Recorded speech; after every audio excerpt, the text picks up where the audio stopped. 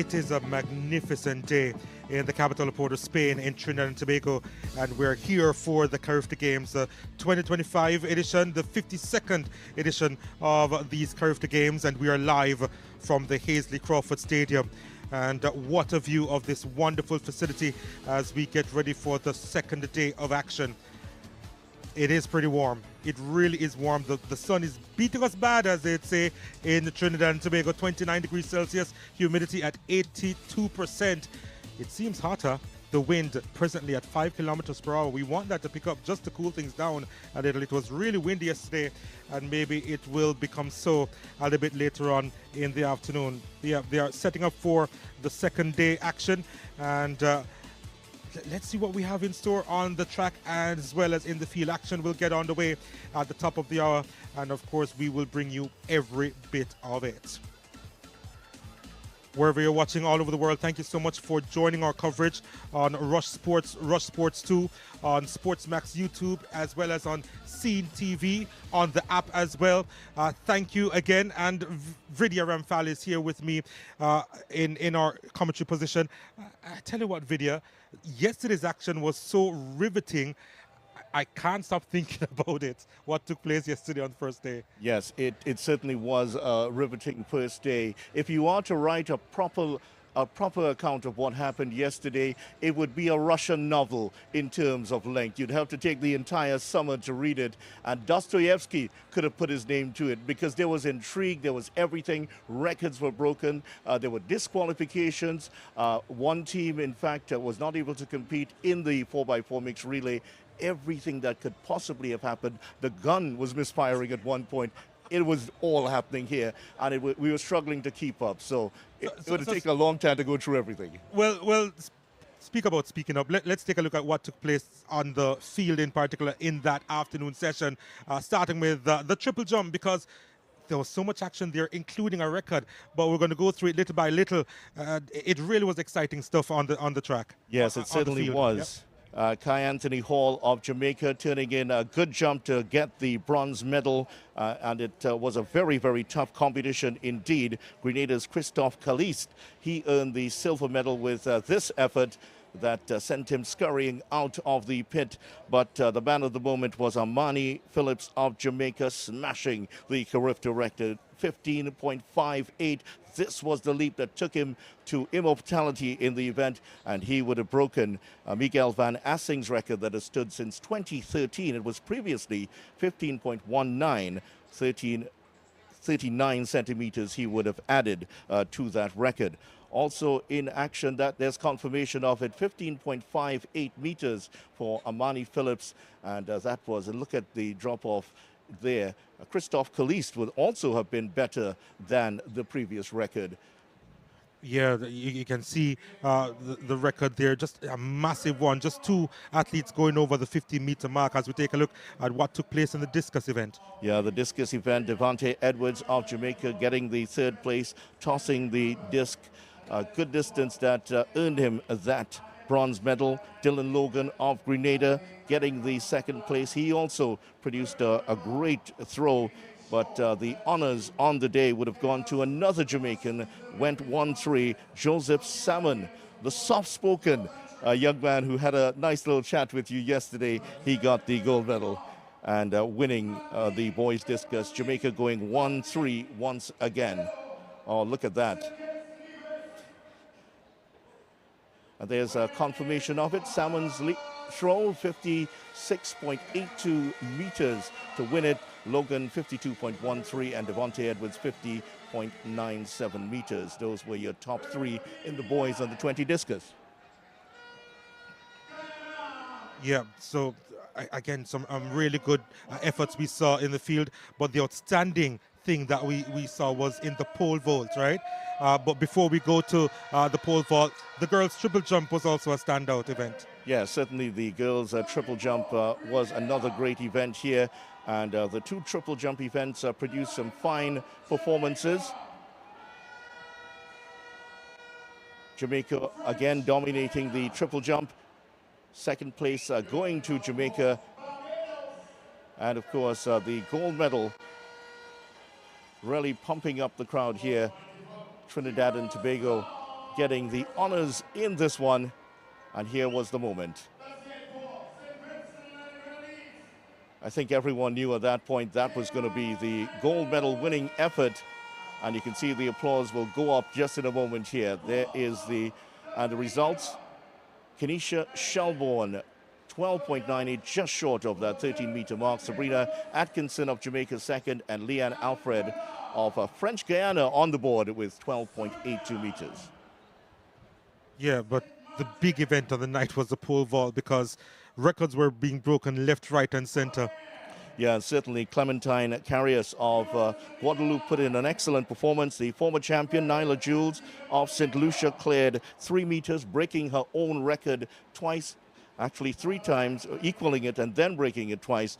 But the honors on the night went to Jade Ferguson, and there was the leap that took her to 3:10. She also tried for 3:25, but she broke the Carifta record on 4 occasions on the night, and that was the final time, 3 meters, 3:10, in fact, her final jump, and that took her to the title and getting the gold medal. Yeah, it really was just wonderful to watch Jade performing so well, especially with her story last year where she couldn't clear a height. And then last night she just couldn't stop clearing. It was just wonderful to watch, and a really fantastic story for her. Yeah, it certainly was a great story, and yesterday was full of all the great storylines, and that certainly was one of the excellent ones, a real redemption arc, as you put it last night.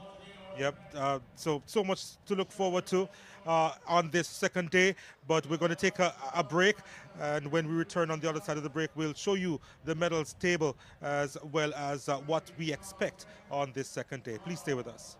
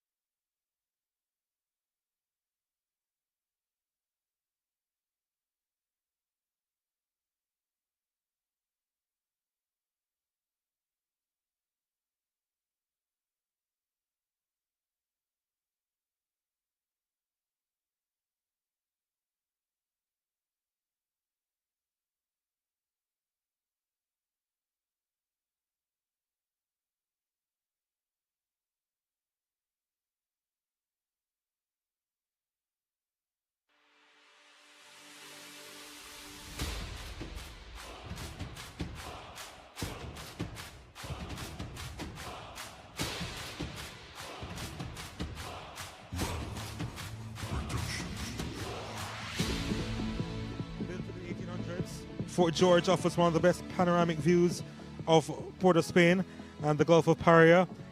Fort George was once a key defensive post. It was built in 1804 to protect Port of Spain from perceived military threats and was part of a complex of fortifications. By the way, it was never actually used in battle. but its cannon still stand guard facing the sea.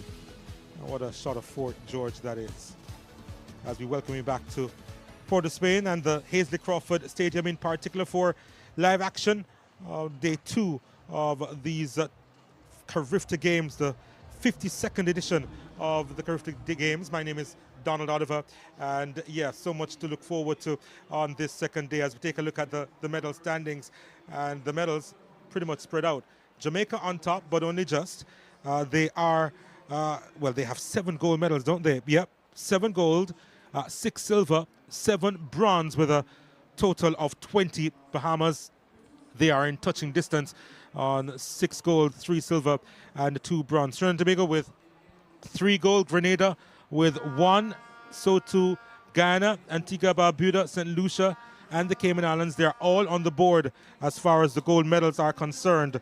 And yeah, we see the second page on who are actually on the medals table. Bermuda, British Virgin Islands, Haiti, St. Kitts and Nevis, Curacao, Guadeloupe, and French Guiana. They've all mined medals so far in the form of silver and or bronze. As we take a look at what's going to be taking place on the morning session, day 2. And we see the Decathlon will take center stage with a few of the events, and the Heptathlon a little bit later on. A lot of field events that we will take you through, including the boys' long jump final, the under 20 edition. Well, to take you through all of this will be my good friends, Ricardo Chambers and Vidya Ramphal. They're looking forward to this morning session on this day 2. Certainly looking forward to this morning session, Donald. What a day 1 we had, as pointed out by Vidya earlier. Well, we had the opening day of the Decathlon, the first 5 events, and they will complete the 10-event discipline today. The 110-meter hurdles will get them started on day number 2. There are the competitors getting ready for battle. This first heat is with competitors who are currently 6th to 10th in the standings. The highest placed athlete in this field, Jamad Huggins of St. Kitts and Nevis, is in 6th position with 3,221 points. He has won a Carifta Under-17 bronze medal in this event. That was in Kingston in 2022, so he's expected to make a move right here.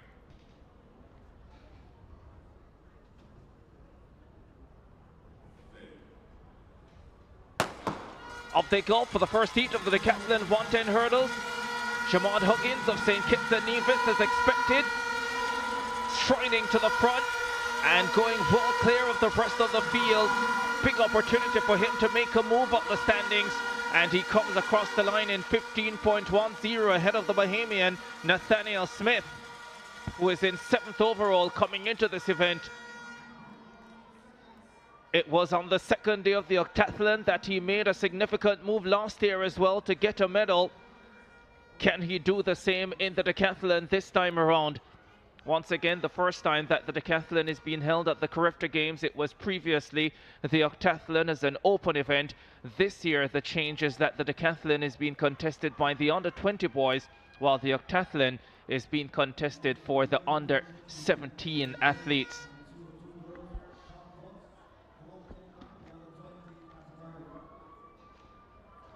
Confirmation of the winning time for Jamad Huggins of St. Kitts and Nevis, 15.23 seconds.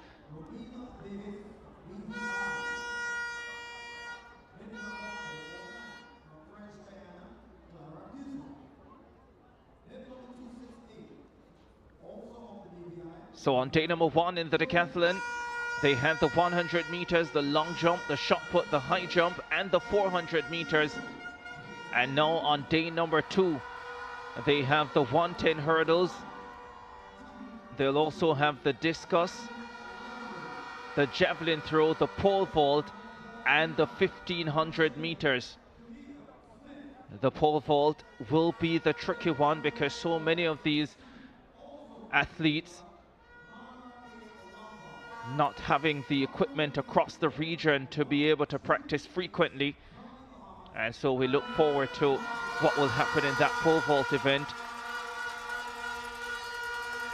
could make the difference for a number of these athletes. The second section coming up in the decathlon boys 110 hurdles. The top 5 athletes are in this section.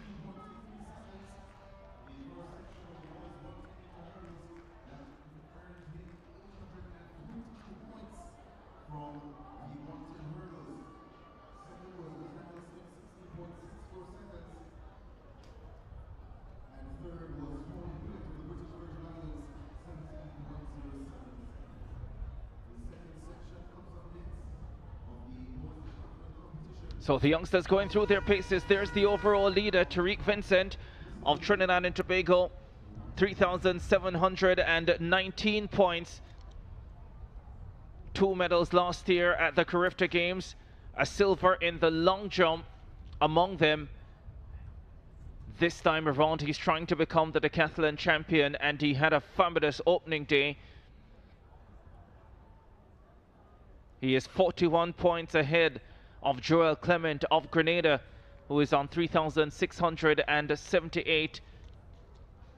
What an opportunity for Tariq Vincent here on day number 2. In fact, the Trinidad and Tobago team with 2 in the medals at this stage, because Caleb Campbell is in 3rd overall at 3,598 points. There's the lineup. Matthias Serin of Guadeloupe, Tariq Vincent of Trinidad and Tobago, Joel Clement of Grenada, Caleb Campbell, Trinidad and Tobago, and Jaquan Suden of Jamaica.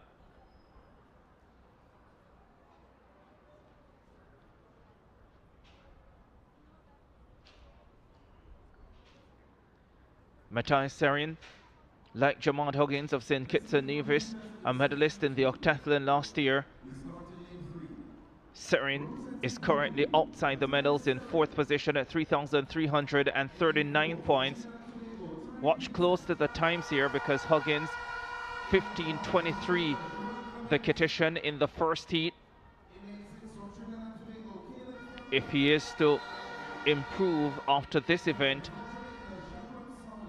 then he would need to be faster than the athletes who are in this second section, and maybe by a distance as well. Let's see how they go. Vincent is a good hurdler. We know that from his under 17 days, where he's good in the hurdles, the long jump, the high jump, all round quality, and so maybe the decathlon was always in his future. They have been sent to their marks. The top 5 in this field: Serin, Vincent, Clement, Campbell, and Suden. Guadeloupe, Trinidad and Tobago, Grenada, and Jamaica represented.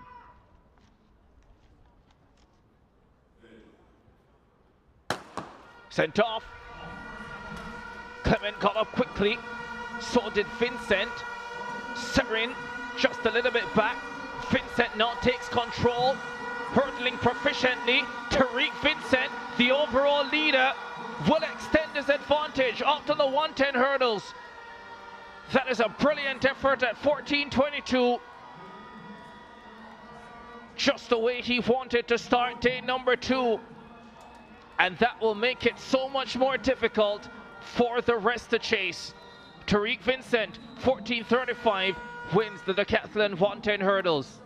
Great start here for Tariq Vincent, and exactly as you mentioned, how he would have wanted to start. Not so much so for the other Trinidadian, Caleb Campbell. He seemed to clip the first hurdle and really stumbled after that. You could see it here, just slowing up. Maybe he didn't clip it, but he didn't get his timing right, and he fell out of contention, finishing behind the field. But no doubt about Tariq Vincent really getting over the hurdles efficiently, and he will get to the line before everyone. 14:35, and had a quick look at his time, and he knows that will establish him firmly as one of the favorites, the favorite really, to go on to win this event. Tariq Vincent of Trinidad and Tobago, negative 0.5 meters per second. The wind speed 14.35 seconds. That is 930 points. 15:22 for Serin. 15:80. Suden of Jamaica actually came through for 3rd, with Clement fading into 4th at 15:89, and Caleb Campbell 16:77. So already had a 41-point lead coming into that event. He scores 930 points. Clement scoring 745 points, so that is a significant extension of the advantage. I was never so good at math. Shot put final coming up for the under-20 girls. Claudia Villeneuve, the record holder, at 15.75. The boys' long jump will also be coming up. And there you go, 15.75 meters, the championship record set all the way back in 2002, 23 years ago. Is this the year that that mark is bettered? There's the lineup: Ramina Davis of the British Virgin Islands, Clara Cousson of French Guiana, Saviana Joseph of the British Virgin Islands, Peyton Winter and Natalia Lindo of Trinidad and Tobago, Kamika Smith and Monica Lampart of Jamaica, and Ane Mackey of the Bahamas.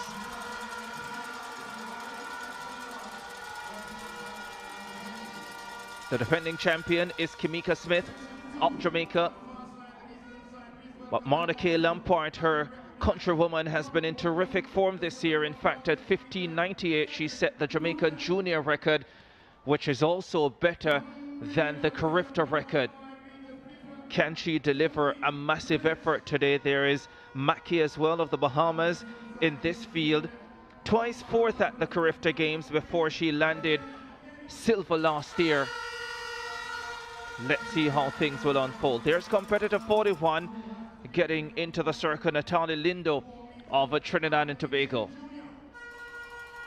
Lindo comes in with a mark of 13.56 meters. We're in the opening round of the competition. Lindo to get her campaign going. Oh, that looks like a good effort. Just about 12 meters thereabouts. For a second I thought it was a little bit better, but I think I got my direction off just slightly. But it's still a solid start. Doesn't happen often at all. You're such a kind fellow.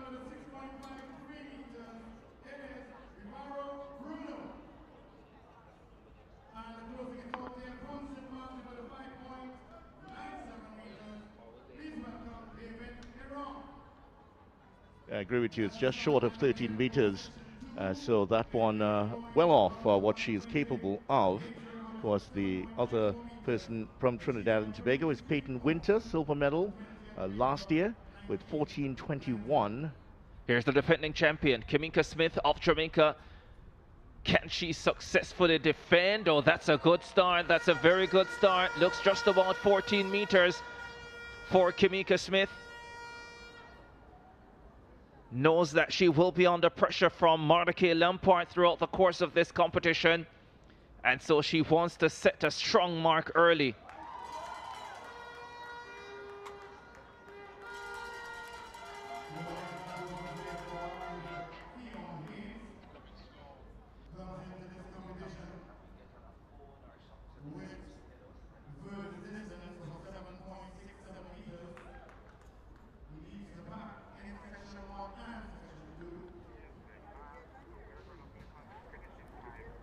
There's Monica Lampart, 4.63. Can she challenge the Carifta record of 15.75 meters? This is her first round effort.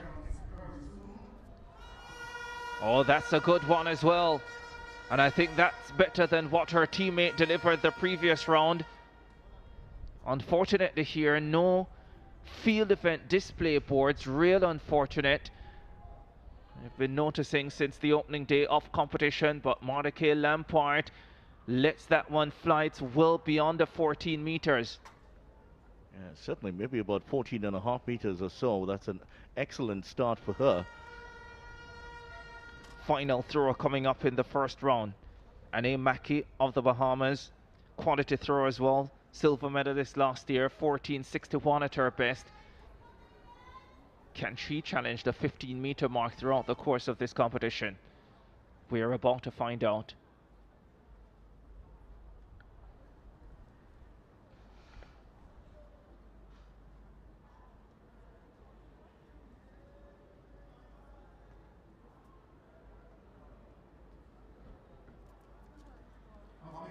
Mackie, oh, that one, was it inside?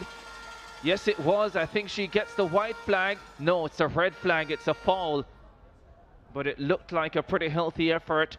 Expected to be in the medals here. But she will have to wait until the second round to try and get a legal mark on the board. That one just seemed to clip the... Yeah, it was inside, definitely inside. Inside the angle. It may have been a fault with... in terms of the positioning of her feet. That way she may have gone wrong.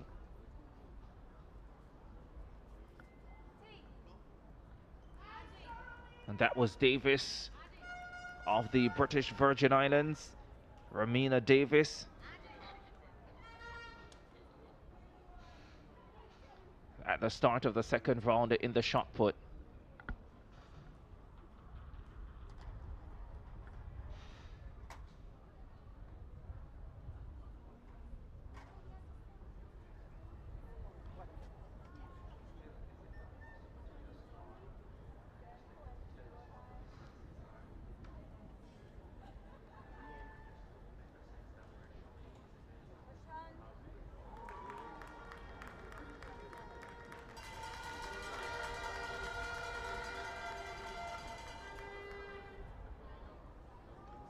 Clara Cusson of French Guiana.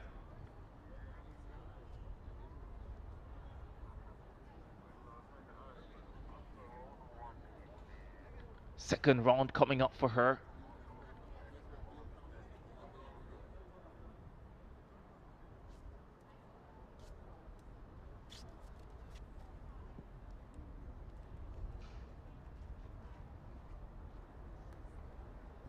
Gets the white flag.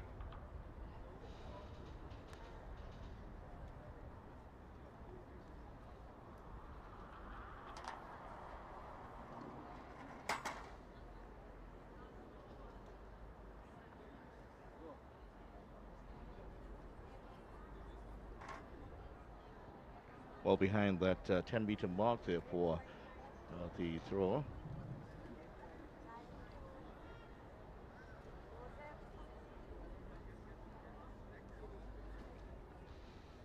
Well, the Octathlon 110 hurdles coming up now for boys.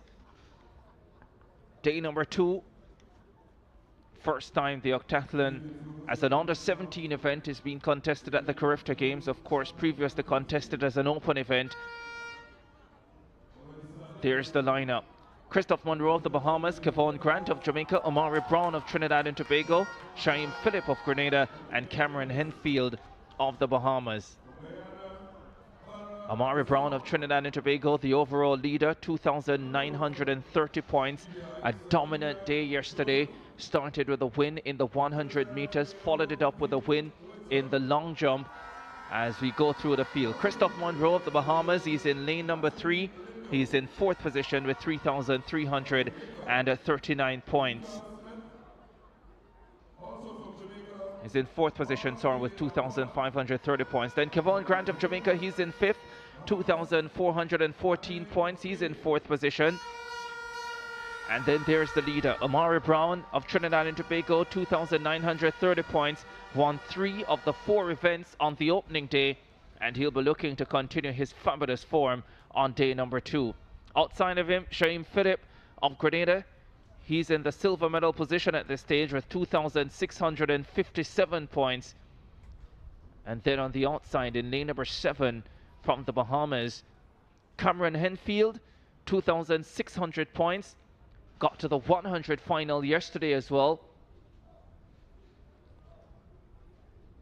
So ultimately, after 2 rounds of 100 yesterday in the under-17 boys event, plus his 4 events in the Octathlon, you can pretty much say, Vidya, that he had 6 events on the opening day and 4 more to come on day number 2, and I suspect he'll be part of the Bahamas 4x100 team as well. Yeah, very heavy schedule for him, and a great effort for him to do all the training and get here to the Carifta Games. See how he will perform on the second day after a reasonable first day for him. Was all the attention on Brown with those 3 wins, as you mentioned. And he'll be hoping to start off in the best possible way by winning this event.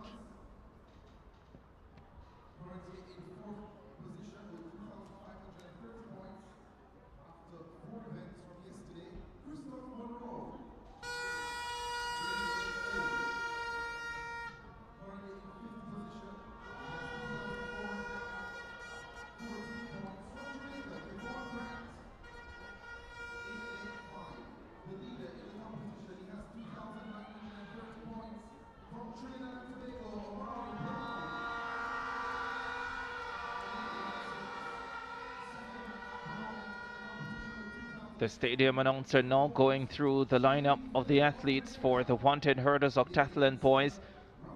5th event in the series.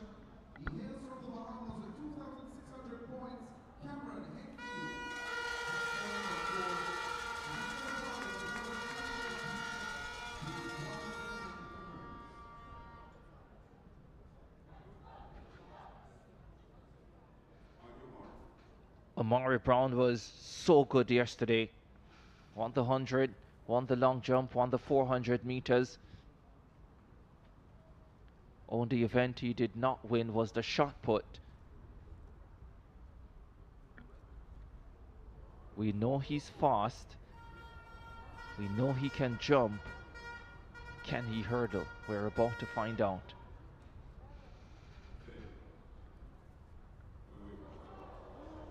Break at the start. In the multi-events, unlike the regular events, it's not the one false start rule that obtains. They do get 2 opportunities. I'm sure that Kevon Grant would be happy with that. Just seemed to trip over there. Let's watch closely whether it will be a green or yellow card.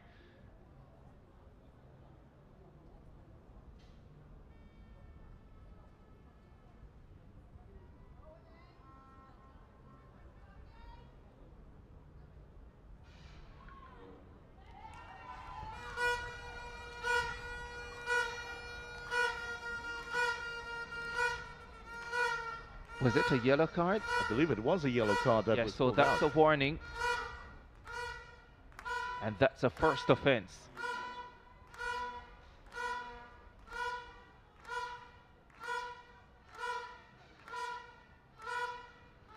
Well, the Bahamian beside him also twitched, but he didn't move over the line. It was Grant that just seemed to lose his hold as he was resting on his fingers and fell over onto the track. On their marks again. Sent off this time.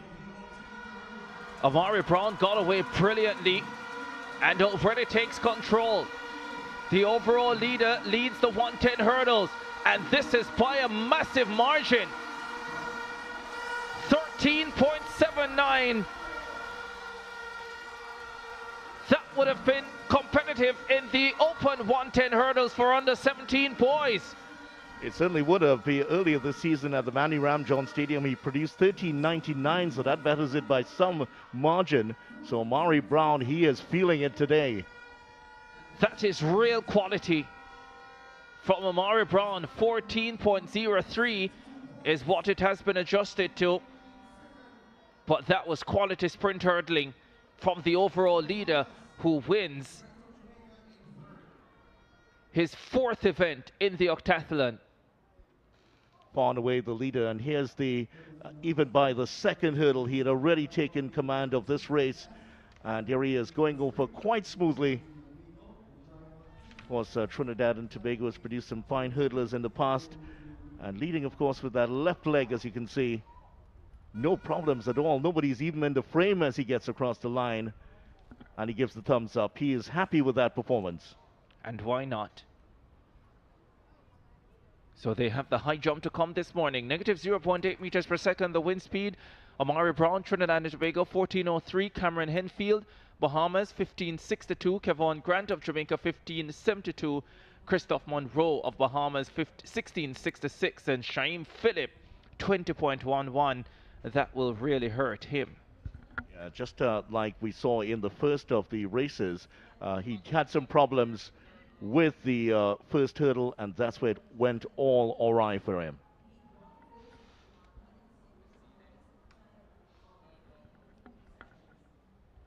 Back to the shot put at the start of the third round.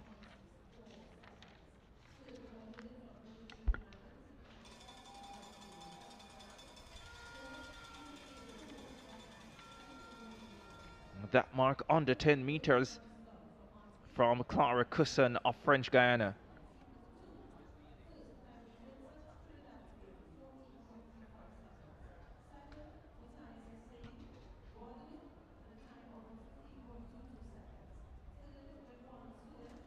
Yeah, Cusson hasn't found a form so far. Both of her efforts that we've seen under that 10-meter mark. And Mackey of the Bahamas, the leader, with 15.10 meters.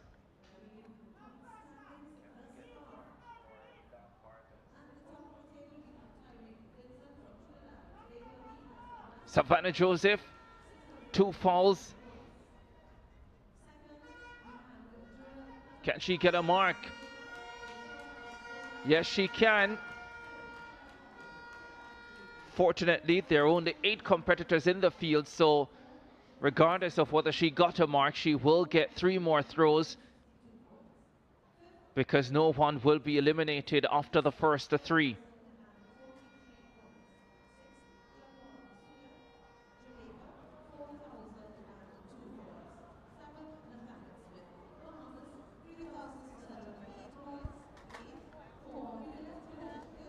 Already you can see significant improvement in Mackey's performances. Last year she got 13.58, 13 meters 58.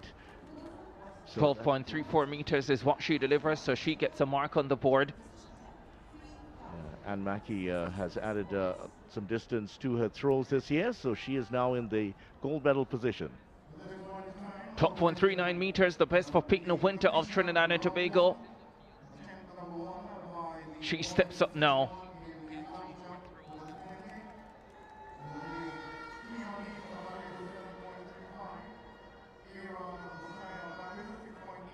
Gets the white flag, that mark as well, over 12 meters. So showing some consistency here. Winter, of course, took the silver medal in the under-17s last year. That's with the 3-kilogram weight and 14.21 at that distance. Of course, it's a big step up for her, and she'll be hoping to continue her medal run in this competition. Needs a massive personal best if she is to challenge. And with the best so far at 12.39 meters, a little way off.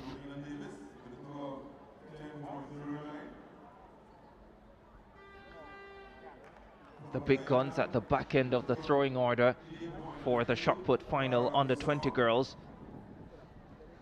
Smith of Jamaica, the defending champion, Lampart of Jamaica, and Mackey of Bahamas, the current leader, with 15.10 meters.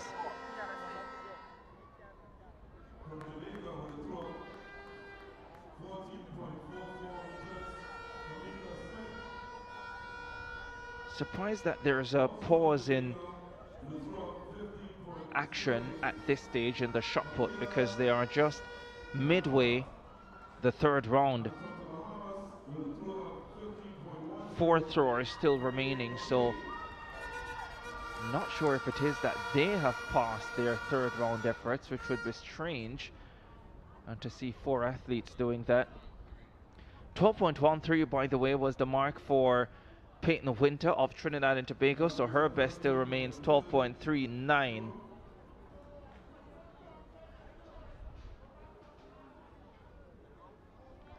Lots of action to come this morning, as we pointed out earlier, outside of the field event finals, the 400 hurdles prelims for under 20 girls with the outstanding Michelle Smith to come in that one, the prelims for the under 20 boys as well as semi-final action in the 200 meters.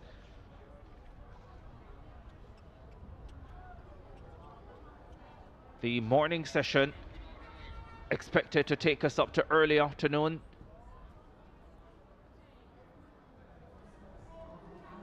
Just after 1 p.m. local time, just after 12 p.m. in Jamaica. We're being told that the holdup was they were just sweeping out the ring. After a while, a lot of sand tends to collect in there, and they were just getting that clear. So it's now going to be Natalie Lindo of Trinidad and Tobago to throw her third attempt.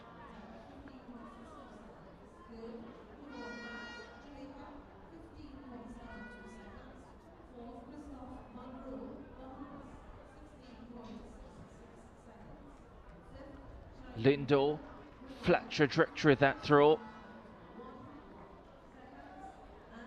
Really didn't go out as far as she would have liked. Has been well over 13 meters this season.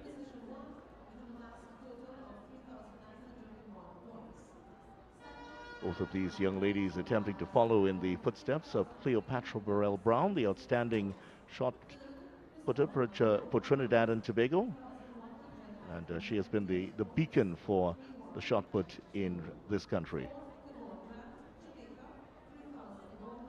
Shot put final for under 20 girls.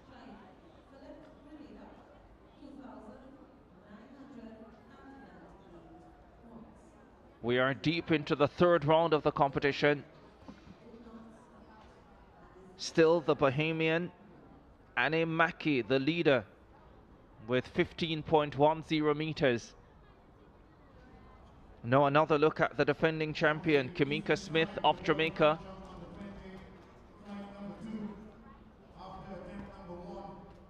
.14.44 in both rounds 1 and 2. That's interesting. Smith goes big. That again looks close to the 15-meter mark this time, if not over it. And I think for sure this one should be challenging the lead. Very good throw indeed. And they're still doing the measurement right now. As a rule of thumb, when they take their time and make sure and measure it, it usually is pretty good.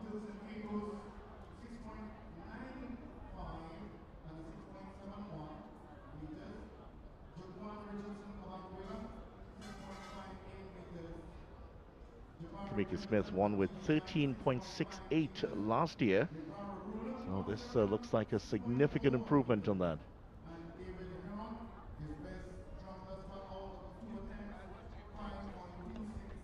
.14.71 meters. It is an improvement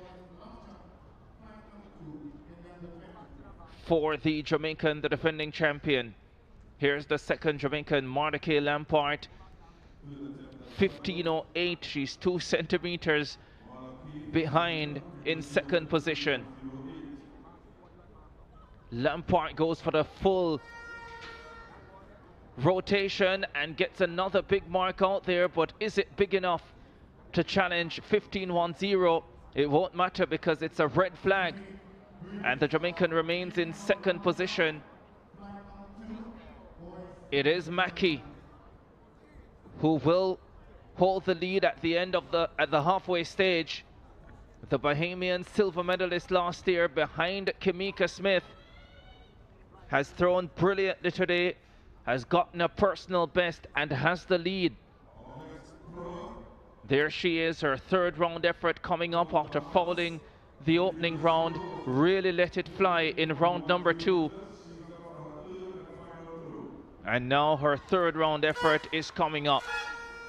She solicits the support of the Bahamian fans who are always here. And they are always ready to lend their support.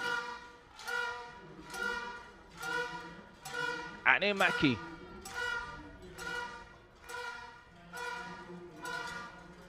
Settles in. Focuses on the routine. Punches from the back of the circle and lets it fly again. But it's another foul. What matters though is that she has the big one and the rest have to chase. The leader with a second foul from 3 efforts. That one appeared to just miss that right sideline, so that why it didn't count. But she still maintains that lead. So we could have a reversal of last year's placings. Mackie so far in front. Smith has some work to do.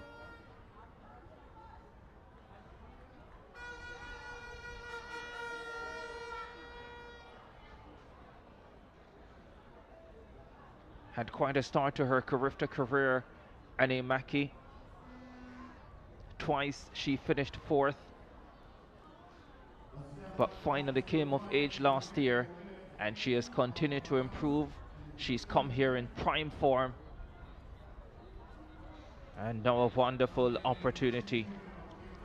The long jump final for under 20 boys also in progress. Kareem Street Thompson, still the record holder, 7.94 meters is the championship record. That mark set all the way back in 1990. Tion Haynes of Barbados, Michael Andre Edwards, Jamaica, Ricoy Hunter, Jamaica, Aaron Messiah, Barbados, Zakia Jacobs of Guyana, DeWind of Curacao, Europe of Guyana, Niger of Curacao. Big field this one in the long jump for under 20 boys, 10 athletes in flight 1 and another 10 in flight 2.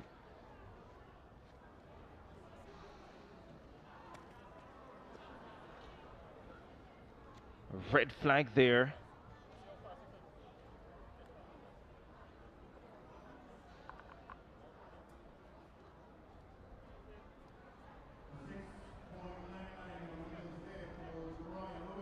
For Tion Haynes. Has been very good over the last few seasons. Carifta bronze medalist last year, so he returns as one of the favorites.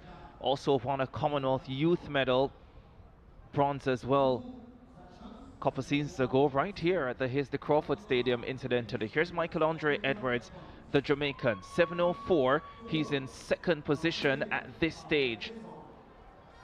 So they have the 2 groups running concurrently, one in front of the grandstand and the other over on the far side. I suspect once they get to the final 3, the final 8, sorry, then they will be combined. And that, I guess, will be a final over on the near side.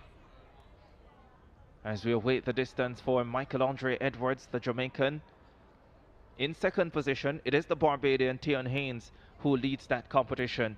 Back to the track now for the 100 hurdles, this time for the Heptathlon girls, first of their 7 events over the next 2 days.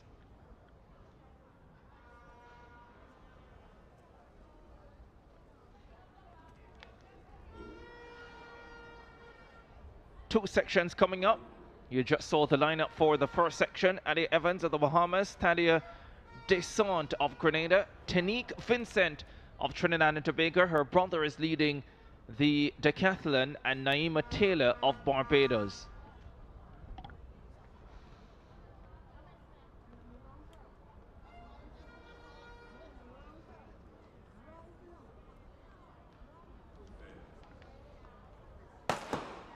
Sent on their way. Wonderful start for Evans of the Bahamas. Vincent steps forward now, but Evans had done all the work in the first 60 and holds on to win it. Nippy performance at 14:23 for the Bahamian. Well, she will, of course, take the lead. Tanique Vincent, who medaled last year in the 4x400 meters and the high jump, just clipping one of the hurdles. Seemed to be building some momentum, but that penultimate hurdle, clipping it, and that put her behind Aaliyah Evans, who does well to get that first. And this is where she really started to pull ahead after the first couple of hurdles. Vincent tried to chase, but Evans was very, very strong, extending her lead. And just around here, Vincent starts to fight back, and that's where she clipped the hurdle, and Evans went away to win quite comfortably.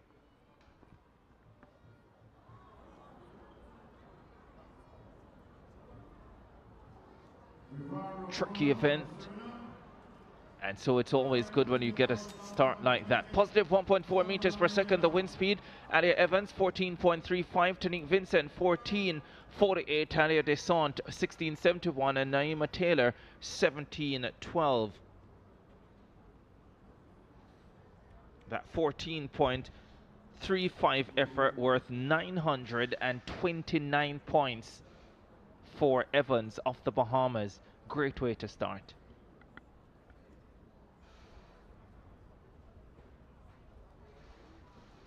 Now the competitors for the second section getting ready, including the Jamaican Kayla MacDonald, who goes in lane number 4. The very experienced now Aisha McMaster of the British Virgin Islands also in the lineup.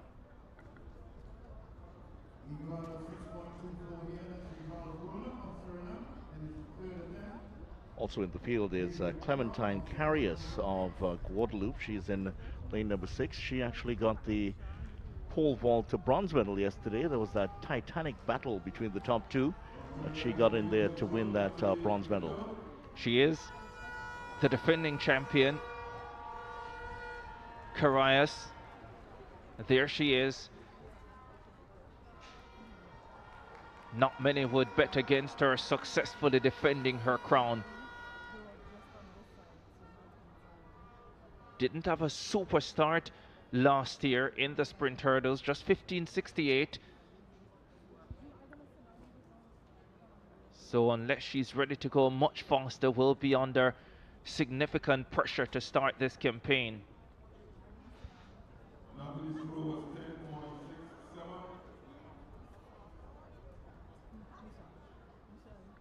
Of course, Trinidad and Tobago's Gianna Paul was favored last season, was going really well until injury struck. There's the full lineup. Tia Applewaite of Barbados, Aisha McMaster of the British Virgin Islands, Kayla MacDonald of Jamaica, Sebastina Reyes of St. Martin, and the defending champion Clementine Carius of Guadeloupe. Interestingly, the Jamaican Kimika Smith, who is 3rd in the shot put at this stage, was the silver medalist in the Heptathlon last year, along with her shot put gold. Has decided not to take part in the combined events this time around. There's the defending champion. Gianna Paul was setting the place alight in Grenada before that injury. It was so unfortunate. As we go through the field,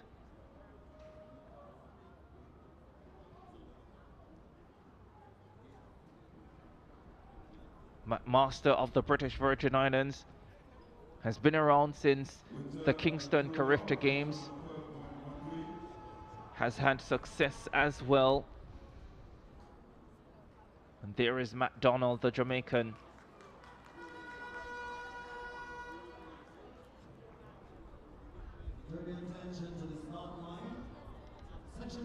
Sebastiana Reyes of St. Martin.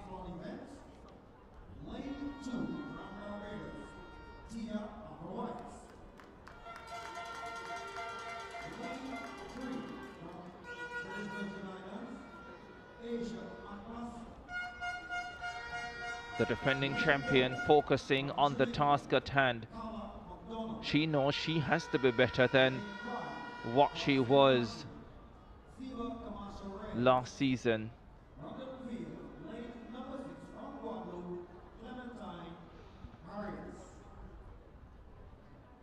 I was just trying to refresh my memory because I remember McMaster from the Kingston Carifta Games competed in the high jump that time for under 17 girls, was outside the medals.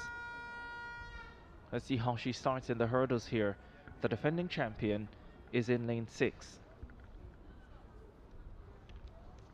14:35 in the first section of the Octathlon Open for girls. 100 hurdles, first event.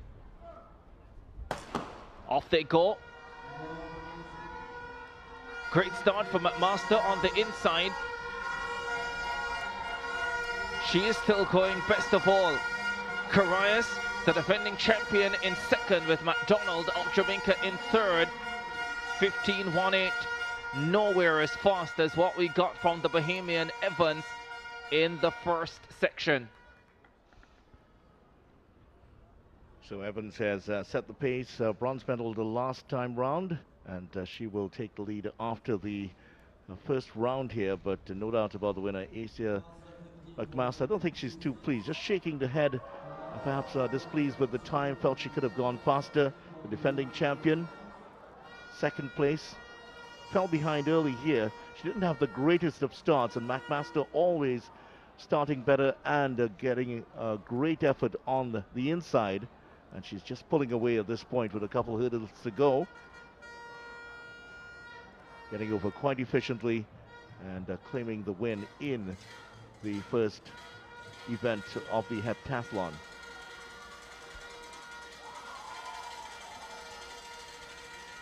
On the opening day, they'll have the shot put, the high jump, and the 200 meters to come,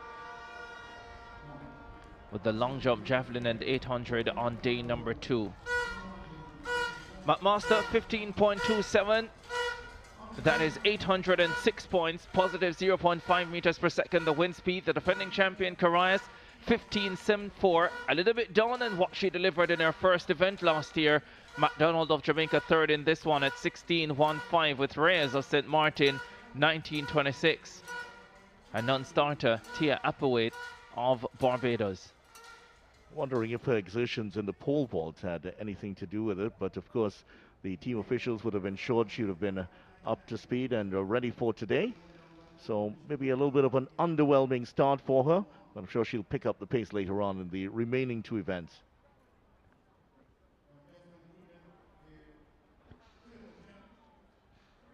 So the combined events on the track all the way now for the morning session. Still a big shot put final going on for the under 20 girls. We'll pick up the competition at the back end of the 4th round with Anaim Mackey of the Bahamas. When we were last at the event, she held the lead by 2 centimeters with her best mark of 15.10.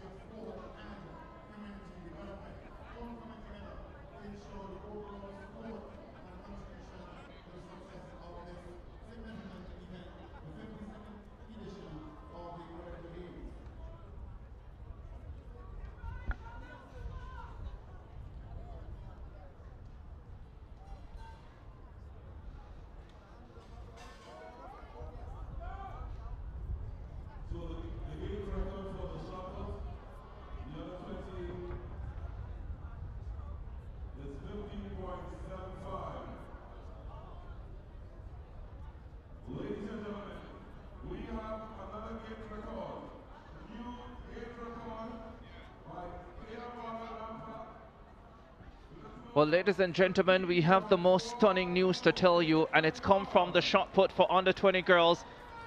We spoke about the possibility of a record, but I'm not sure that anyone imagined that this could happen. Marta K. Lampard, the Jamaican junior record holder, has just produced the 2nd best effort in the world this year by an under 20 athlete. There it is. It's beyond 17 meters. 17.42 meters for Marta K. Lampard. It is a new Carifta record. It's a new Jamaica under 20 record.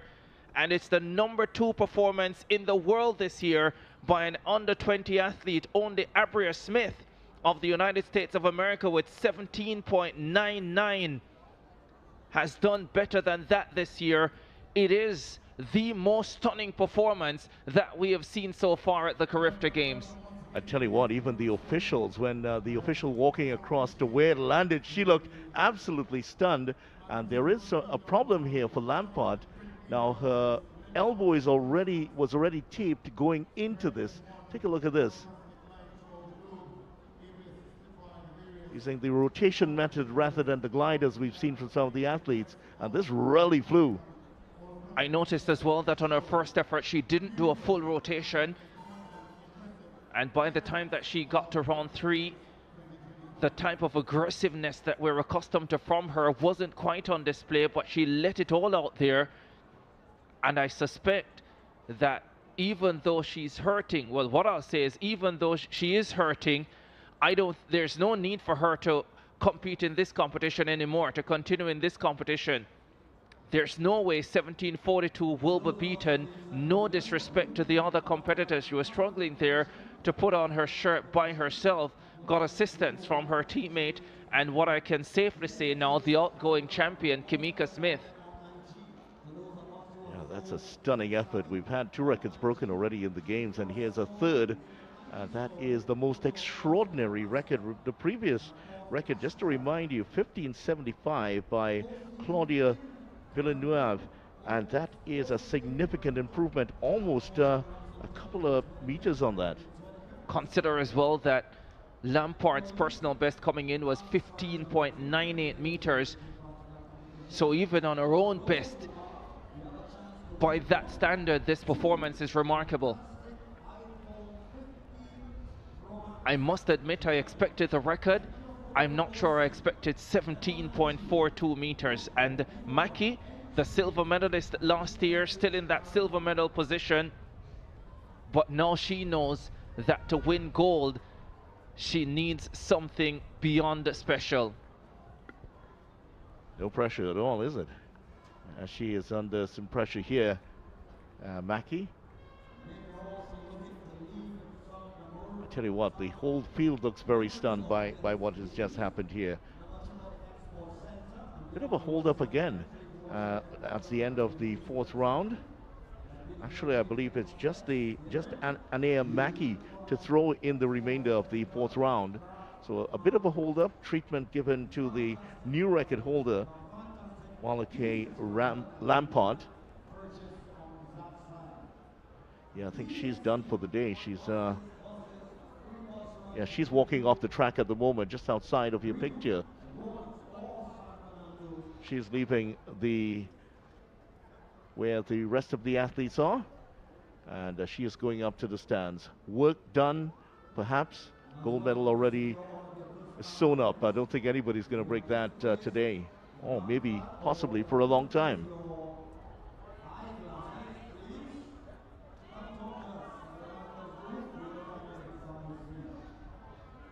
17.42 meters is also the second best effort by a CAC under-20 athlete in history. The only athlete in the CAC region to have done better, Yumelere Kumba of Cuba at 18.78 meters, and that was in 1994. It really is a remarkable effort. Certainly is, and she is suffering for her art right now because she's heading off. I think there was a medical official with her, plus one of the volunteers escorting her up. She was walking through the stands, so I think she's going to get some treatment here, possibly a scan or so later on. Certainly puts her in the conversation for that Austin Seeley Award. But so many more massive events to come. And then again, we had that effort yesterday, as you remember, from Amani Phillip.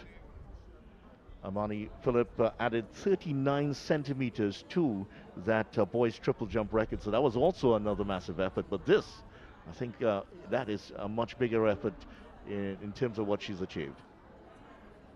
They've brought out the steel tape, so we'll wait to see if there is an adjustment on the mark. There usually is once the steel tape comes out. They have to bring out the steel tape once a record has been established.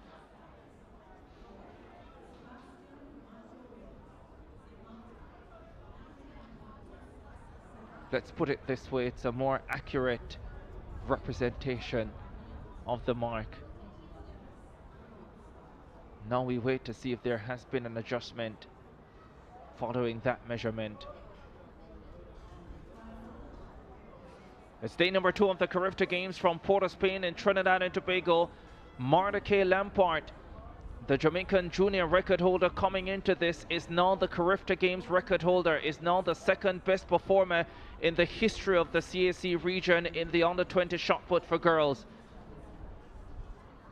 And she has put her name in a serious way in the conversation for the 2025 Austin Seeley Award. The competition isn't done yet. We're still only in the fourth round, and A. Mackey, the previous leader from the Bahamas, still yet to throw in this round.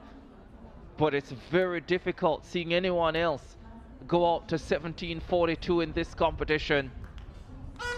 Now Mackey solicits the support of the Bahamian fans. I feel as if there's a little less conviction in it this time than it was the last time. And that may be a realization of what she needs to produce to be back in gold medal contention. Mackey of the Bahamas, the silver medalist last year, is again in silver medal position with 15.10 meters. This is her fourth round effort. Mackey lets fly. Oh, that's massive. What's the color of the flag? It's white. I don't think it's 17:42. But I think this is a personal best for the Bahamian. Oh, this shot put competition is becoming the best we've ever seen in more ways than one. Stunning effort here from Mackey. Take a look at this. Really puts in a great effort here. And may not have seen it, but just inside the line. She's pushed a couple of them just beyond the sideline, but this time getting it, and I think now she's getting the reaction, a delayed reaction from her. She is delighted. What is the mark?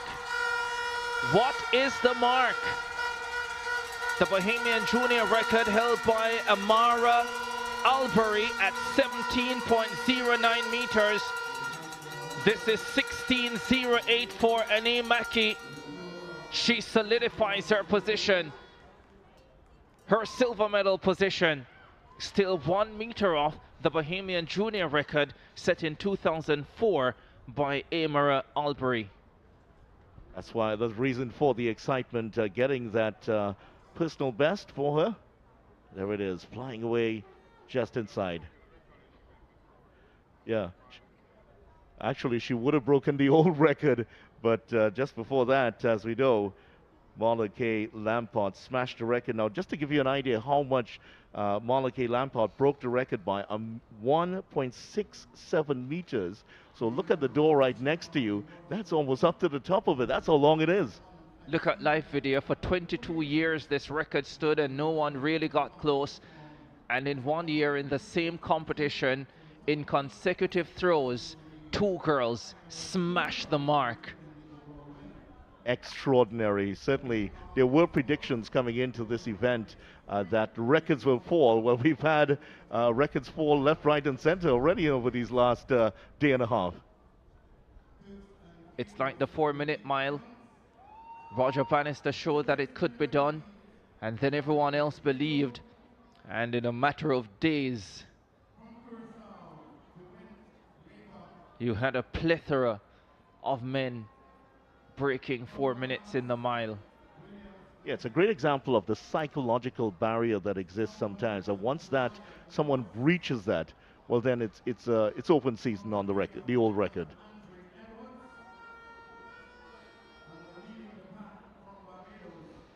Two rounds to go in the shot put final for under 20 girls. I can also tell you something. I've been covering the Carifta Games for a long time. This is the longest shot put final I've ever seen. And for good reason. Some superb efforts here from these young ladies. And they've provided great entertainment for the crowd here at the Hazley Crawford Stadium. The Bahamians have been very happy with what they've seen, but for Jamaica, wow. Mary K. Lampard. And you mentioned how long the record has been standing. It was established back on the 30th of March 2002. So 23 years and a bit, and it's gone now. It's gone indeed. So much more action to come. We still have 2 rounds to go. Although we suspect the leader and new record holder Mordecai Lampart will not throw again.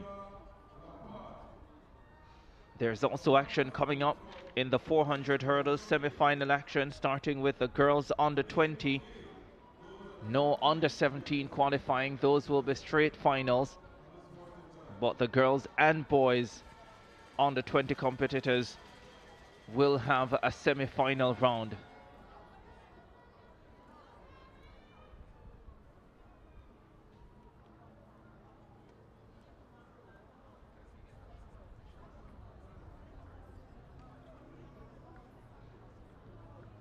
There are the athletes getting ready for the first of 2 semi-final races in the under 20 girls 400 hurdles. It includes what I would consider for sure one of the best athletes not to win the Austin Seeley Award, Michelle Smith of the US Virgin Islands. A terrific Carifta career. This is her 4th Carifta Games. She has won 7 medals, 6 of them gold. She has never lost in the 400 hurdles or the 800 meters.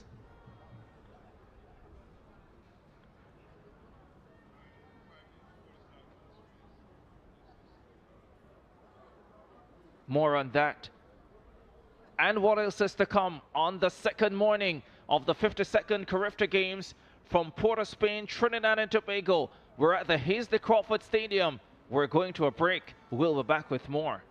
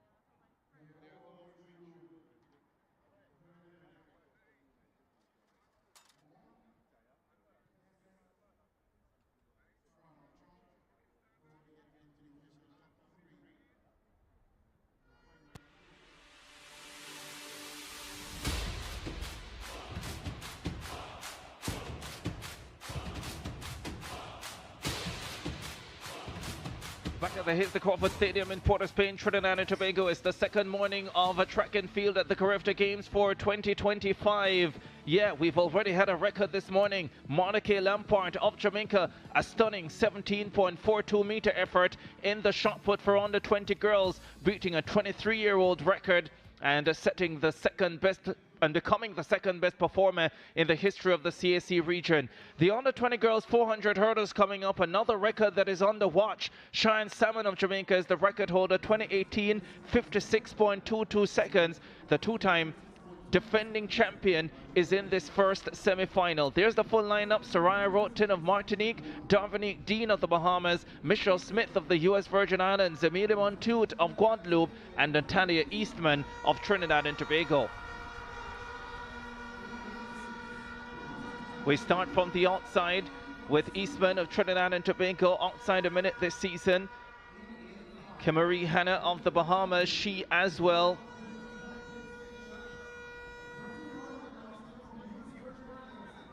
There is Michelle Smith. There's a late adjustment to the lineup for this semi-final. The two-time defending champion there. Dean from the Bahamas goes in lane number 4. Silver medalist in the under-17 category last year. And then competitor 5-2-3 Soraya Roten of Martinique goes on the inside in lane number 3.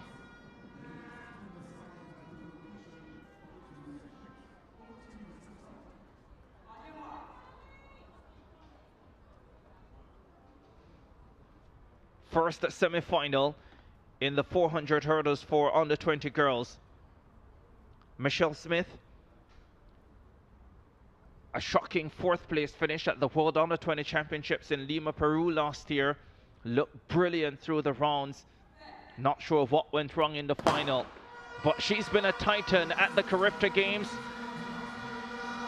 She is the fastest in the world this year at the under 20 level with 54.56 seconds. That is much better than the Carifta record, a record that she so desires. Does she go after it in qualifying, or does she settle for being in the championship race? Michelle Smith looks to me as if she's going after the record. The champion at the under 17 level in 2022, the champion in 2023, and the champion in 2024 wants to deliver something significant in 2025. More than the gold medals that she's left at the Carifta Games, she wants the record and she's going for it. Will Michelle Smith become the new record holder? She's just missed it. So close once again. Like she was close in Grenada last year, but this is only qualifying. She has the final to come. She still has a smile, and I think the world leader has the beating of this record. 56.41 is the time in qualifying. The record survives Cheyenne Salmon's mark of 56.22. Yeah, that record set back in 2018, and it has dodged a bullet here because, as you mentioned, Michelle Smith, certainly she was on a mission in this race. And look at that, just within the first hurdle or so, she was able to clear, to get clear of the closest competitor to her. Top 3 need semi-final plus the next 2 fastest to advance to the final. And Michelle Smith of the US Virgin Islands, a senior Pan American Games medalist in 2023. 4th and 5th at the last 2 World Under 20 Championships. And she has never been beaten at 400 hurdles at the Carifta Games. There is confirmation. 56.41 for Smith. Dominique Dean, last year's under 17 silver medalist. She is through for the Bahamas at 100.25. So too Emily Montoute of Guadeloupe at 103.51. Natalia Eastman 103.63 and 110.70 for Roten. They'll have to wait and see if their times are good enough to make progress.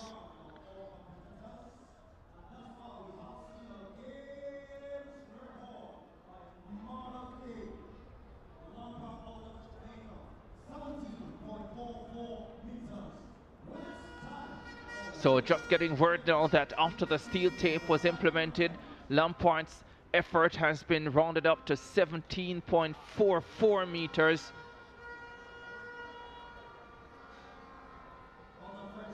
So 2 centimeters added. So how much has she added to the record? 1 meter 69 centimeters. I'm so good you're good at math. Thank you, but maybe not.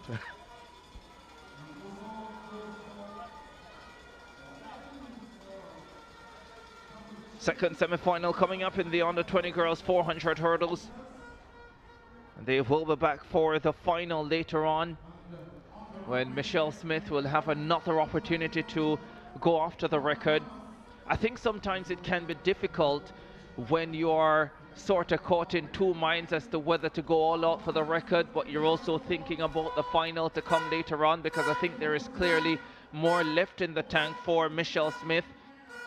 But she would also be thinking if she can get that pressure off of getting the record out of the way in qualifying.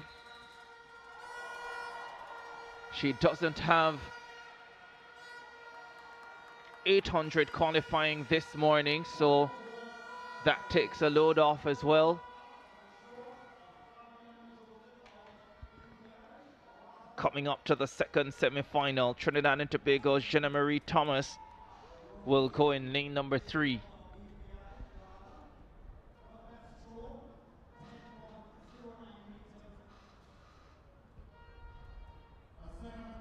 What a morning so far. Jenna Marie Thomas, bronze in the 400-meter hurdles last year. That's at under 17 level. She'll be hoping to step up here. Full athletic scholarship at Spire Institute and Academy in December 22. Karen Stewart, double Olympic medalist for Jamaica in 2008. Joined silver in the 100, bronze at 200. One of the coaches at Spire Academy, Kadia Rock, the Barbadian, who was silver medalist in the 400 meters last night, part of that group. Karen Stewart is in fact here at the Carifta Games to oversee her athletes. As we look at the lineup, Jenna Marie Thomas of Trinidad and Tobago, Charisma December of Guyana, Siobhan Thomas, Jamaica, Kay Marie Hannah of the Bahamas, and Shante Augustine of Grenada.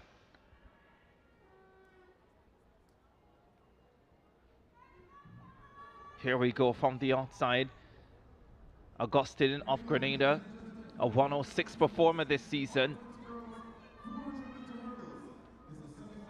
If she can improve, has a shot at being in the final. Hannah of the Bahamas, bang on a minute. One of her main goals at this event, to go below a minute. Siobhan Thomas of Jamaica, a 58.8 performer this season. Inside of her, Charisma December of Guyana, 57.02 performer, was in the medals a year ago. And then Jenna Marie Thomas, the under-17 bronze medalist from last year, stepping up to the under-20s. Interestingly, the world number 4 at the under-20 level this year, Kellyanne Carr of Jamaica, not at the Carifta Games. She led the Jamaican trials by miles before she fell at the final barrier, was not selected, won the high school championships. I thought she might have been included, but unfortunately she's not here. Off they go for the second semi-final. Under 20 girls 400 hurdles. Good start on the outside for Augustine of Grenada. December in lane number 4 has gone out slowly. Thomas of Jamaica now stepping up down the back stretch. Thomas of Jamaica, Augustine of Grenada. Hannah of the Bahamas in the mix as well. The top 3 short to go through. Jenna Marie Thomas of Trinidad and Tobago running a good third 100 to the delight of the crowd. The Jamaican Thomas leads as they enter the straightaway. Jenna Marie Thomas of Trinidad and Tobago finishes well, but Siobhan Thomas pours it on over the final barrier and comes through in 57.69. That's the flash time, which is pretty quick for Thomas. That's pretty close to a lifetime best. 58.41 for Siobhan Thomas. Well, no doubting the Thomases in this race. Siobhan Thomas getting there to take the win. Jenna Marie Thomas putting in a good performance on the inside for Trinidad and Tobago, and she got across for second place. And take a look at this. Siobhan Thomas by the second hurdle had already gone past the athlete just on the outside of her. And it's at this point in the race here, she's already getting on the lead. Jenna Marie Thomas still biding her time, but the Jamaican had already taken control of the race. And this is where it started to heat up. There was a feeling that maybe Thomas would have been able to catch on her Jamaican namesake, but Siobhan Thomas was just too strong in the straight. Impressive to set a personal best at this stage of a long season for her, but she does it well. 58.41, she's into the final as the second fastest qualifier behind the outstanding favorite Michelle Smith of the US Virgin Islands. There you have it, 58.41. Thomas is through alongside Jenna Marie Thomas of Trinidad and Tobago, 59.76, and K. Marie Hannah of the Bahamas, 100.16. Charisma December at 103.07 also gets into the final. Shantae Augustine of Grenada is out. Sixth and final round of the shot put for under 20 girls. Annie Mackey of the Bahamas in second position with a lifetime best 16.08 meters, a mark that would have beaten the old record of 15.75.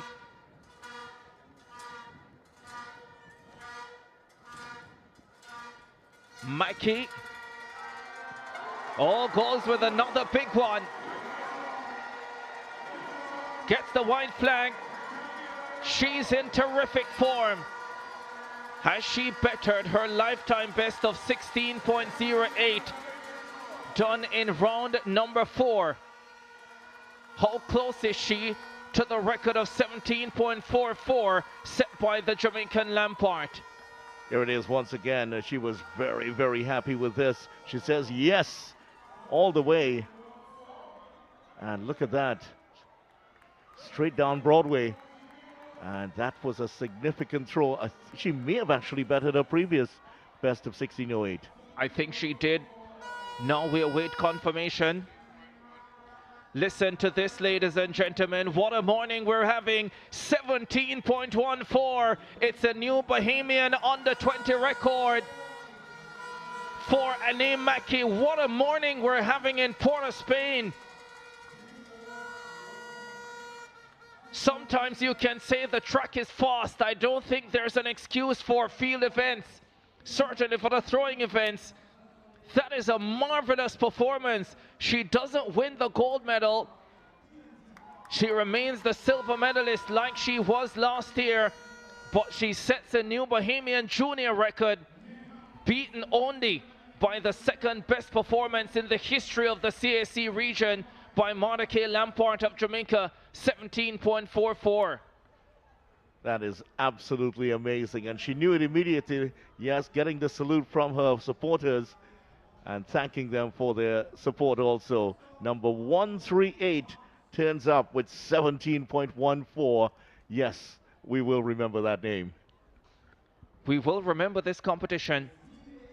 If there was an Austin Seeley Award for an event, this one would take the lead. What a morning. What a morning.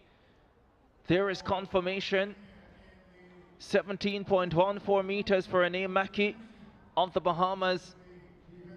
There are some days when you are second best where you say, yes, I was beaten. I was genuinely beaten, and this is one of those days because Mackey was sensational. But it's Marta K. Lampard of Jamaica who wins gold in the new record.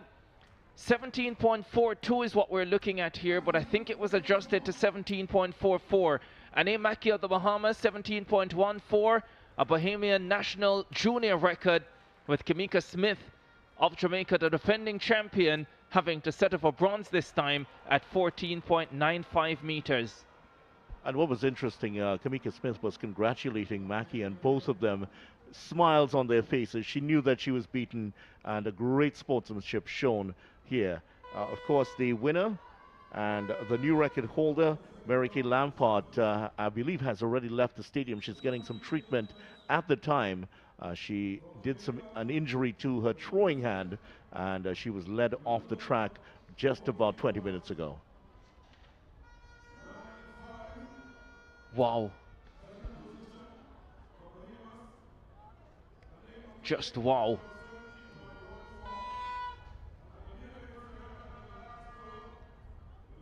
Port of Spain coming alive, as if day number one wasn't enough. The atmosphere, the energy that we witnessed last night, with Trinidad and Tobago winning 3 gold medals. Long jump final for under 20 boys in progress. They are in round number 5.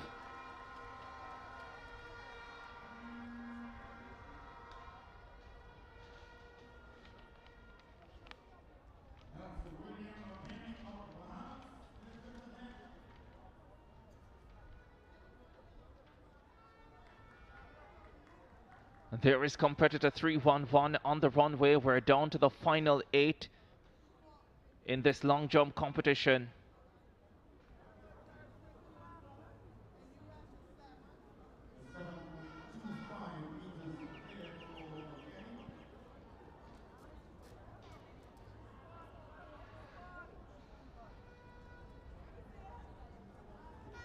Jariah Lewis of Dominica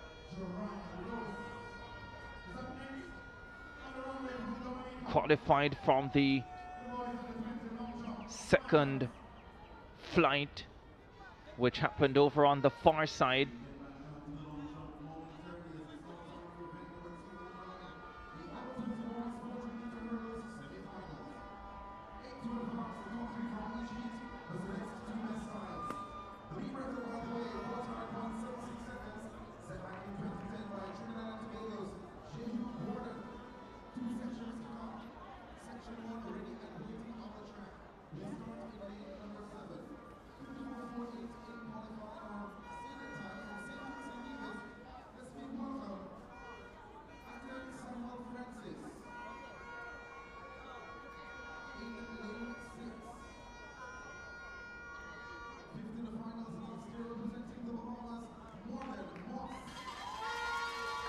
There's competitor 445, Michael Andre Edwards of Jamaica, as we get ready for the semi-final action in the 400 hurdles for under 20 boys. 2 semi-finals to come. Championship record 49.76 set in 2010 by Jehu Gordon of Trinidad and Tobago, went on to become world champion 3 years later. That's Princewell Martin of Jamaica, 50.84 this season. It's interesting, Princewell Martin has won a Carifta on the 17 gold medal at 400 hurdles, but he's never medaled individually at the Jamaican High School Champs. There's confirmation of the record.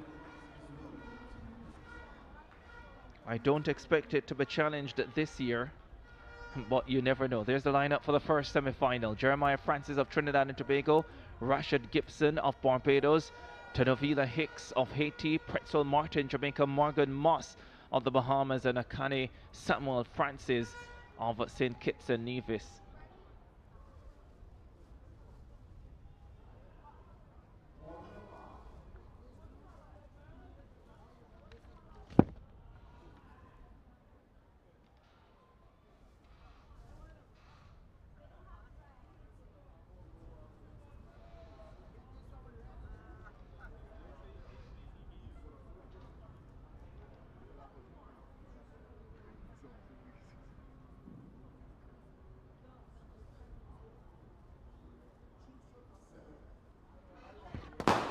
Up they go. First semi-final, under 20 boys, 400 hurdles. Down the back stretch they go. Akane Francis of St. Kitts and Nevis going pretty well. From the Bahamas, Morgan Moss right up there as well, and the Jamaican Princewell Martin joining them. Top three sure to go through to the final. Martin transitions down the stretch with the lead.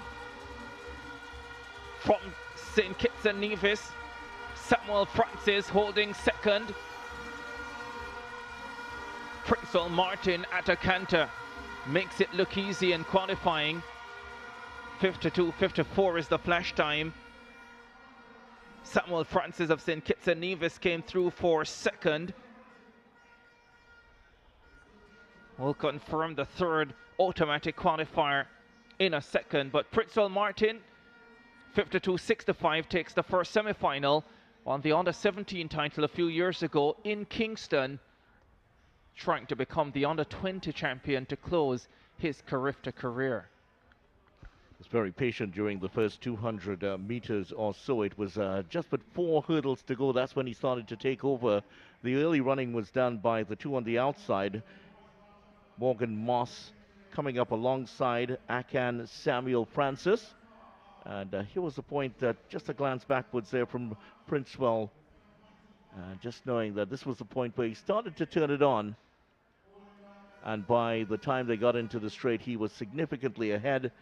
Moss had started to drop back. Samuel Francis kept going, and he got the second place.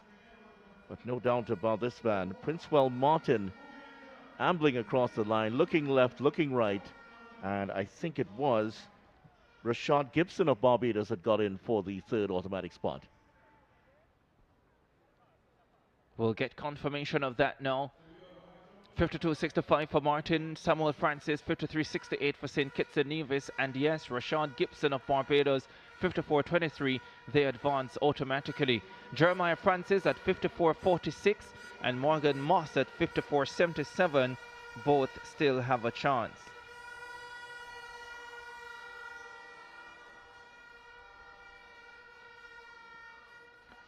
One semi-final to come in the under 20 boys 400 hurdles.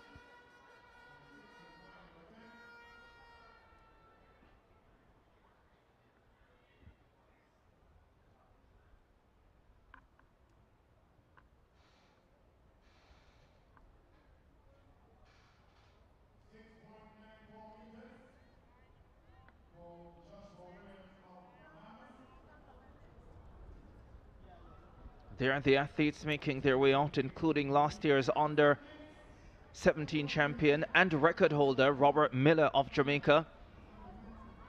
He too has gone sub 51 this season. Only the two Jamaicans have been below 51 seconds. Martin looked comfortable in the first semi-final. Similar expectations for Miller in semi-final 2.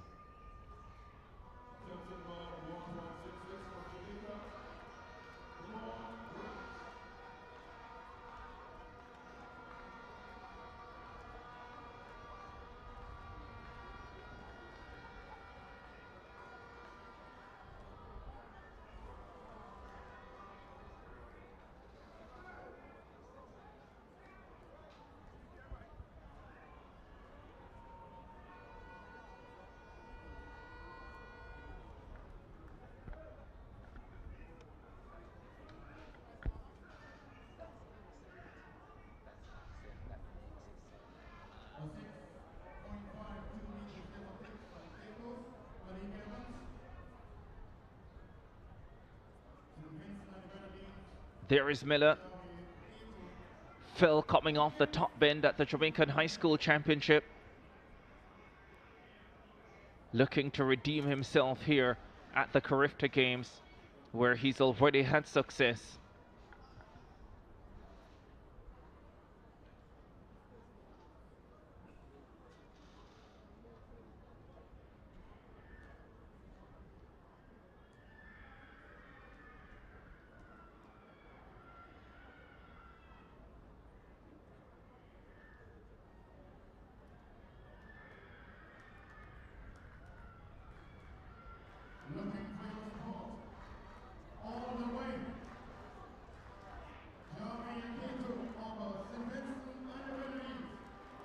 Second semi-final coming up in the under 20 boys 400 hurdles.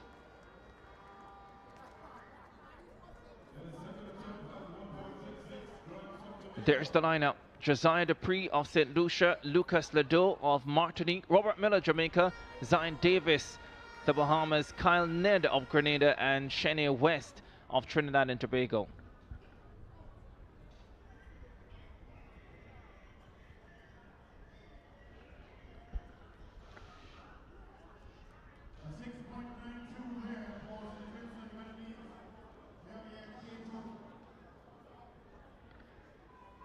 Yeah, there's Shane West of Trinidad and Tobago, starting in lane number 7.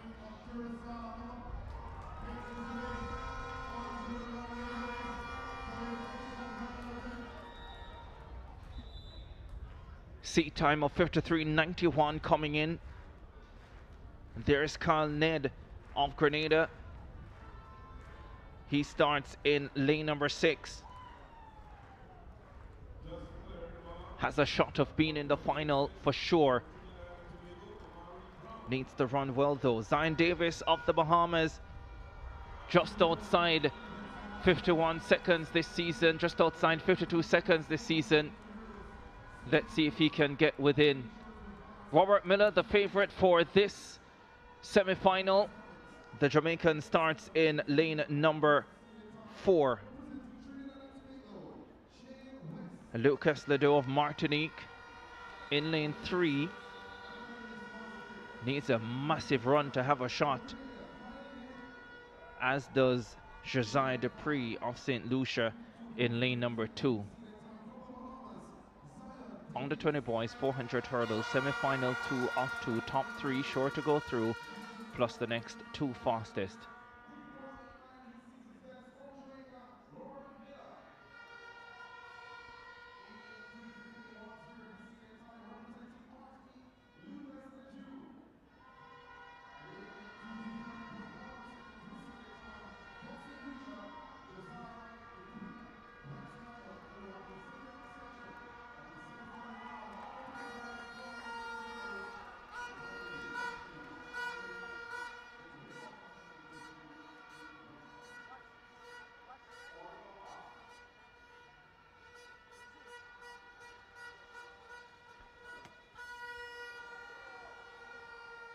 Semi-final 2, under 20, 400 hurdles, boys.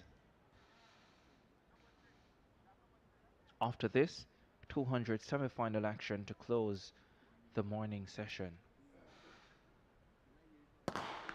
Off they go. Quick break for Zion Davis of the Bahamas.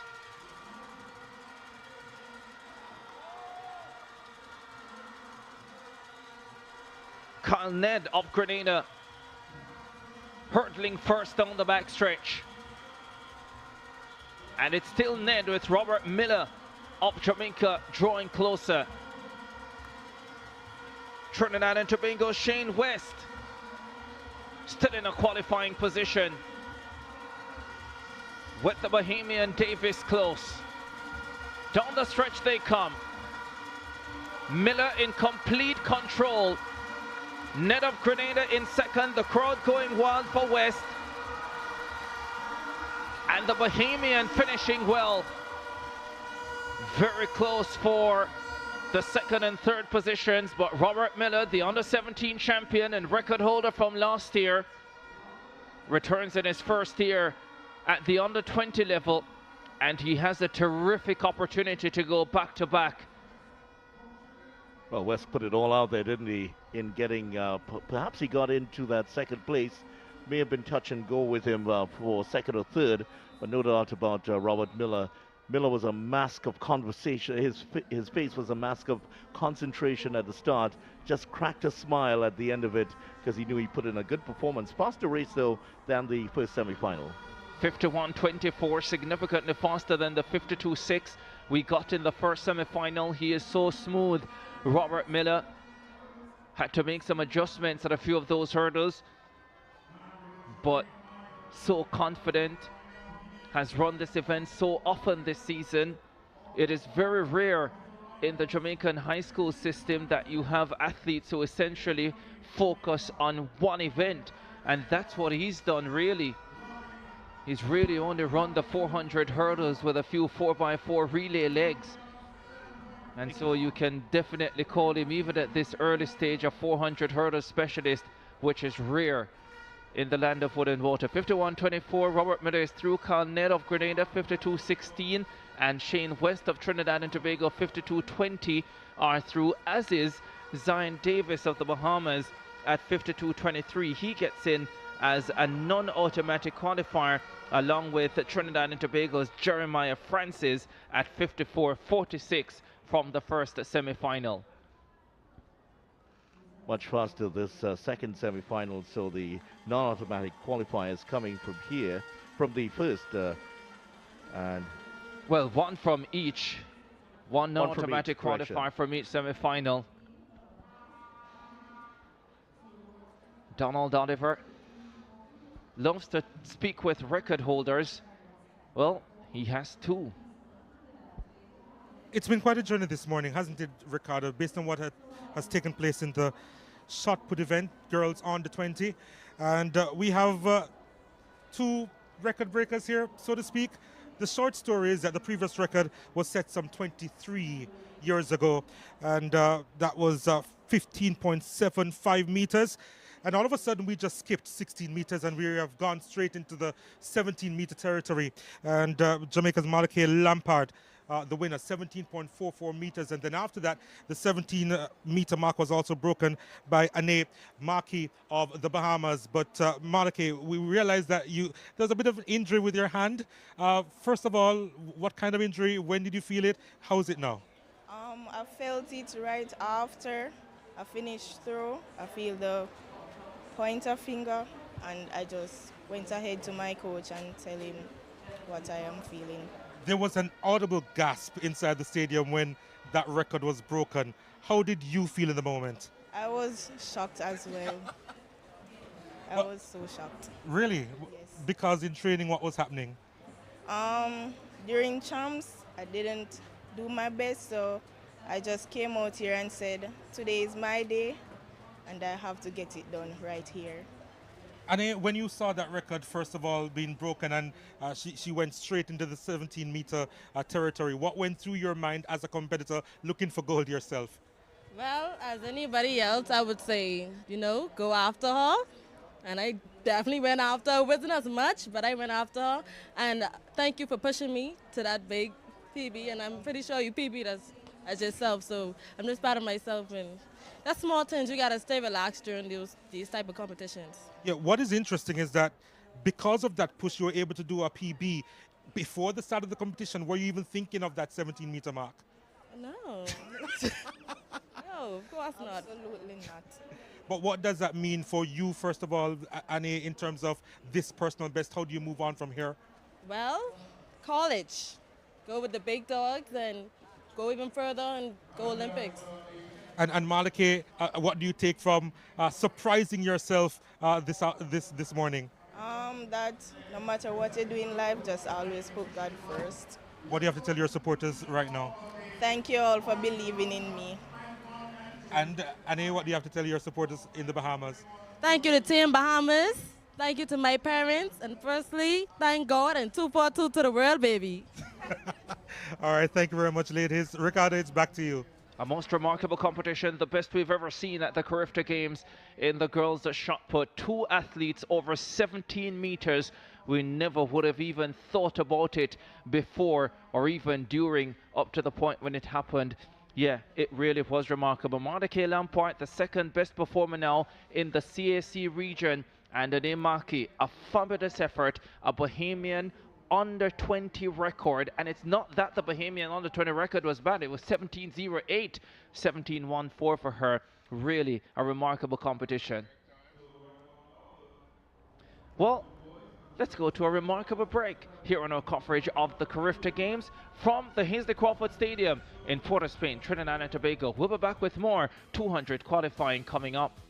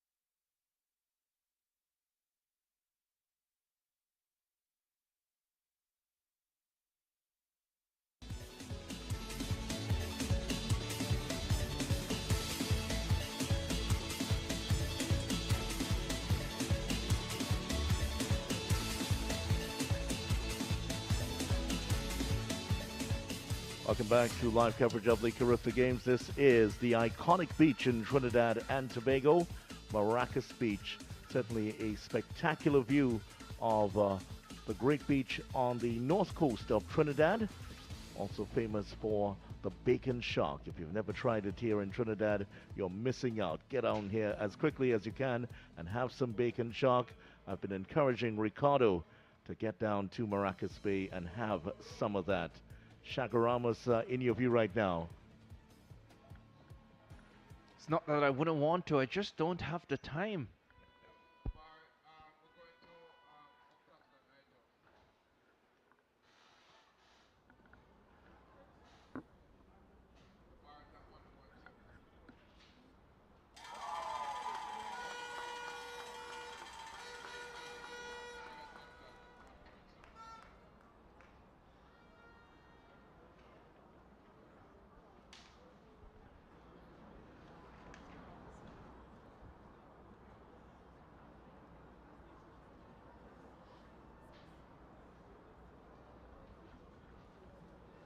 The sixth event in the Octathlon taking place at the moment, the high jump competition.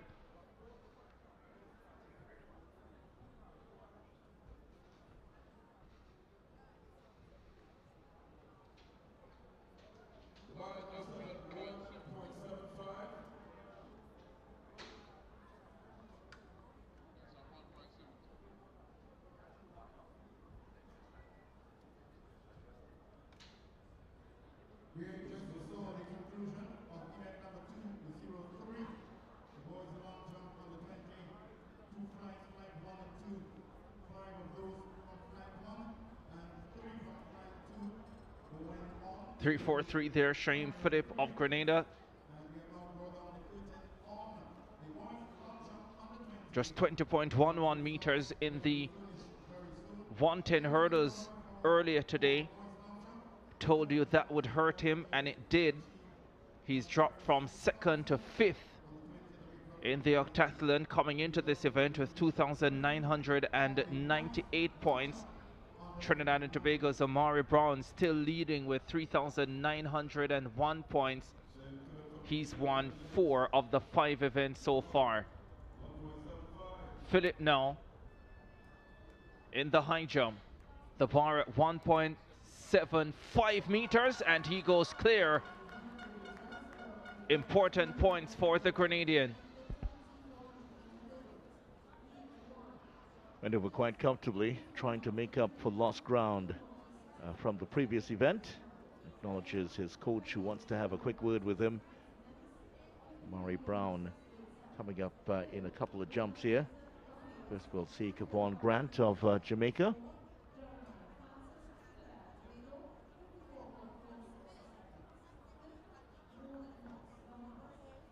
The Jamaican Grant moved into medal contention with his performance in the hurdles.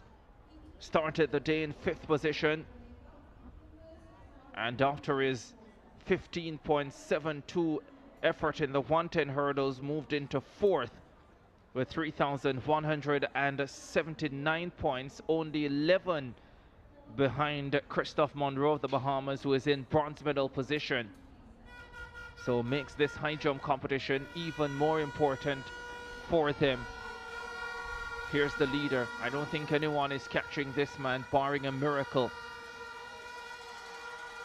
Amari Brown takes it down first time at 1.75 meters. 11.02 in the 100, 6.82 meters in the long jump, 9.84 meters in the shot put, 49.74 in the 400 meters, and 14.03 in the 110 hurdles this morning.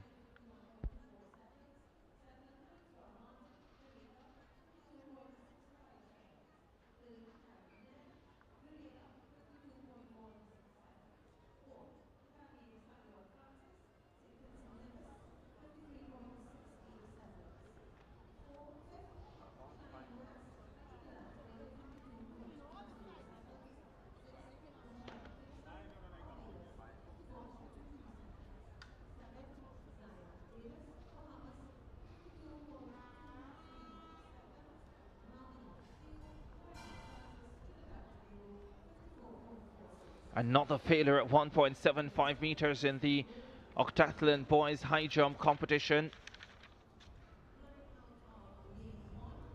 Christophe Monroe there, the Bahamian, in the bronze medal position coming into this event.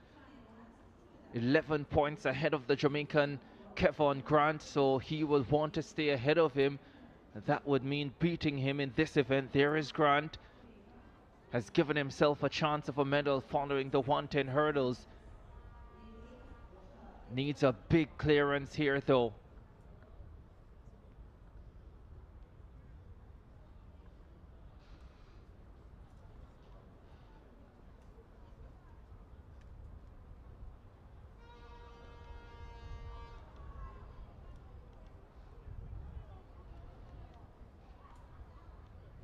Grant's second attempt takes it down once again. So he'll have one attempt to come.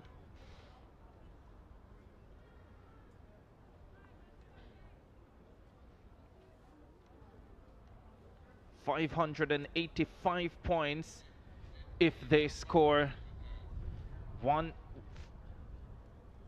So 585 points if they get over 175, 560 points for getting over 172, so that's 25 points the difference.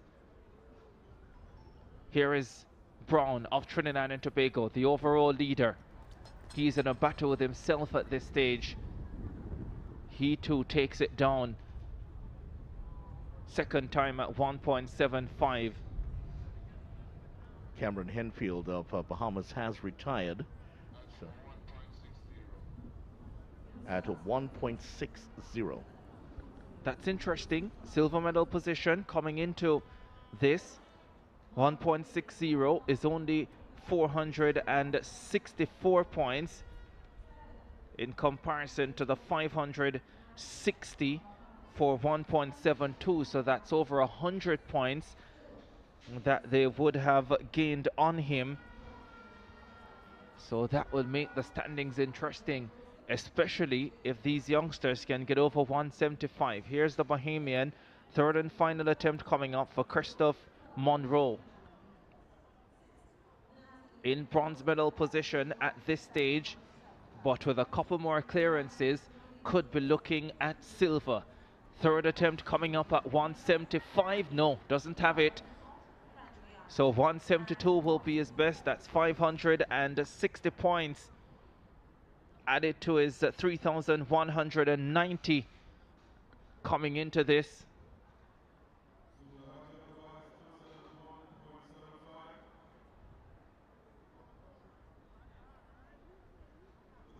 So he'll go to 3,750 points. Here's the Jamaican Grant, third and final attempt at this height.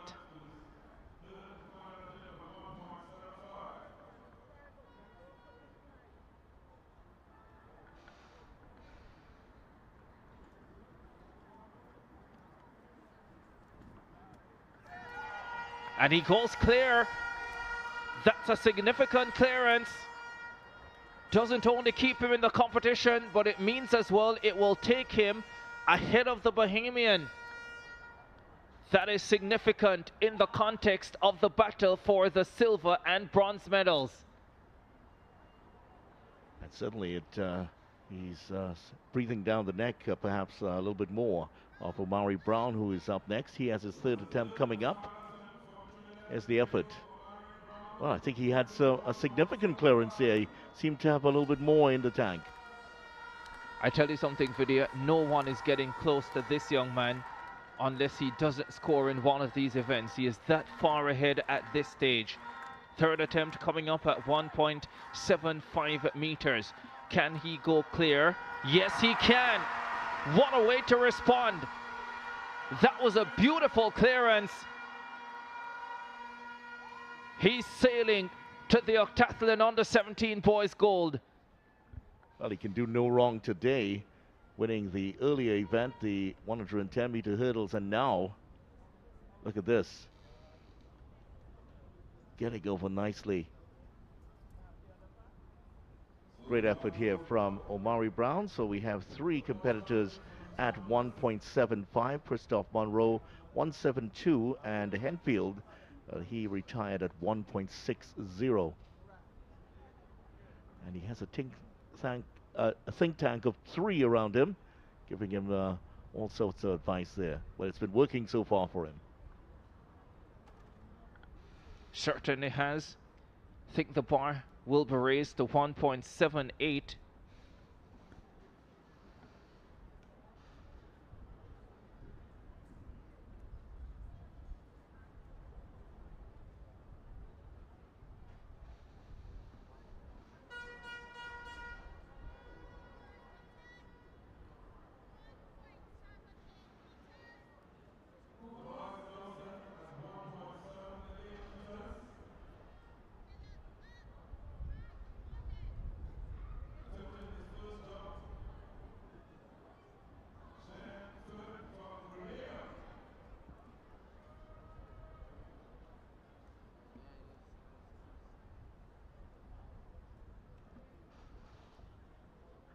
Philip of Grenada with the bar raised to 178.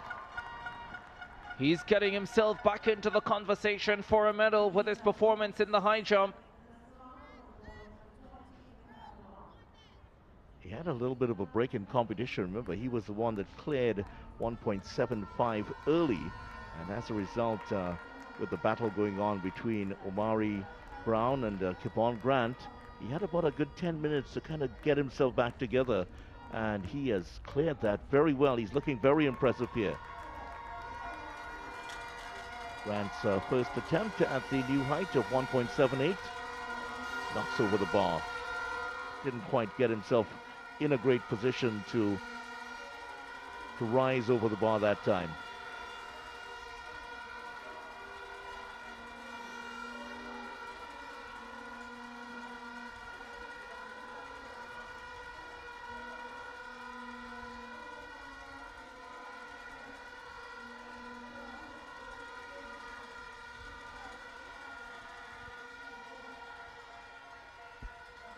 Here's Brown, his first attempt at 1.78.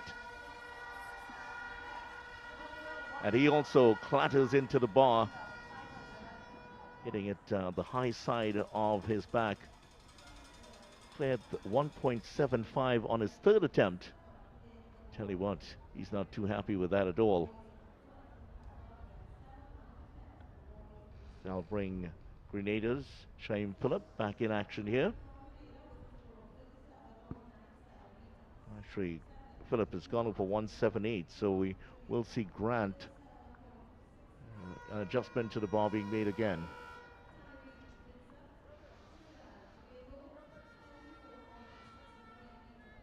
Significant drama in the long jump competition. We'll give you that information shortly. All of Barbados will want to hear this, because they have the biggest stake in what I'm about to say. Tian Haynes, the bronze medalist from last year, went for treatment after round 4. When he returned, they told him he only had 1 more jump, his 5th. As we look at the Jamaican Grant here, second attempt, oh no. Now Haynes made his 6th attempt under protest. It will be a winning jump if Barbados wins the protest. It's happening on day 2 as well.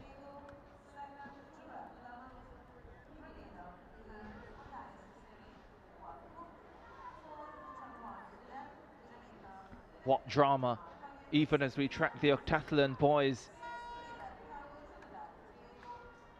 High jump, 6th event in the series. The leader, Omari Brown, doesn't go clear his second attempt.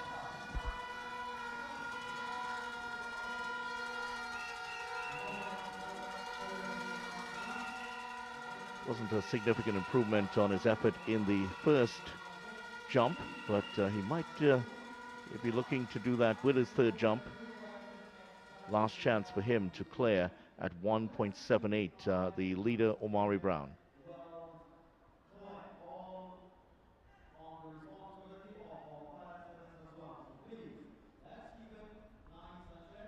Shaim Phillip of Grenada has already cleared the height, so it's just between these two, and both of them now in their third attempt. Kevon Grant of Jamaica, last chance for him to get over 1.78 meters.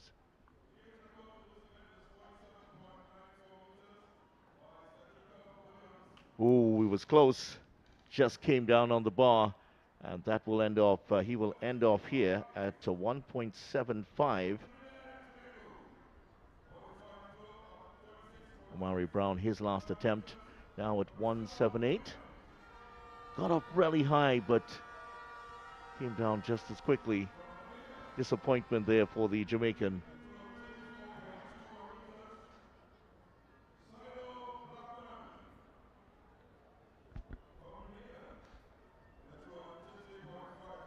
Last attempt for Omari Brown at 1.78 meters. Shaim Phillip of Grenada has already cleared the height. Just whispering a few words to himself, just to reaffirm what his coaches have told him.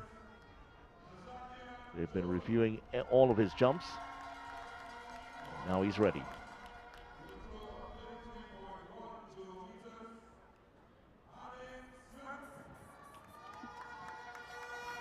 Well, he fails at the third attempt, and he will stay at 175. Grenada's Shaim Phillip, 178, the only man to clear it. His third attempt will have an X next to it.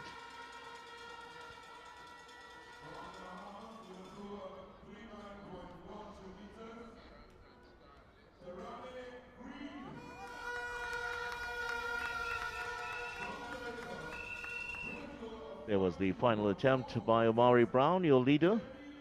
Now we head across to the girls' discus throw on the 17s.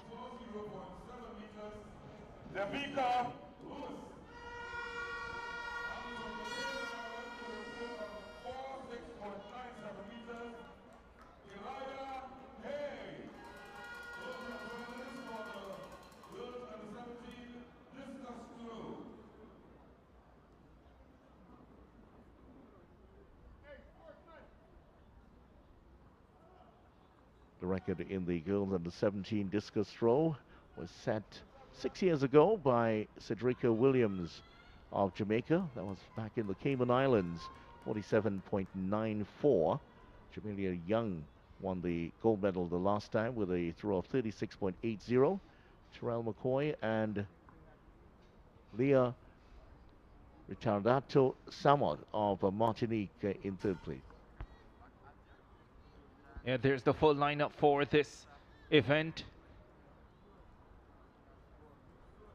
Tolo, Lewis and Hay completing the field of 11.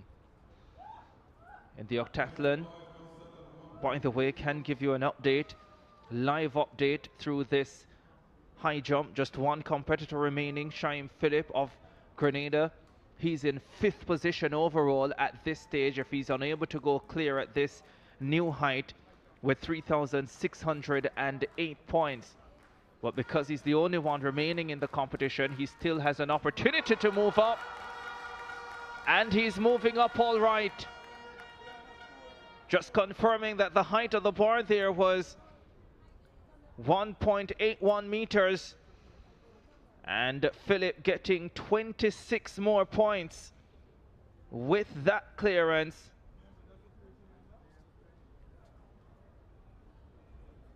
So 3,634 points is what he'll be on at this stage following that clearance, which means he is still in 5th position. Significantly, it's still Brown of Trinidad and Tobago who leads, by the way, with 4,486. These are live updates now, with Grant of Jamaica moving into 3rd at 3,764.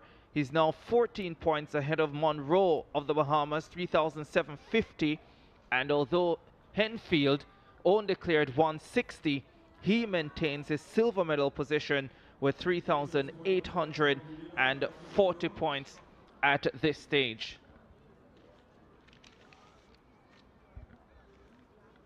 On the 17 girls discus final. Naomi Augustine of Grenada to get us started.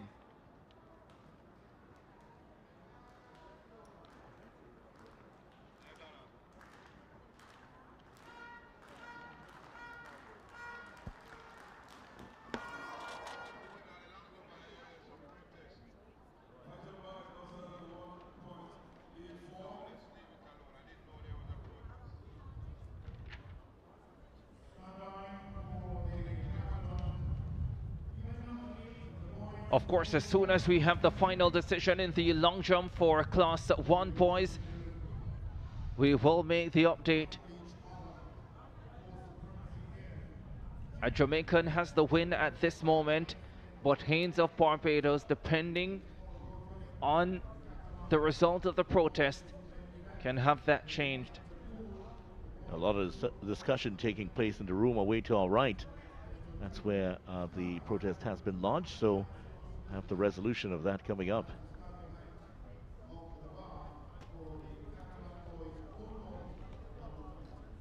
Are looking there at competitor 507, Arneton of Martinique, 32-meter thrower. The big guns will come at the back end of the order. We're getting up to the midway point. Arneton, competitor 507, the fourth in the series. And the Grenadian is jumping up a storm in the Octathlon high jump. Will he do enough to get himself back into a medal position?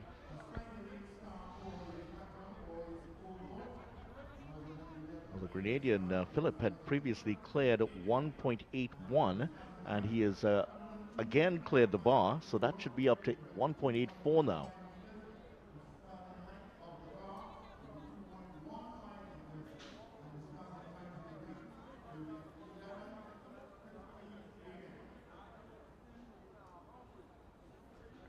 He's a 1.85 high jumper, Shane Phillip.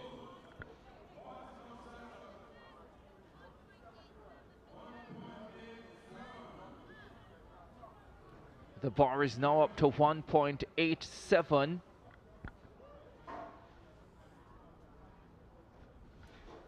As we continue to await action in the discus throw final for under 17 girls. 11 athletes after the first 3 rounds. The top 8 will move on to get 3 more efforts.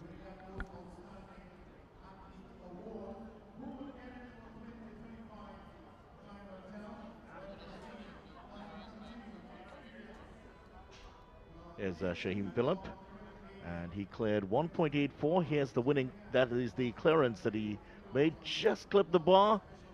Well, it rocked and it stayed on as close as you could get there, but he is significantly over 184 his jump, Shaheem Phillip.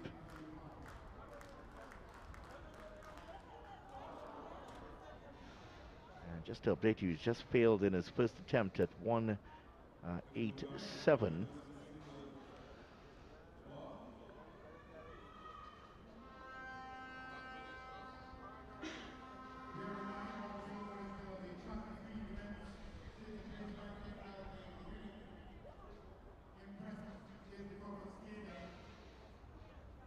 Nice support in for the morning session as we go back to the discus.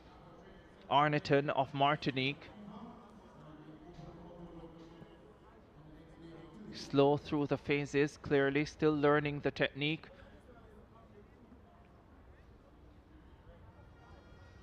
But gets a legal mark. And there she is, competitor 507.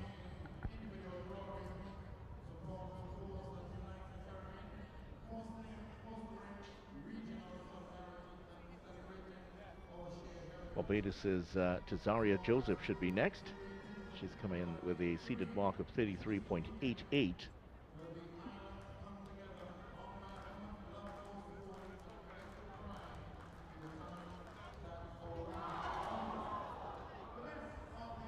Just at the bottom of your picture there, the second attempt at 187 for Phillip of Grenada. just clipping it that he was going over. These girls new to Carifta competition.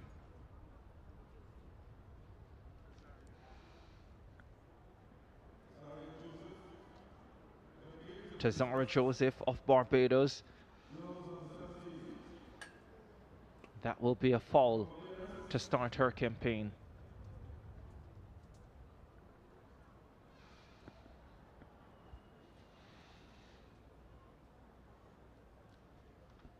We're in the first round of the discus throw final for under 17 girls.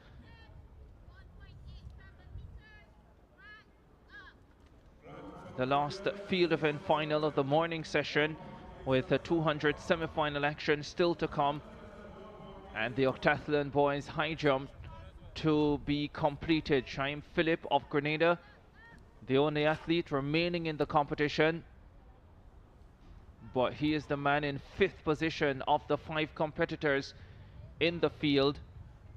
We continue to watch discus on the 17 action.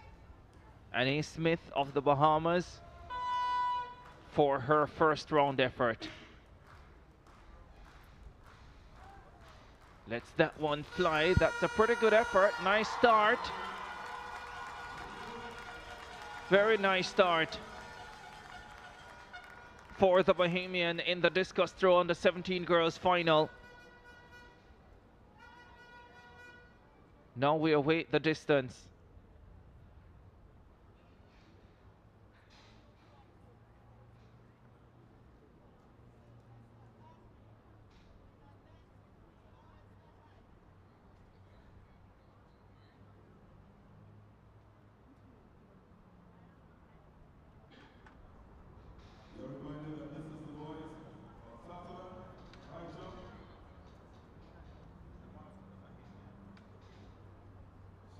So Shaim Philip has gone clear at a personal best height, 1.87 meters in the Octathlon boys high jump competition.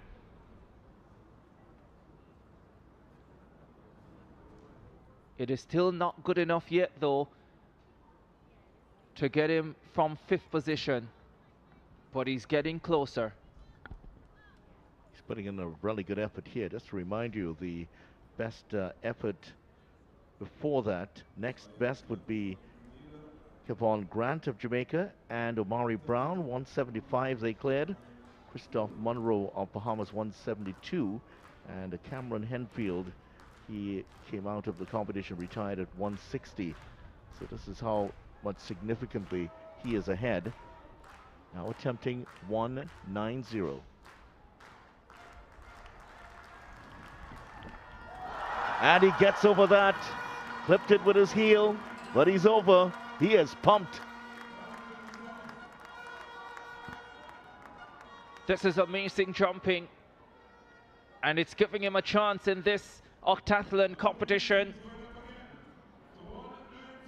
That's 714 points for that 1.90 meter clearance.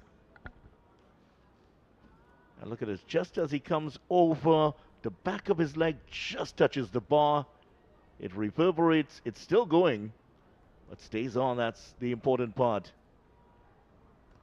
He's now on 3,712 points overall. That's 38 points behind the 4th place man, Monroe of the Bahamas, at this stage of the game. He needs a couple more heights and he will move up a spot.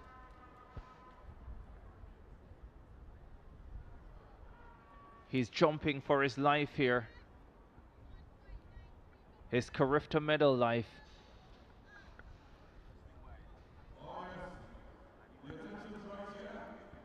What height has the bar been put to? 1.93 meters.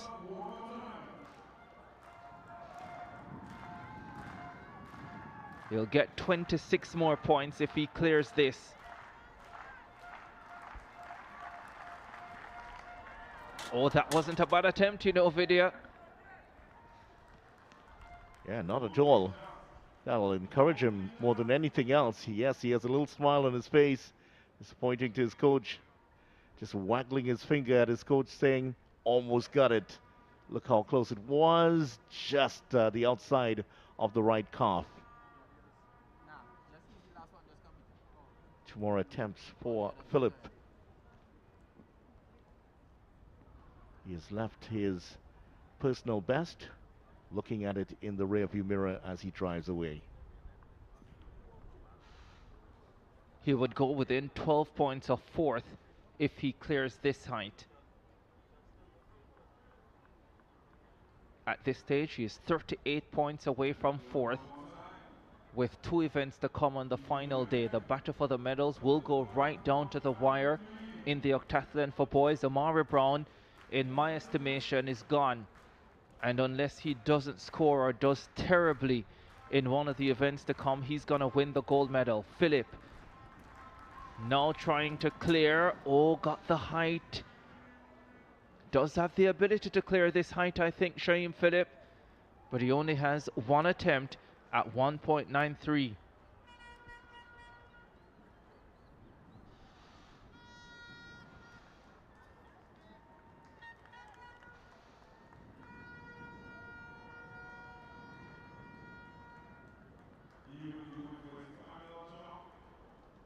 Philip has 1 more attempt. His previous 3 jumps cleared it at the first attempt, so he's been spoiled for success a little bit. But now it's pressure time for him. He's done significantly better than all of his competitors in this one. 1.93. And the coach just pointing out 1 or 2 small technical adjustments that can make the world of difference for this young man as he tries to close in on that bronze medal position. Well, that's an interesting warm-up. Not sure if you're seeing it there, but he's doing a crab back stretch. I know Ricardo can do that, so he's quite familiar with it. Sounds as if you do it quite often, Vidya. I've seen it. And studied it well. Shaim Philip summoning support from the crowd. There are a number of Grenadian fans inside. Can he get over 193? Oh, got the height again, but came down on it.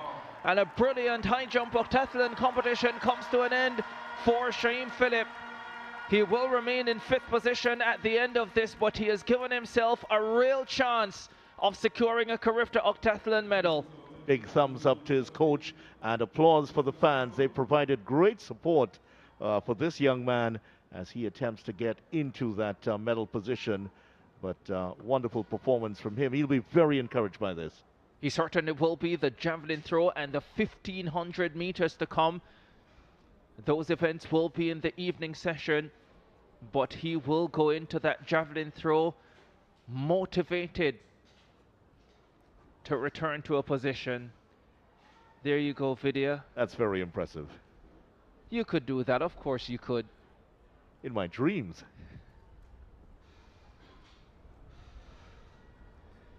Great effort from Philip of Grenada.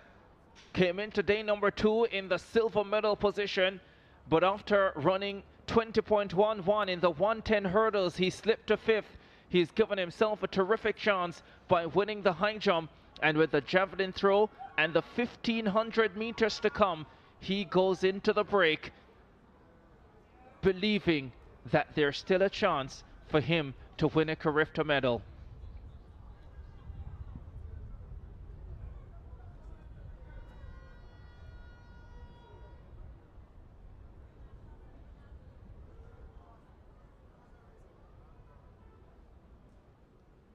.200 qualifying still to come.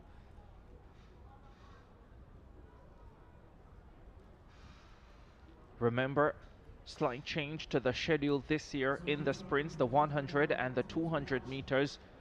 They no longer do 3 rounds, just 2. Semi-final round and then the finals.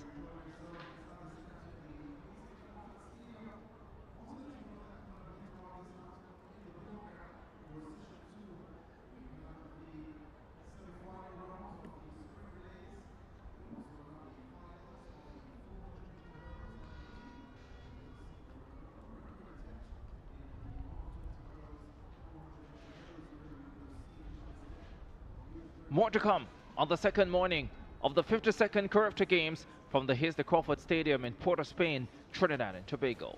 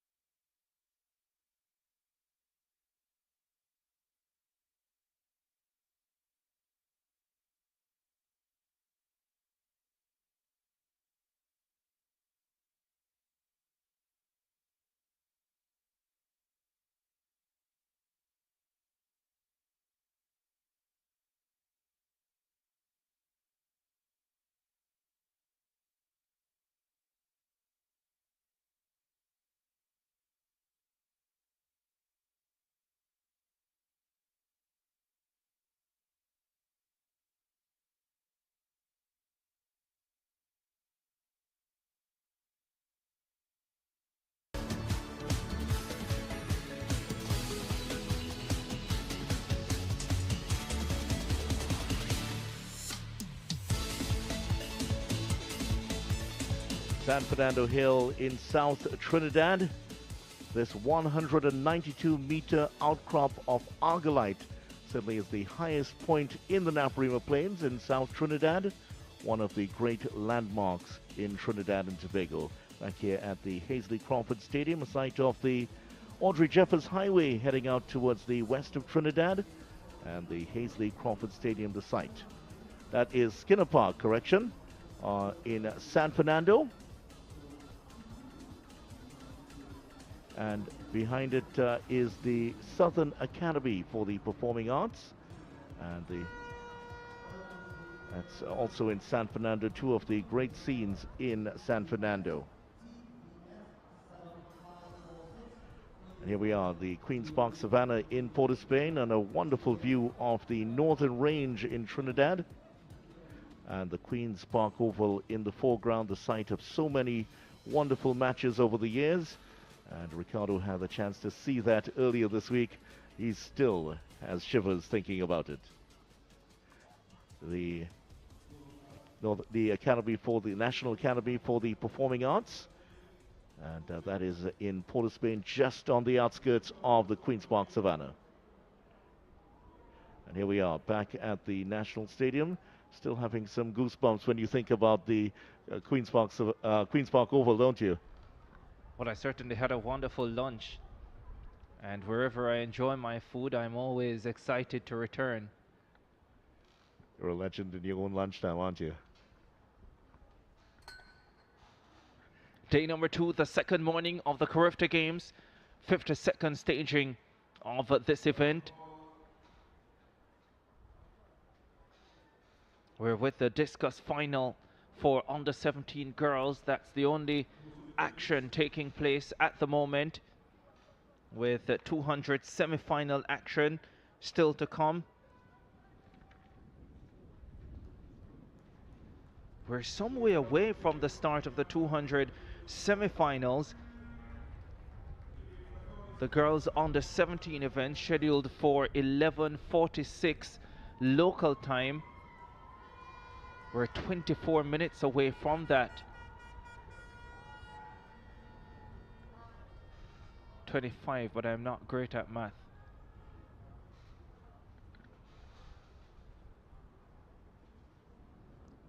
Kaylee Hay there of the Cayman Islands. Caymanian under 18 champion last year. The throw was 42.08. Big effort that over 40 meters.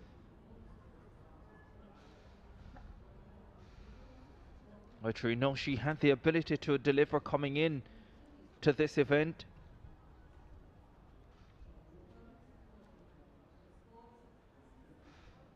Has gone over 46 meters, Hay.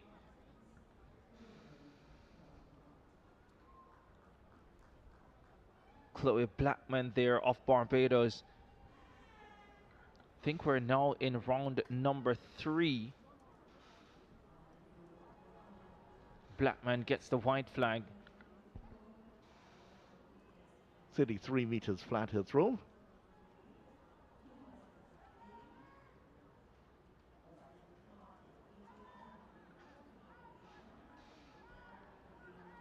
Naomi Augustine of Grenada.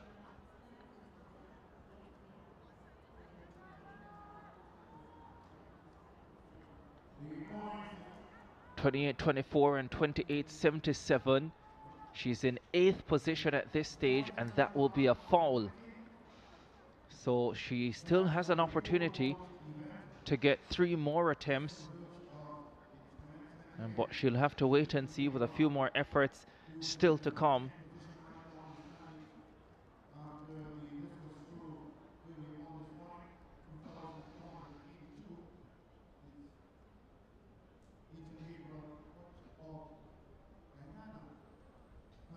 Next up, Arnington of Martinique. Nerea Arnington, 24.09 her best. She's in 9th position. So if she's unable to get beyond the mark of Augustine, then Augustine is certain to be in the final 8, and I don't think that is good enough. Although we wait to see what the final mark will be.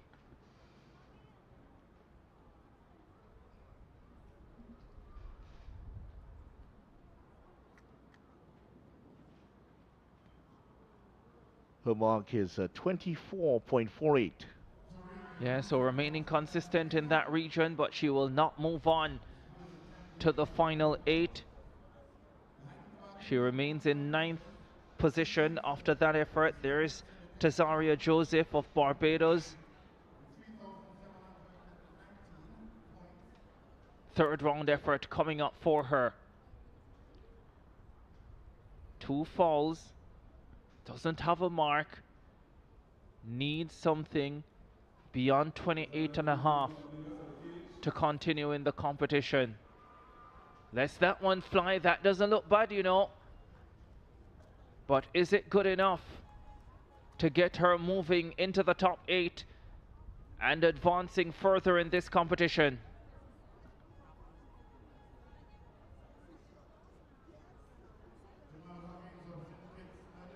And Joseph's throw reads 27.83. It's not. She falls short. Around the legal mark. But now that will be the end of her campaign. Next up, Annie Smith of the Bahamas in 7th, 29.57, her best. Slow rotation, but she's powerful. That one goes left of the sector though.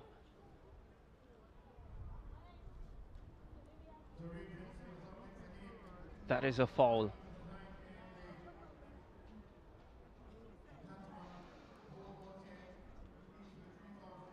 She'll have 3 more attempts though. Annie Smith.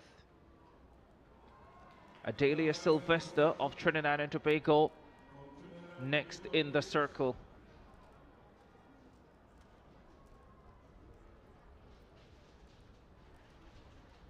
In third position with 33.90 meters. Having a fine competition so far. That will not be an improvement for her though.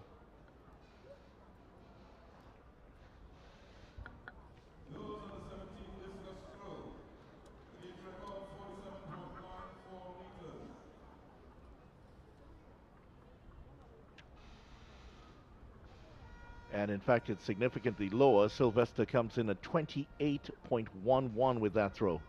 Yeah, didn't hit that one well at all.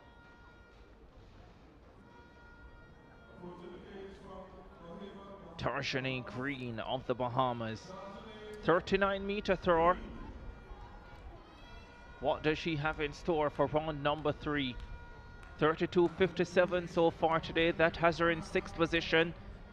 But she knows she is capable of much more. Can she deliver here in round 3? No. That one went all wrong. And she's annoyed.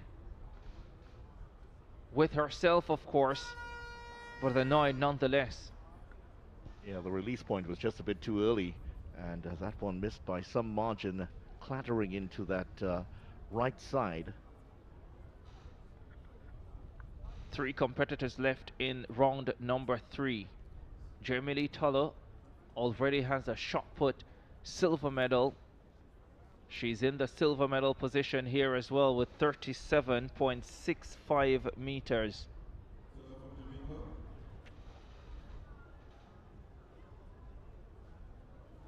Tulloh sends that one flying, staying inside. Red flag. So she remains in 2nd position with 37.65 meters. The line belongs to the officials, and that one just clipped the line.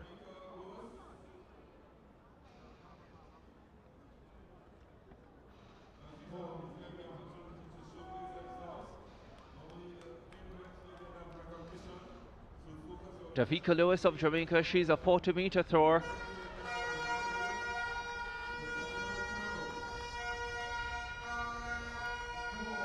But just 33.67 so far. She's in 4th.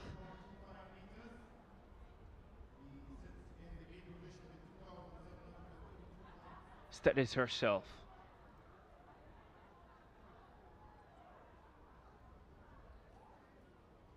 That's a lovely release, and that is a lovely effort. Over the 40-meter line. A significant improvement for the Jamaican, and that will put her into a medal position. 40.81. She has gone over that 40-meter mark, just as you've said, 40.81. And it is a personal best for her. And she moves into the silver medal position ahead of her teammate Jamie Lee Tulloh, who is now in the bronze medal position. Now to the leader, Kalia Hay of the Cayman Islands. 44.91 in the opening round. Nice and tall. And as she gets older and stronger, will become a powerhouse in this event. Reminds me of when I saw Frederick Decus for the first time at the Carifta Games. Tall and lanky with zero muscle.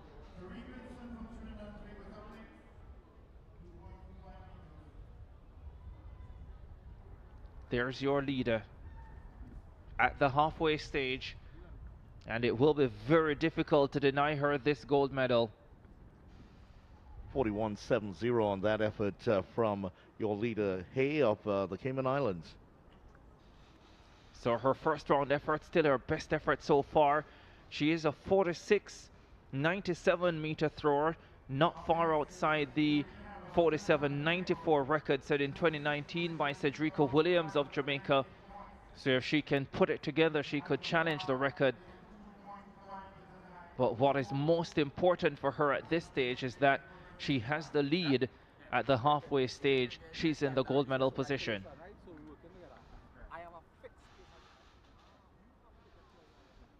So they'll do a reordering for the athletes in the discus throw under 17 girls final. The top 8 will get 3 more attempts, and they'll go from 8th to 1st in that order for the remaining 3 rounds.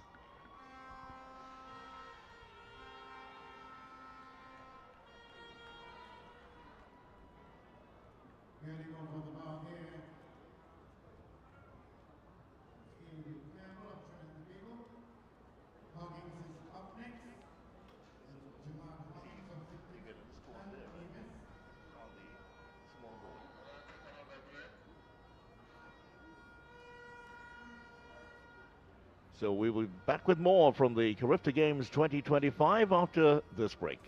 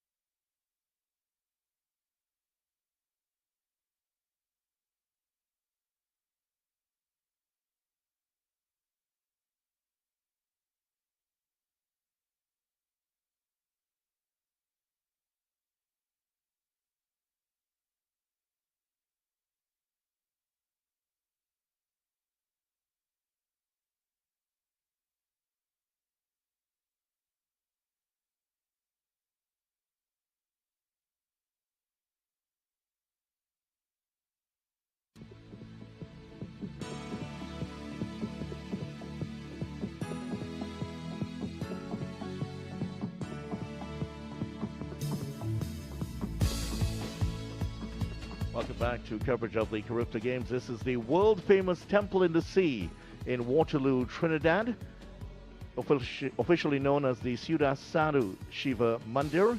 It's a Hindu temple in Waterloo, built originally back in 1952 in the sea after colonial authorities informed Ciudad Sadu he could not build it on land. So he decided, taking buckets of dirt throughout the entire day, he went out and he built this magnificent temple in the sea. It was reconstructed back in 1995 by Randolph Rampasad.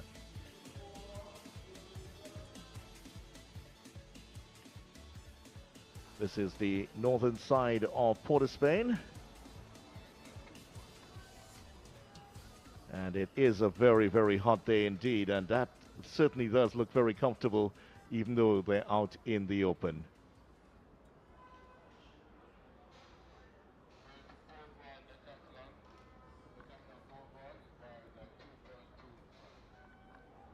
Decathlon pole vault action coming up the bar at 2.25 meters. Tariq Vincent of Trinidad and Tobago came into Dane number 2 with the lead, and after his 110 hurdles performance extended that advantage. Caleb Campbell, his Trinbagonian counterpart, started the day in the bronze medal position, but a disappointing sprint hurdles performance hurt him for sure, as we get ready to zone in on that competition.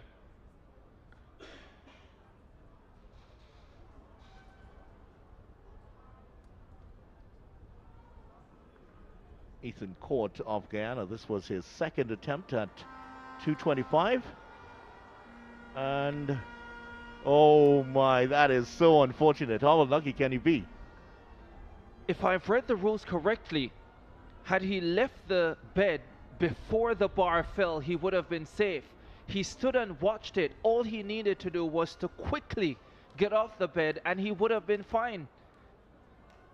Wow. That's why it's important to know the rules.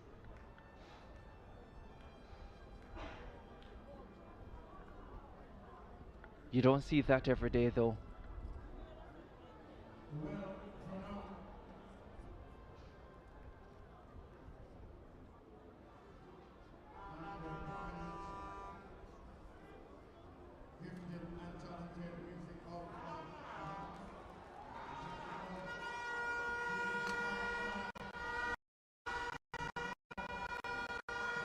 Discus throw final for under 17 girls.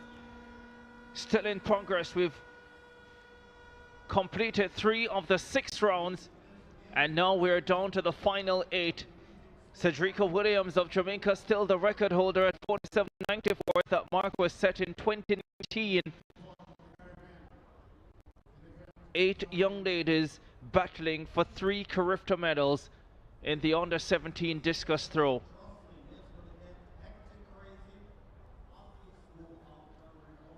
Oh, nice release there to start the 4th round. That looks over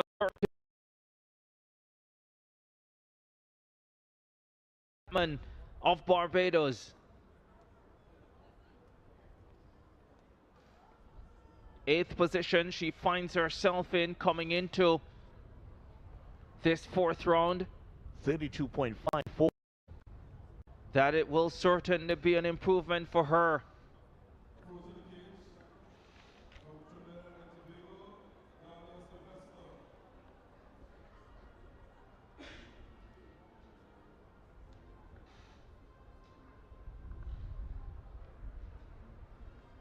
Adelia Sylvester, 33.90, her best.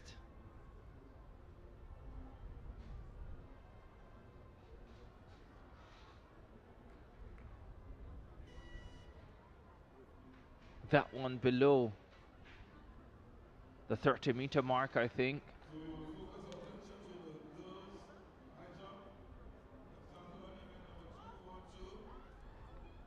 Just under 29.19 for Sylvester.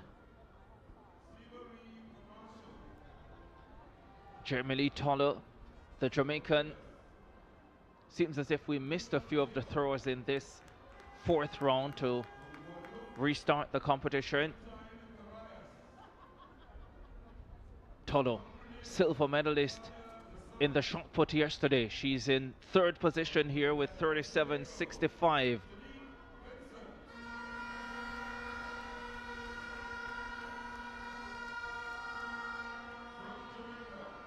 Can she improve?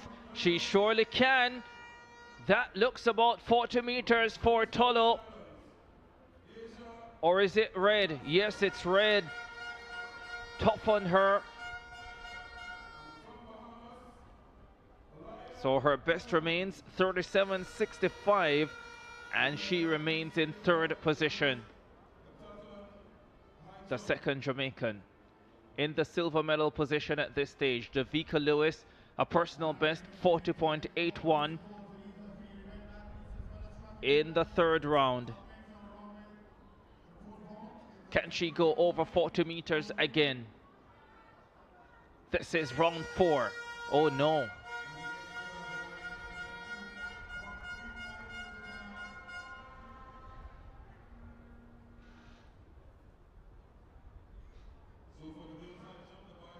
Well, again, she released that very, very early. Just came out from the fingers and missed that maybe a meter or so to the right. Just one competitor remaining in the fourth round of the discus final for under 17 girls. The Caymanian Kalia Hay, 44.91 in the opening round, has been over 40 meters on all three attempts so far. This one goes nowhere, and that one will be a foul. Yeah, I think she also released a bit early, and it clipped off the upright on the right side before dropping harmlessly in the middle.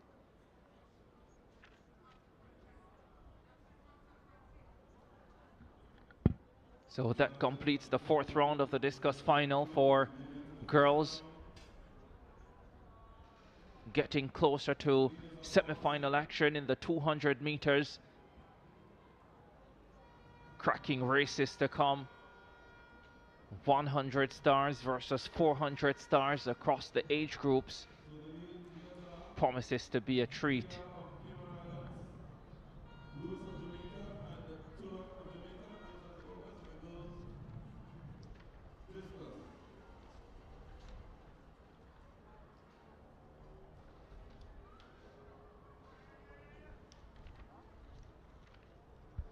Semi-final action in the under 17 girls 200 meters. The Carifta record 23.03 set in 2002 by Anisha McLaughlin now will be 23 years, that record still standing. Here's the lineup for the first semi-final. Amina Prasad of the US Virgin Islands, Jolene Tomlin of St. Martin, Norma Vinga of Martinique, Kenisha Richards of St. Vincent and the Grenadines, Tyra Fenton of Antigua and Barbuda, Brian Ward of the Bahamas, Michaela Grandison of Trinidad and Tobago, and Ravian Skavis of Bonaire. 4 finalists from the 100 meters are in this first semi-final. Top 2 plus the next 2 best on times to advance to the final. We have 3 semi-final races. The 400 champion, Tyra Fenton, is in the field. Kenisha Richards, who was 7th in the 100 meters. Brian Ward, the Bahamian, who got bronze in the 100. And Michaela Grandison, who finished 5th in the 100 for Trinidad and Tobago, all in this first semi-final.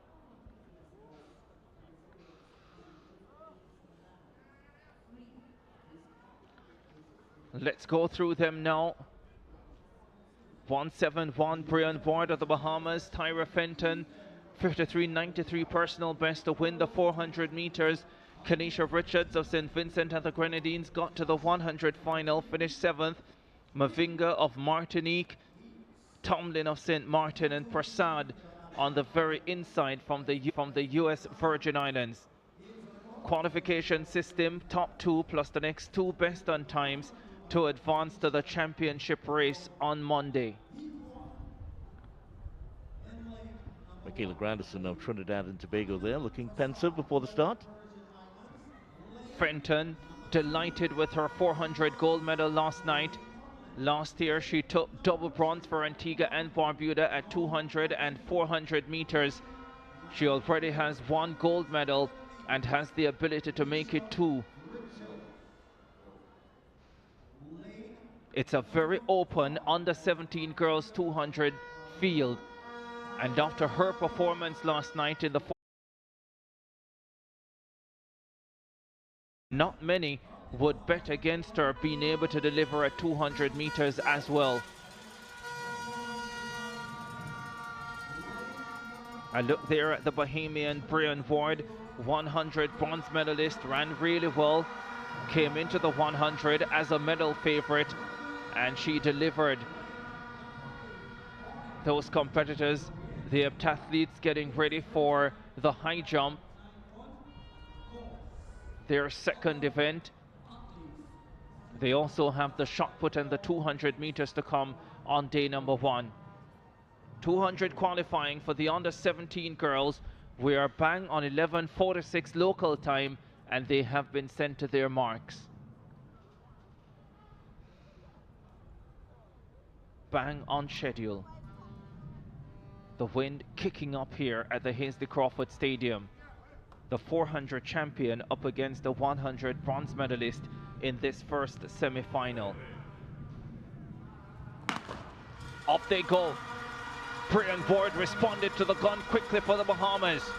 Tyra Fenton, the 400 champion, unsurprisingly slowly away, but she will finish well. Ran brilliantly off the top bend did Fenton, and comes into the straightaway with a slight advantage, but Ward is pushing. The Trinbagonian is coming forward as well. It will be Ward ahead of Fenton. Those two confirm qualification to the final. There's the 100 bronze medalist Brian Ward of the Bahamas, who comes through to take this semi-final. 24:35 the flash time.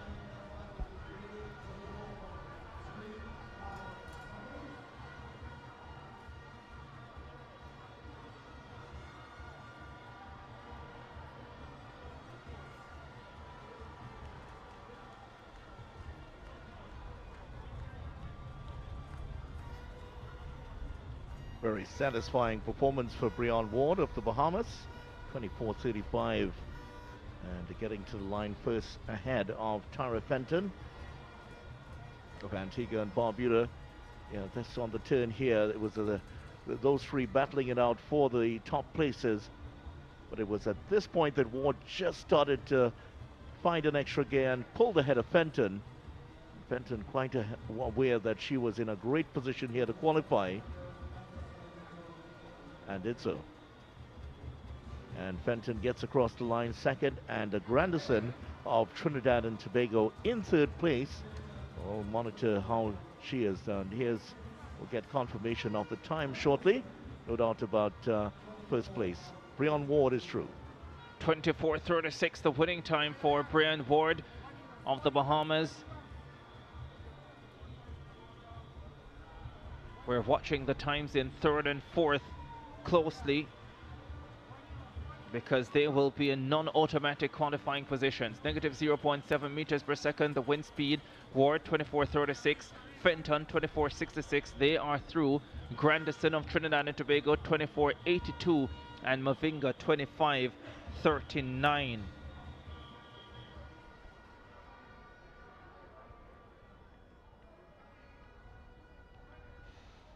Second semi-final coming up in the under-17 girls 200 meters. This one includes the 400 silver medalist, a very disappointed 400 silver medalist, Kehezra Thomas of the Bahamas.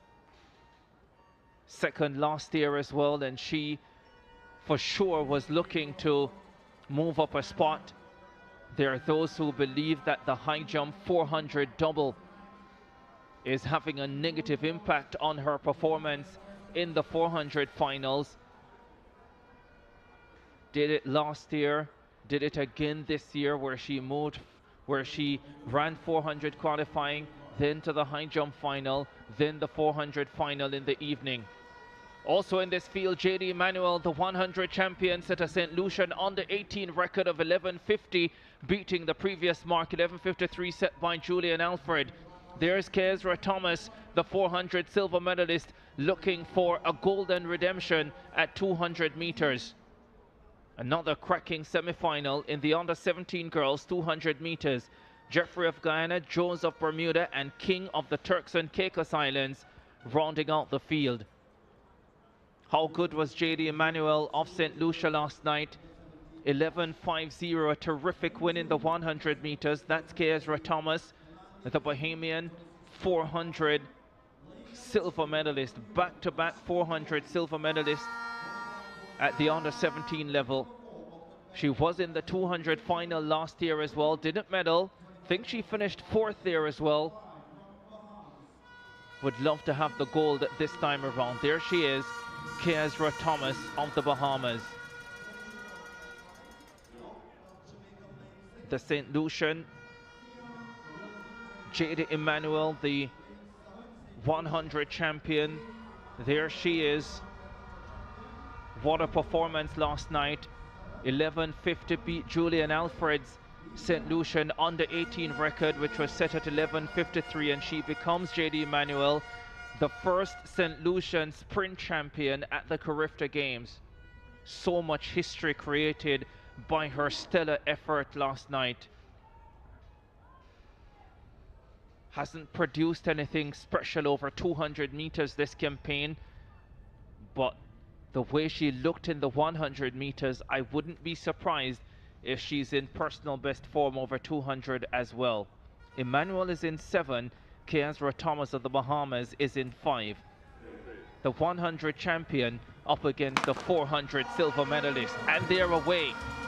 Emmanuel responded quickly to the gun. The St. Lucian is running a terrific curve. Keazra Thomas of the Bahamas goes after her. Too short to go through. Into the straight they come. Emmanuel ahead of Thomas. J.D. Emmanuel well clear. The Bahamian will have to settle for second. The 100 champion decimates the field and does it in personal best time as well. No surprise. 23:85 the flash time. If it's wind eagle, it is a personal best, and sub 24 for the first time in her young career. Inspired by last night's performance here, turning in a fine performance here, but not liking what I'm seeing here. She's clutching the left, is it the left leg at the moment? Might just be the strain and exertion of the effort. Let's hope that she will be able to compete later on. Yeah, I think she's going to be okay. Seems to have shaken it off now. Showing some amount of discomfort there, or as you pointed out, maybe just really tired from this performance. Terrific bend. She blew the field away off the bend. You expect Keazra Thomas to finish well because she has that quarter-mile strength. Not sure that she tried to engage Keazra Thomas, but I guess we'll have to wait until the final to find out. They're both through. Yeah, they certainly are. Yeah, she put in a great effort there to get the win in that second semi-final. Those two will join Fenton and Ward from the first heat. One semi-final to come in the under-17 girls, 200 meters. We await confirmation of the times from the second semi-final as we take a close look at what the non-automatic qualifying positions are looking like at this stage. Here we go, negative 1.9 meters per second, the wind speed. J.D. Manuel with a personal best, 23.88. Keazra Thomas of the Bahamas, 24.31. She is through. Sienna Wilson of Jamaica at 25.38 moves into a non-automatic qualifying position by 1/100th of a second. She knocks out Norma Vinga of Martinique, who clocked 25.39 in the previous semi-final.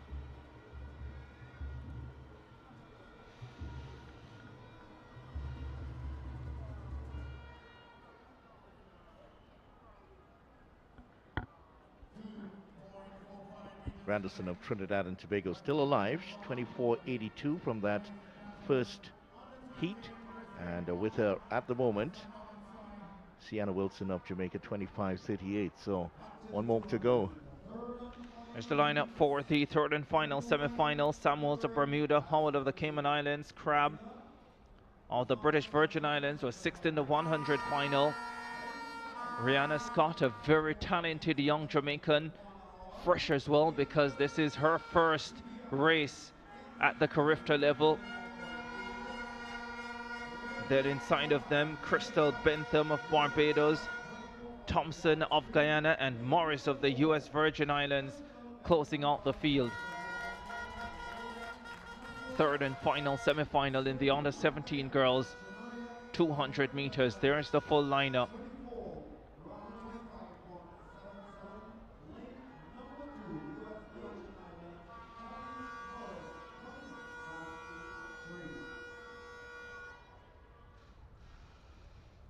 Fastest in the field this season, Rihanna Scott of Jamaica at 24.13. But Mackenzie Crabb of the British Virgin Islands is good as well, and showed that by getting to the 100 final last night.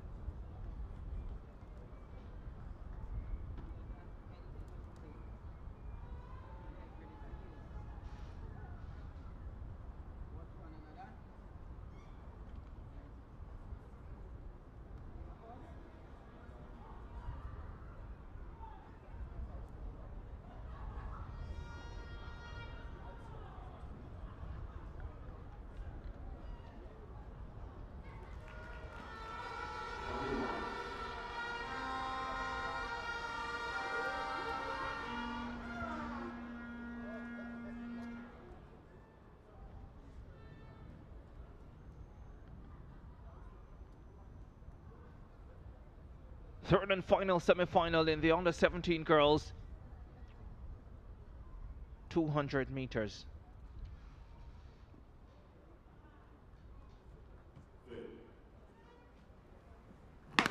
Off they go. Very fast start for Howard of the Cayman Islands. Rihanna Scott of Jamaica starts to respond. Into the straight they come, and it's Scott of Jamaica with the advantage. She's gone well clear of the rest. Crabb and Howell trying to chase. Crabb finishes really well and might even snatch the semi-final. She does. 24:42 for the 6th place finisher in the 100 meters. She wins her semi-final over 200 meters and takes Rihanna Scott of Jamaica along with her. Those two confirm their places in the championship race on Monday. Excellent race there by Scott, finishing very fast to surpass Crabb, in fact, to surpass Scott. And there she is, your winner. What about that third spot? That's going to be interesting to see if anybody can overcome. And here is the final turn. And at the moment here, it is Scott in the lead. Crabb is significantly back, but then she gets an extra burst of speed. And this is the point here in the final 50 meters or so. Just getting past the Jamaican and across the line. Timed it to perfection, Mackenzie Crabb. Here we go with confirmation. Negative 0.9, 24:44 and 24:49. Daquana Howard of the Cayman Islands at 24:61 gets into the final as the fastest non-automatic qualifier. And Michaela Grandison of Trinidad and Tobago, 5th in the 100 last night, would also be representing in the 200 final.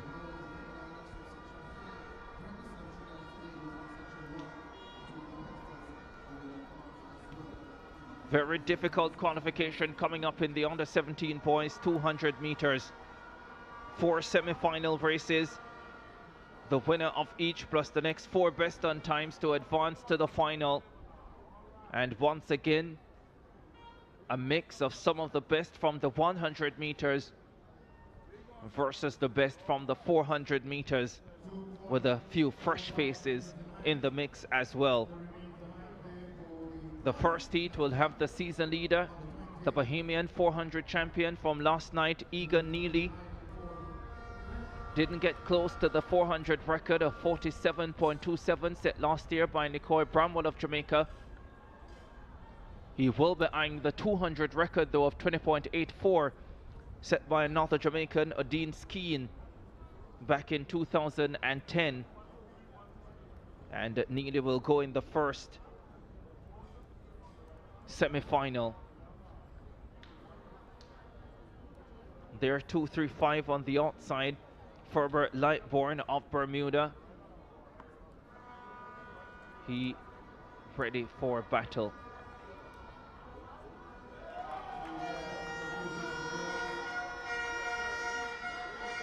Simon of Antigua and Barbuda ran well in qualifying yesterday. I think beat Neely in qualifying over 400 meters. There's the favorite, Egan Neely. Yes, 2:42.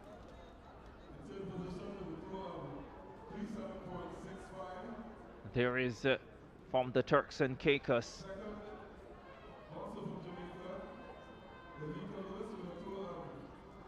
James St. Hilaire with Kavash Connor of Anguilla rounding out the field in lane number 2. 4 heats, only the winner assured a spot in the final. A number of withdrawals here from this one, including Ricardo Mann of St. Lucia, who was set for this section. Remember, stopped in the 100 final last night. So Mann out injured.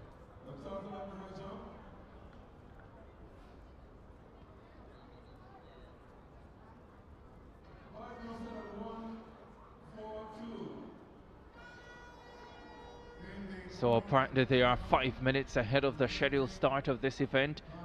It's now 12:02 and the race is scheduled for 12:07, so they brought them out early. And the athletes making their way closer to shade. Although by the time they get in there, it might be about time for them to get back. Discus final for under 17 girls completed as well.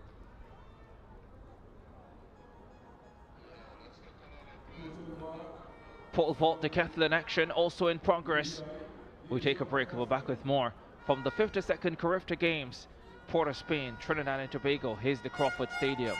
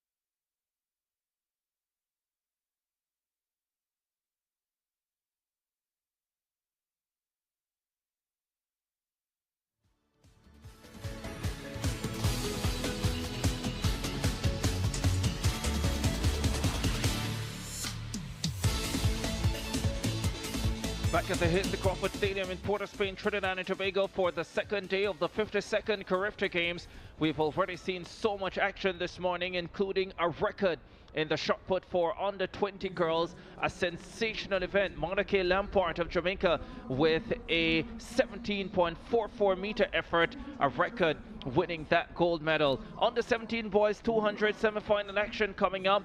4 semi-final races in this series. The winner of each plus the next 4 best on times to advance to the final.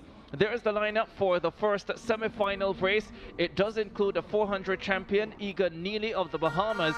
Ricardo Mann, the St. Lucian, did not turn up after stopping in the 100 final last night.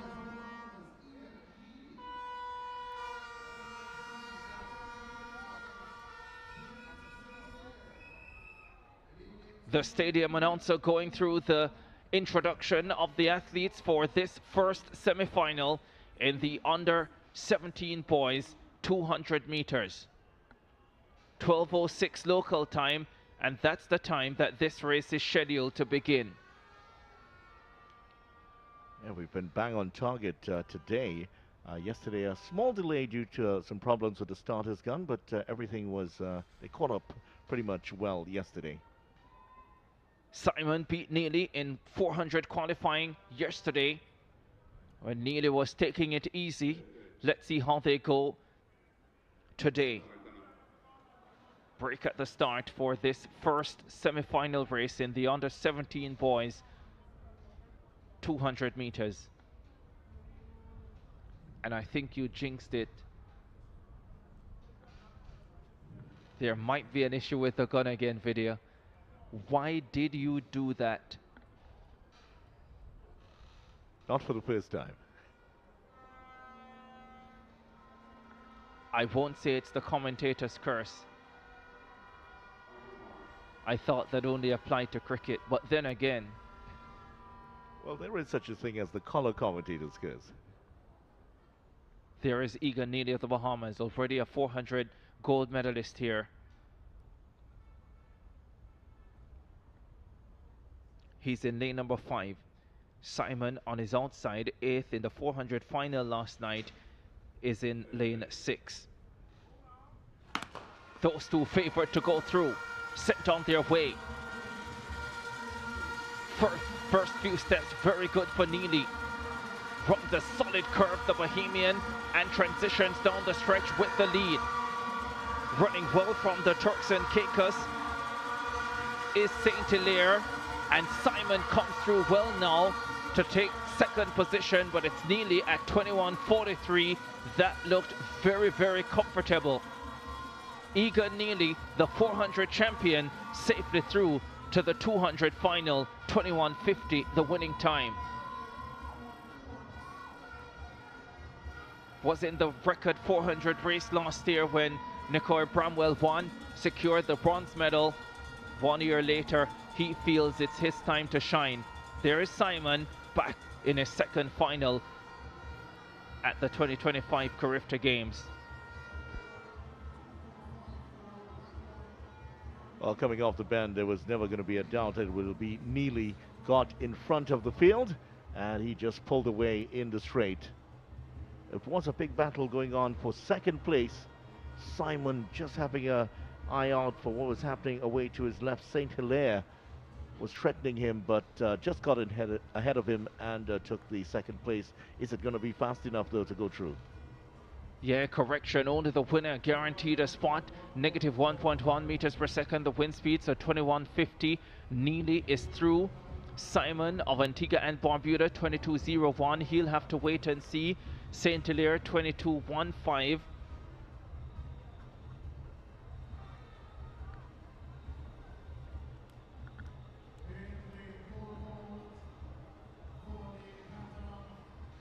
With 3 races to come in this semi-final series for the under 17 boys over 200 meters.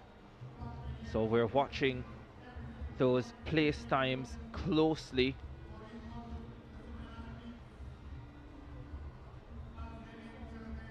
Second semi-final race coming up. Interesting entry in this one. Case Flamand of Martinique has a seed time of 21.10. I've not been able to find that officially anywhere. Didn't make the 100 final. Was 9th in the triple jump final. 11:08 for 12th in qualifying in the 100. So it will be interesting to see how he goes here in this semi-final. Khalil Archibald there of Jamaica. 21:08 performer this season. He too making his Carifta debut. First opportunity to show what he's capable of doing.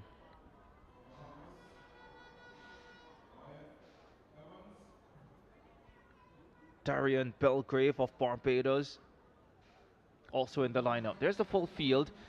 Marvin Delp of Haiti, Darian Belgrave of Barbados, Raven Black, Turks and Caicos, Case Flamen, Martinique, Gordon Thompson of Guyana, Khalil Archibald, Jamaica, and Jaquan Craig of the US Virgin Islands.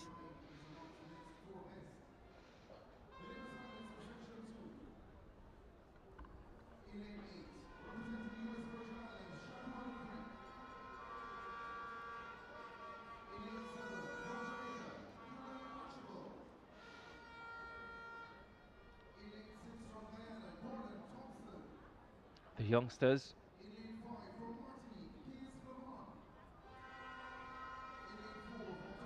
they all prepare differently. Many different facial expressions, rituals. Some going deep thought. Some trying to enjoy themselves as much as possible up until the starter gives them the instruction to get on their marks. That instruction comes now.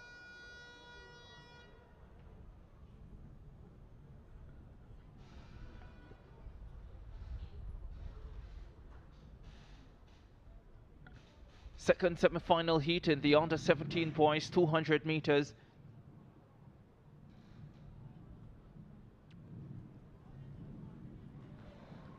The winner sure to advance.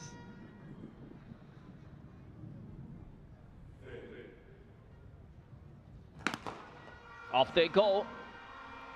Raven Black of Turks and Caicos got away well in lane number 4. As did Belgrave of Barbados. Khalil Archibald running a good curve on the outside for Jamaica. It's the Barbadian who is streaking away though. Missed out in the 100 meters. He shall not miss out in the 200. Missed out in the 400 meters. He shall not miss out in the 200 meters. And that is what it means to him. Arms aloft as Darian Belgrave qualifies for the 200 final at 21.90.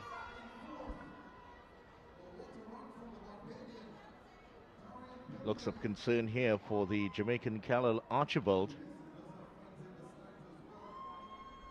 See how he ended. Now he would have been leading coming into the straight.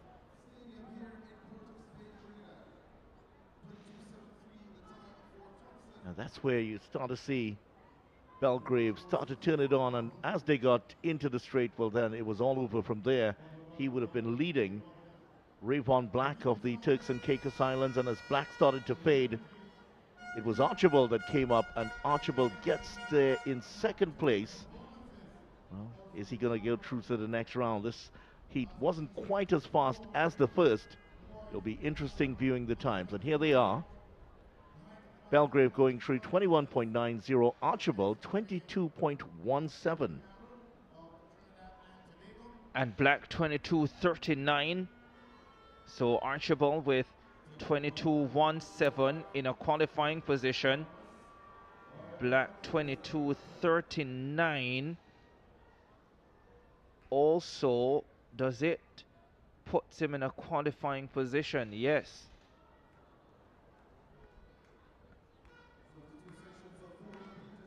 Flamen 22.53, he's out.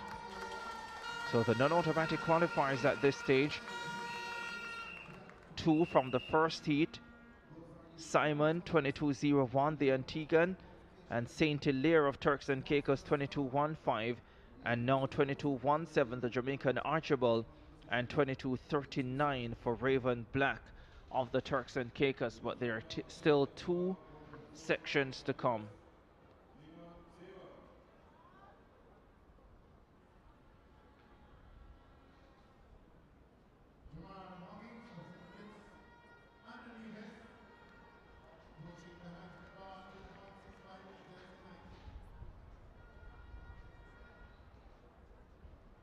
Third and penultimate heat coming up in the under 17 boys 200 meters. It includes the Trinbagonian Alex C. Prasad just outside the medals in the 100 meters, 4th.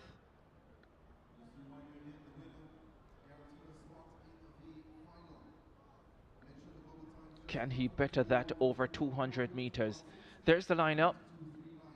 Nasir Munaz of St. Martin, Tariq Charles of the British Virgin Islands, Jacques Brewster of Barbados, Dequan Farrell of Guyana, Alex Prasad of Trinidad and Tobago, Lemur Olivier of St. Vincent of the Grenadines, and Giovanni Green of Grenada.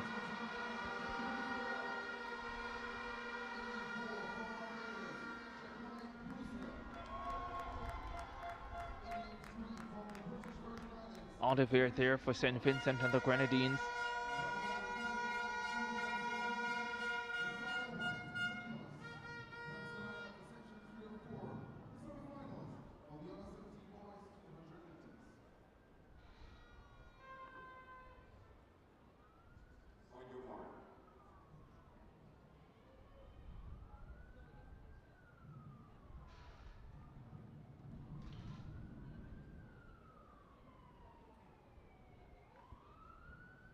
Alex Prasad of Trinidad and Tobago in lane number 6.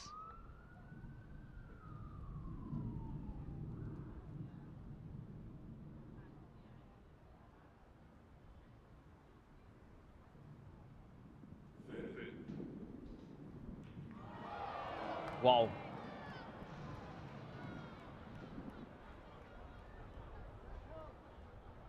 Might have been Tariq Charles of the British Virgin Islands, who beat the gun by a long way.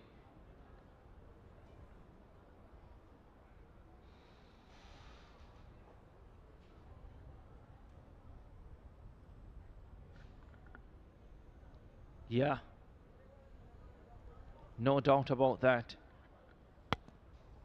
As clear as day.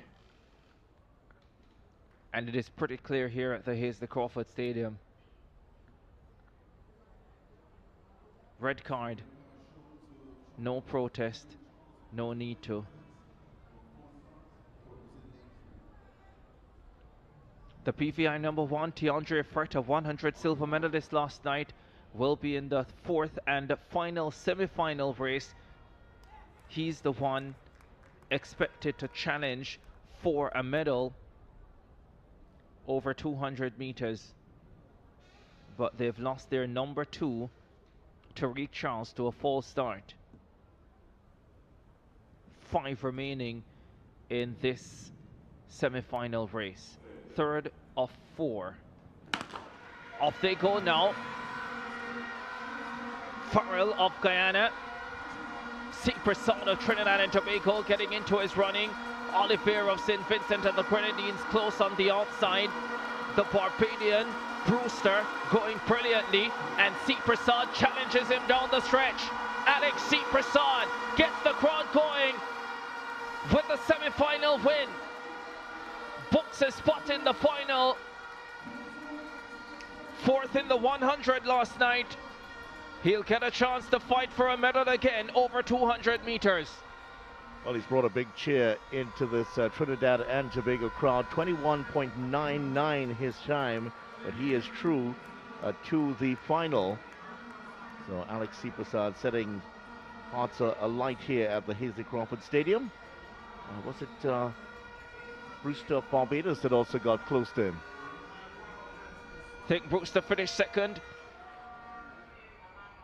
Farrell of Guyana ran well off the curve. Brewster, best of all, opening up a 2-meter advantage, but then Prasad dug in and went to work and had enough to get by the Barbadian and secure automatic qualification. So important when you have a qualifying system like this to win the heat, and Alex Prasad has done that brilliantly here. Negative 0.7, 21.99. Prasad is through. 22.06 for Brewster. He still has a shot at making it through. Farrell of Guyana is out. 22.25 will not be good enough to make progress. Let's head to Donald Oliver. You know, the young ladies of the Cayman Islands have been doing really well at these Carifta Games, and they picked up another gold medal in the under-17 girls discus. The 13-year-old Kalia Hay did 44.91 meters, and she's right beside me.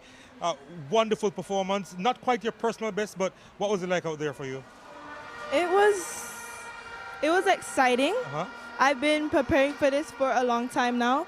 I was looking forward to throwing 47, which is the under-17 girls record. But I tried my best, and I tried my best to listen to my coach, and yeah. This was your first Carifta Games, of course, so what was the experience overall for you? It was amazing. It was lively, and I love the everybody's support, and my support from my coaches really helped me, and everybody just supportive and so lively here. I really like that. What do you have to say to your supporters and back home in the Cayman Islands? I would like to say that thank you for supporting me, and thank you for Stanley Goodridge, which is my coach, for having patience and taking time out of his day to teach me and teach me everything I know. And thank you to my parents and all my friends at school and all my friends in my chat club for really supporting me and watching me grow over these past months. I hope you have a very long career, Kalia. Thank you so very much. Kalia Hay, our discus under-17 girls champion. So the Cayman Islands sweeping the throwing events on the girls' side in the under-17 category after Gabriela Linton won the shot put yesterday. Kalia Hay wins the discus today, 44.91 meters. The Jamaicans second and third, Davika Lewis 40.81, a personal best, and Jamie Toto 37.65. Adalia Sylvester of Trinidad and Tobago outside the medals at 33.90. Final semi-final race in the under-17 boys 200 meters. Hanif Jones of Antigua and Barbuda, Kennedy Coggins of the U.S. Virgin Islands, Carmel Joseph of Grenada, Jaden Collins of Jamaica, Jaden Goodridge of Trinidad and Tobago, and Tiandre Frett of the British Virgin Islands. The silver and the bronze medalists from last night's 100 meters in this fourth and final semi-final. Collins of Jamaica in 5 won bronze. Frett of the British Virgin Islands in 7 took silver. Frett, a bronze medalist in the 200 meters from last year. There is Grenada's Kamal Joseph. Coggins of the US Virgin Islands, Jones of Antigua and Barbuda.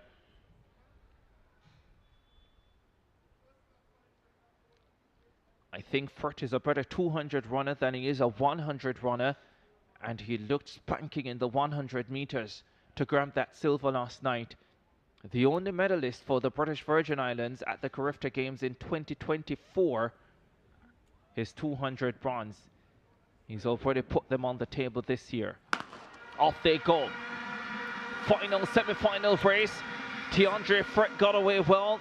Goodridge of Trinidad and Tobago running well. Collins of Jamaica fighting off the curve. Into the straight they come. Frett with the lead. Collins stepping high, but Frett looks really comfortable here. Tiandre Frett eases away to win his semi-final in the fastest time we've seen in qualifying, and he bounces away. That's the bounce of a young man who knows he's in the form of his life. He will seriously challenge Egan Neely in the championship race. 21:30 for Tiandre Frett. Last year's bronze medalist is looking like a contender for gold. Frett getting there. He is into the next round. Collins of Jamaica was in second place, and Trinidad and Tobago's Jaden Goodridge finishing in third. Their time's going to be good enough, though. This was a really quick race, and Frett did pull Collins with him. Let's see how he goes. This is how it ended. Frett had already taken over the lead at this point, coming into the straight. Goodridge was challenging Collins for that second place, but Collins started to power it on. He got close to Frett, but look at that. Frett just starting to pull ahead of Collins and just shut it down ahead of the line. Collins getting there in second and Goodridge in third place. Looks like a sprinter who has a really bright future, Tiandre Frett. I think he was almost in disbelief when he saw the time. Delighted, of course, no doubt. Quick, really, really quick. Positive 2.4, so it's not wind legal, so that would have helped for sure. 21.30, Tiandre Fret. 21.56 for Collins, will get into the final. 21.78 for Goodrich, will get into the final. And 22 flat for Joseph, will get into the final. So 3 of the 4 non-automatic qualifiers coming from this semi-final race. The other non-automatic qualifier will be Javon Simon of Antigua and Barbuda, who ran 22.01 in the first semi-final race. Wow. Good time to take a break on our coverage of the 52nd Carifta Games in track and field from the Hazley Crawford Stadium in Port of Spain, Trinidad and Tobago. More to come after this.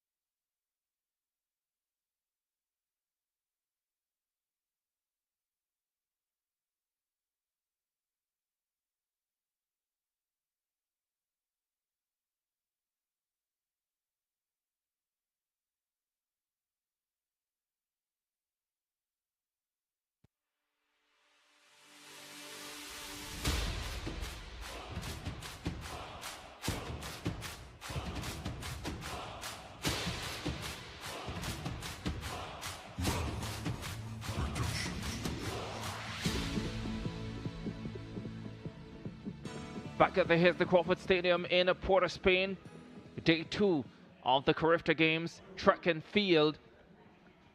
So much great action we've already seen today, and we're at the semi-final round of the 200 meters. We have seen the under-17 races, and now it's time for the under-20s, starting with the girls, followed by the under-20 boys 200 semi-final round. The girls, fairly traditional qualifying system.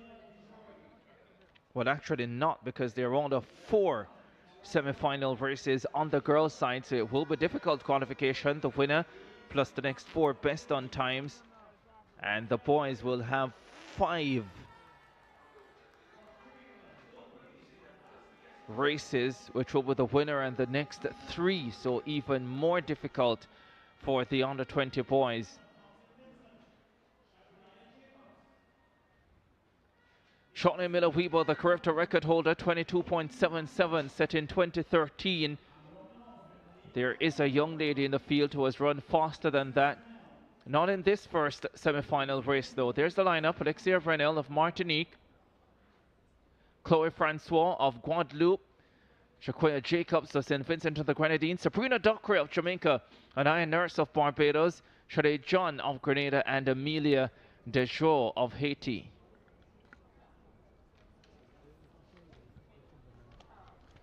Well, Sabrina Dockery, the Jamaican, false started in the 100 meters last night. Came in as the favorite and the defending champion. Let's see what she does over 200 meters. Has a full set of individual Carifta medals. Sabrina Dockery, 1 gold, 1 silver, 1 bronze. But she also has a couple of false starts. Winner sure to go through. Dockery's the favorite.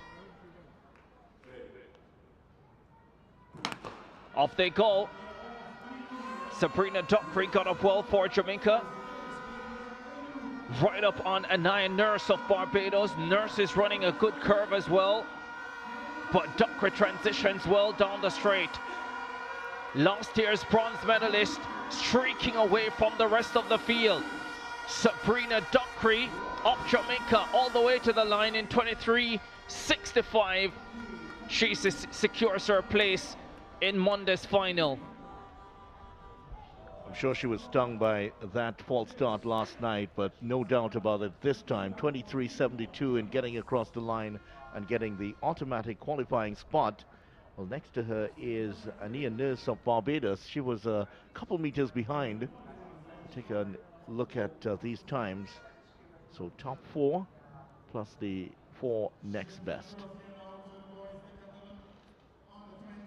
Sabrina Dockery almost looking a little in distress there. Hope she'll be okay. Not the first athlete we've seen with that reaction. JD Manuel, the St. Lucian, as well after her 200 heat. Well, it's 29 degrees Celsius. That's what we had earlier today, but it feels like 35. The humidity is ridiculous as well. Yeah, it was in the high 80s, wasn't it, earlier today? Most important for Sabrina Dockery, though, is that she's gotten the job done in qualifying. 2022 200 silver medalist at the under-17 level in Kingston. Has a 200 bronze from last year as well, so she's never won a 200 title at the Carifta Games. After her 100 disappointment, she'll be looking to put that right. But it's been her least impressive event this season, so we'll see. 23:72, negative 2.3 meters per second, the wind speed. Anaya Nurse, 24:35. She'll hope that is good enough to get her in, and Jacobs, 24:97.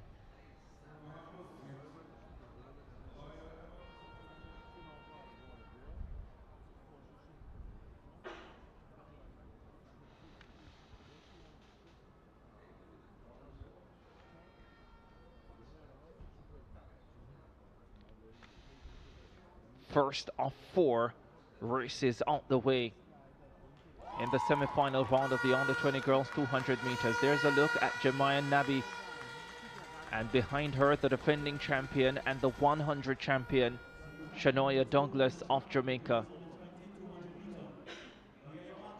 Nabi, a double champion at home in the Bahamas 2 years ago at the under-17 level. Here's the full lineup. Kristen Williams of Turks and Caicos, Taryn Augustine of the British Virgin Islands, Ketia Ambrose of Antigua and Barbuda, Shanoya Douglas, the defending champion and 100 champion Jamaica, Jemiah Nabi, Bahamas, Sophia Swindle, US Virgin Islands, and Zania Belfon of Grenada. Lanes 2 to 8 occupied for this one. A closer look at each competitor. There is Nabi. Anchored the Bahamas to mixed 4x4 gold last night. She looked really good. There is the 100 champion and the defending champion for this event. And delighted to be here from the British Virgin Islands, Taryn Augustine. No Chrisanne Williams of the Turks and Caicos Islands. 11:24 to win her 100 gold medal last night. Some really fast times, as we've come to expect at the Hasely Crawford Stadium. Must be the thought of the man that produces these quick performances. Off they go. Second semi-final race in the under-20 girls 200 meters. Swindle of the US Virgin Islands got away well. Now the defending champion takes control. Head down all the way as she falls through the wind. And now she comes into the home stretch. She's in control. Nabi comes on late, but the defending champion holds on for the win at 23.73. Nabi will be sub 24 as well, and that will give her a great chance for being in the final. But Shania Douglas, the 100 champion, the defending champion, the world under-20 bronze medalist in this event, the third fastest Jamaican in the history of under-20 200 running. Only Brianna Liston and Brianna Williams have gone faster than she has at this event, and she delivers a quality performance in qualifying, and like Docker before her, she's feeling it as well. Yeah, delayed reaction from the 100-meter champion from last night. 23.77, holds on to her coach's shoulder to balance herself. It was Swindle of the US Virgin Islands that really had a great start, but just coming into that turn, it was all Douglas and a massive lead. She shut it down very early, and despite the fact that Nabi was coming there, yeah, just about this point, you see the stride pattern starting to change, and she knew she had it exactly under control. And Nabi's time is going to be interesting to see if it's fast enough for her to go through. Think it should be. Certainly she was sub 24, and I don't suspect in these conditions you'll go sub 24 and not make the final. 23.77 for Douglas, positive 1.3 meters per second. The wind speed, Nabi at 23.87. We'll have to wait and see, but I suspect she'll get there. 24.12 for Swindle gives her a chance. Nabi leading the way in terms of the non-automatic qualifying positions at this stage.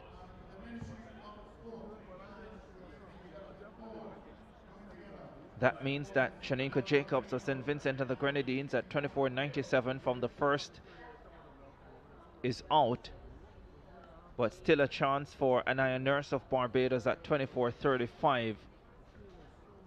Unfortunately for her though, 2 more races to come, and this one includes last year's semi-finalist, make that silver medalist, Soleil Frederick of Trinidad and Tobago. 23.02 seconds at her best. Soleil Frederick, the 4th fastest Trinidad and Tobago junior in the half lap event.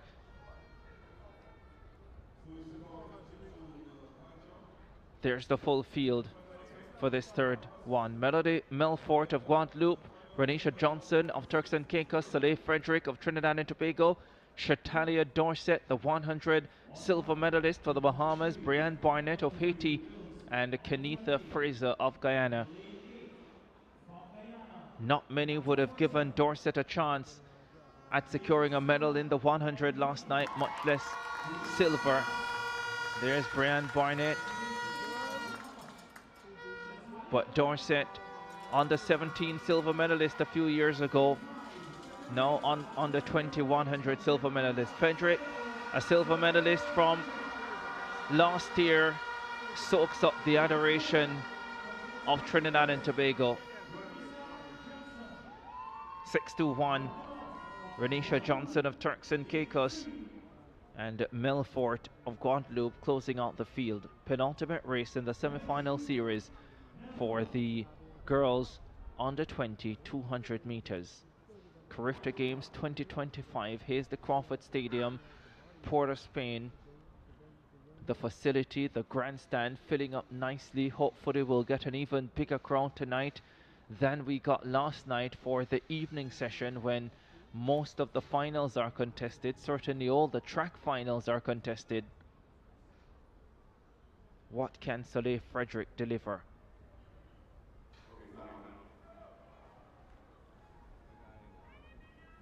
Break at the start.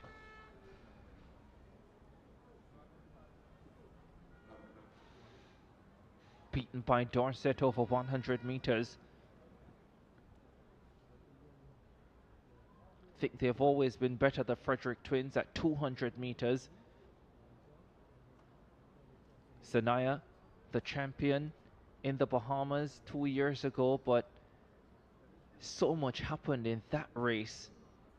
False starts, DQs, and when it was all said and done, Sanaya Frederick held her nerve to win the gold medal. Finished outside the medals last year, 4th in a real high quality race, won by Douglas, ahead of Soleil and Dockery. They're all back this year in the 200 meters, the top 4 from last year. No problems there. The green card shown to the entire field. Dorset and the rest of the field settle again. Third semi-final race in the under 20 girls 200 meters. Off they go. Dorset got up well. Frederick is running a fast curve. Barnett of Haiti staying close. Soleil Frederick leads to the delight of the home crowd. But Dorset rocking from side to side and coming forward dangerously. Soleil Frederick holds her off though. 23:21. That's the fastest we've seen in qualifying, and by a distance. Dorset, I am sure, has done enough to be in the final as well as 23:22. Soleil Frederick looking in spanking 200 form. Excellent run from her. That was a great battle between herself and Dorset. That might actually foreshadow what we might see in the finals between these two. Yeah, just coming around the bend, these two starting to separate themselves from the field. Barnett of Haiti was also in it for a moment there, but these two just powering a race from the field. Dorset had started to creep up on the shoulder of Frederick, but she just found that little bit extra to get across the line in first place and seal up that automatic qualification. Now we have a close look for the non-automatic qualifiers. We're looking for 4 of them. Positive 2.2 meters per second, the wind speed. So not wind legal. 23:22 for Frederick. Chatalia Dorset 23:31. Barnett 23:83. So the 23:31 for Dorset and 23:83 for Barnett, having them in non-automatic qualifying positions at this stage. Also in a non-automatic qualifying position, Jamia Nabi of the Bahamas at 23:87. And then I think Anaya Nurse would be out, the Barbadian, for sure. And that leaves Swindle at 24:12. There's Sanaya Frederick, the champion 2 years ago. Outside the medals last year. She wants to be back among the medals this year for sure. But it's a really tough field. There's the lineup for this semi-final. Crystal Daly of the British Virgin Islands in 3. Athalea Hinkson of Guyana in 4. Giolina Dowdy, 100 silver last night from lane number 1. It was a terrific run. She's in lane number 5. Sanaya Frederick of Trinidad and Tobago, the former champion, in 6. Saraya Doreska of Haiti in 7, and Marilia Matute of French Guyana goes in lane number 8. Another quality field. Matute of French Guyana goes in lane number 8. Doreska of Haiti, her teammate, in a great position. There is Sanaya Frederick. Love the smile, and the fans love her. Giolina Dowdy, what an athlete. Bronze in the 100 last year, silver last night. She is always so focused, so locked in. then 3-7-1. Athalia Hinkson, under 17 200 silver medalist last year. She won the 100 meters at the under 17 level in Grenada to leave with 2 individual medals. But this is hot. This is really hot. And I said at 23.87 I was relatively sure that Nabi would get into the final. I am no longer so sure. Yeah, this may even be faster than the last one with the quality in this particular field. It's going to be a real battle to secure that automatic spot. Let's see how the wind behaves in this one. Off they go. Expect Dowdy to get away quickly. Tereska of Haiti got up brilliantly. Sanaya Frederick goes to work up the top bend. Dowdy tries to chase her. Hinkson is well back for Guyana. Sanaya Frederick and Giolina Dowdy.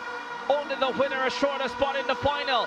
And Sanaya Frederick looks brilliant. She goes away from Dowdy in the last 20 and wins in 23.72. It's not as fast. So Dowdy might be in a spot of bother. We're watching the times closely. If she's gone sub 24, she'll be in the final. Sanaya Frederick is there for sure, and I think Dowdy will join her. Looks very close. Dowdy might just get in, but no doubt about Sanaya Frederick and her performance here. Not as fast as her sister. She didn't need to be because of the competition in this one, but getting the win. 23.72. Can't wait to see the wind speed on this one as well. Another look at it.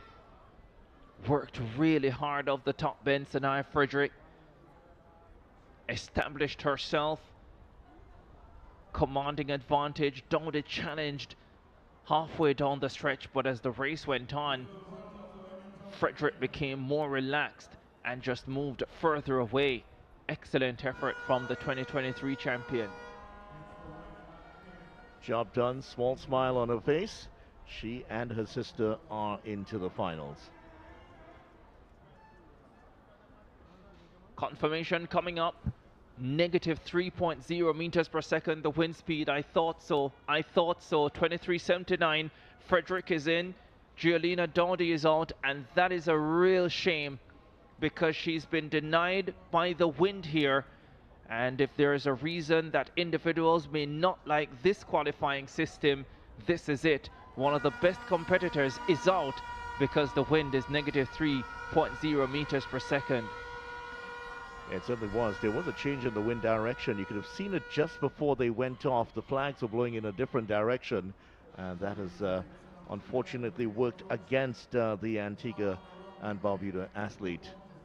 And wouldn't you just love to be in that right now, sailing out towards the 5 islands? But we would rather be here than out on the ocean at this time. I was just about to ask, would I? Well, seasick pills do help. I don't think they can help non-swimmers. That includes both of us. So you can't swim and you can't stretch. I don't know what's happening, video. We need to change a few things in your life. Maybe after the break. We'll be back with more coverage of the Carifta Games 2025 from the Hasely Crawford Stadium in Port of Spain, Trinidad and Tobago.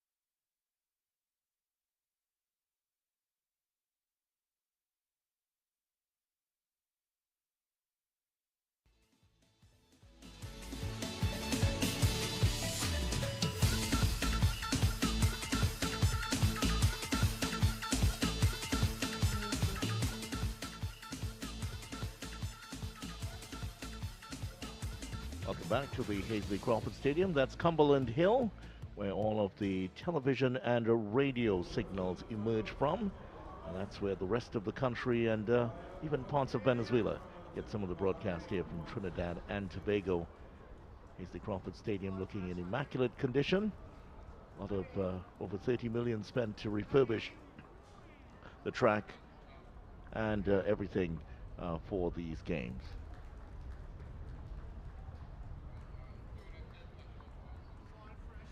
Third attempt at 1.66 meters here. And that's for Aaliyah Evans of the Bahamas. I'll just run through the bar. Heptathlon Girls High Jump Open.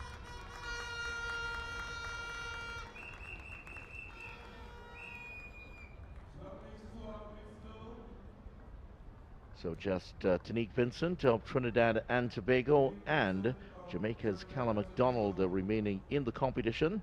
Grenada's Talia Desant also just out of the competition. So the final two, some instructions there for Aaliyah Evans from a coach.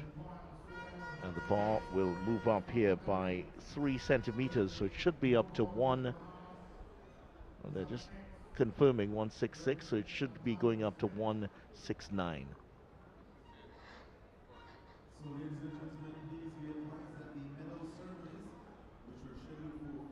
And all of the officials here at these games have gone through rigorous training. The M3As, they have several training programs all the way through the year to ensure that the officials are up to mark in terms of the competition.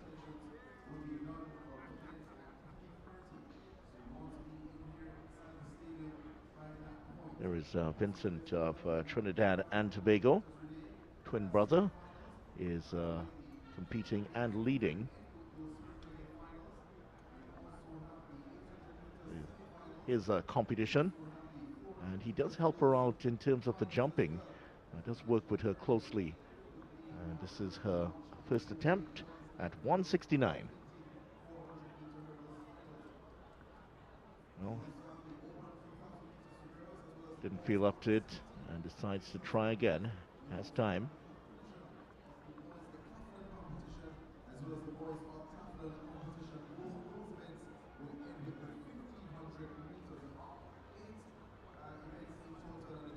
And over quite well. Vincent brings a roar of applause from the Trinidad and Tobago faithful here at the Hazley Crawford Stadium. She is over 1.69. Has a good history at the Carifta Games in the high jump event. Tanique Vincent in Kingston in 2022. She took the silver medal, clearing 1.65 meters. Finished 4th the next year in the Bahamas.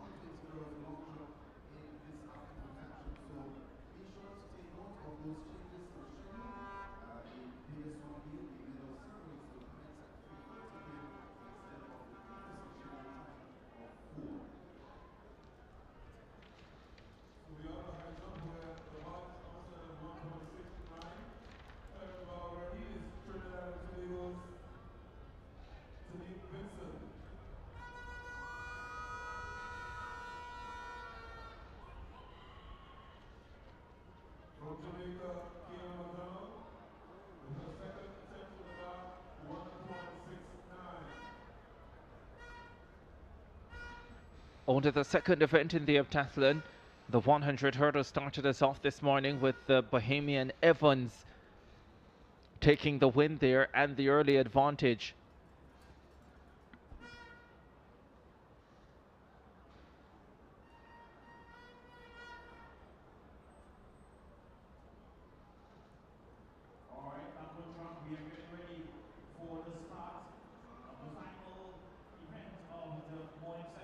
Prayer before she makes her attempt at 169. That's Ella MacDonald.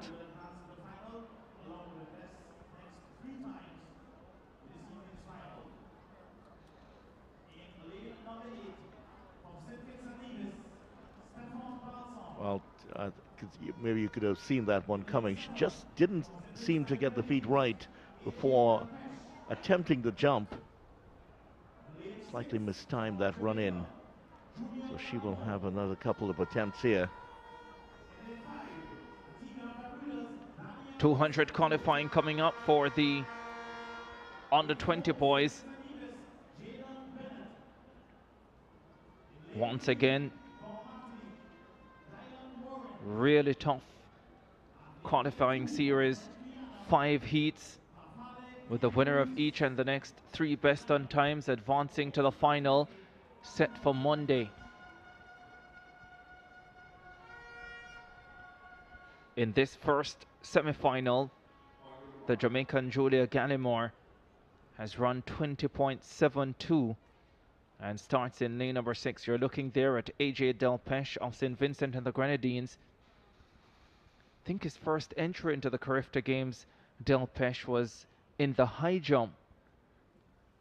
Sprinting brilliantly these days. Winner sure to go through. Off they go. Terrific start for Skeppel of Antigua and Barbuda. Gallimore of Jamaica going to work, having a look around to his right, and then trotting away from the field. Skeppel comes in for second for Antigua and Barbuda. That was a mightily impressive performance from the 20.72 man. Has some personality to go with it too. Yeah, that's the look of a very confident young man.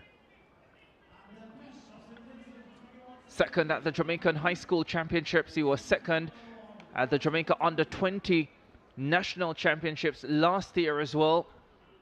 So a few second place finishes for him in big races. But he was far and away the best in that qualifying heat. 21.31, Junior Gallimore, the first through to the final of the Under-20 boys 200 meters. Yeah, he looks quite a well-liked character, the coach having a few laughs with him. And just as he comes off the bend, he took a look towards his left and then towards his right. He saw that he had the beating of the field and continued to extend his lead. And just about here, he starts to just shut it down, knew that he was going to win and qualify for the final. Early last season showed a lot of potential at 400 hurdles, and there were those who felt that that was his event. The decision was made to have him go 200 meters, and that's the one he's focused on in the last 12 months or so, and he's continued to improve. Negative 0.3, Julia Gallimore at 21.31 gets into the final. Skeppel of Antigua and Barbuda 21.62, Delpeche of St. Vincent and the Grenadines 21.71, and Maria Carter of the British Virgin Islands 21.73. They'll have to wait and see if their times are good enough to make progress.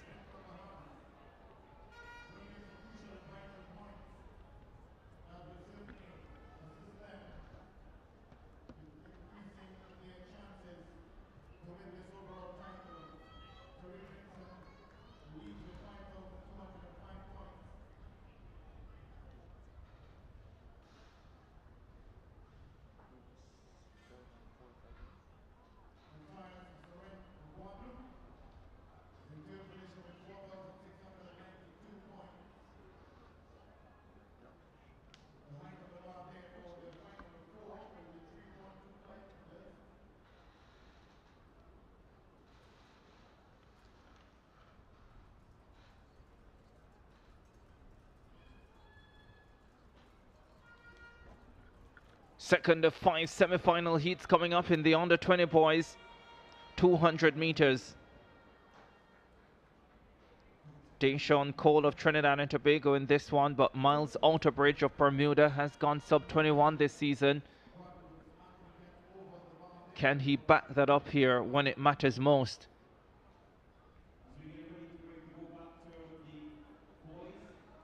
There's the lineup. Xavier Joseph, Jamari Lane of Montserrat, Everett Fraser Jr. of the Bahamas, Deshaun Cole of Trinidad and Tobago, Miles Outerbridge of Bermuda, Jaden Jackson of the British Virgin Islands, and Stephen Bolson of St. Kitts and Nevis.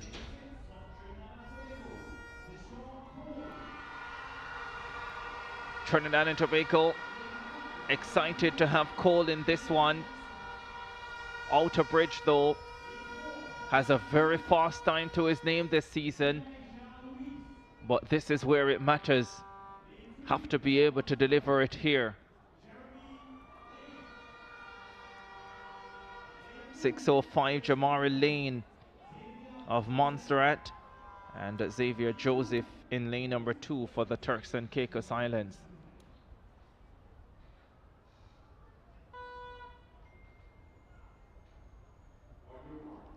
Second heat, semi-final round of the under-20 boys 200 meters. There is Outer Bridge. Has more than an outside shot of being in the final. Can he deliver right here? Cole at home wants to be there as well. So too.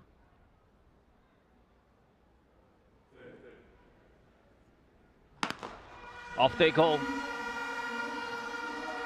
Fraser up the Bahamas, Cole of Trinidad and Tobago, Outer Bridge up Bermuda. Jackson of the British Virgin Islands. Look at the transition from Outer Bridge. The fastest in the field has the lead. Jackson and Cole battling for second, but Outer Bridge has them well beat. And he can back up his sub 20 this season because he delivers 21.04 in qualifying. And that looked utterly impressive. Not exactly miles ahead, but it was very, very impressive indeed in getting the win and an automatic qualification. And as you mentioned, transitioning off the bend, and look at that, starting to pull away at this point. Getting to the line first. Deshaun Cole in a battle here. He was holding on to second place and just passed on the line. And that is the British Virgin Islands athlete Jaden Jackson who got in ahead of him for second. So Cole, touch and go for him. Jackson also in there. Negative 1.0, 21.08 for Outer Bridge. He's through. 21.34 for Jackson. 21.35 for Cole. Those two still have a shot. 21.72 for Bolson. He's out. So 21.34 for Jackson and 21.35 for Cole in non-automatic qualifying positions. Along with 21.62 for Daniel Skepel of Antigua and Barbuda and 21.71 for AJ Delpeche of St. Vincent and the Grenadines. Bizzacine of Guadeloupe thought he certainly would have gotten a medal in the 100 last night. It wasn't to be. Ran out of it. He's coming up in this third semi-final round heat in the under-20 boys 200 meters. He'll run from lane number 7.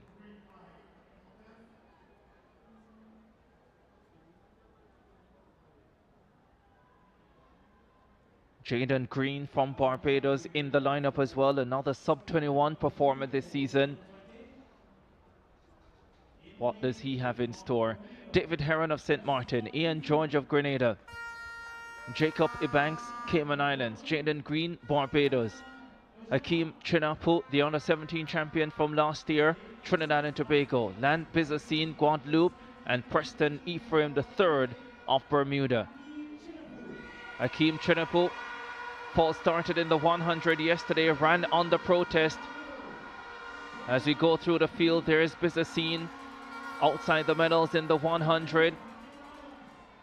Well, that was Kadeem Chinapu. This is his brother, Hakeem Chinapu, getting the chance to go over 200 meters. Well, Hakeem was edged out by his brother for the place on the 100-meter team. There you go. Another interesting dinner conversation. Trinidad and Tobago should have a very good under-20 boys 4x100 relay team. That's going to be a cracking race, I think. to close tonight's show.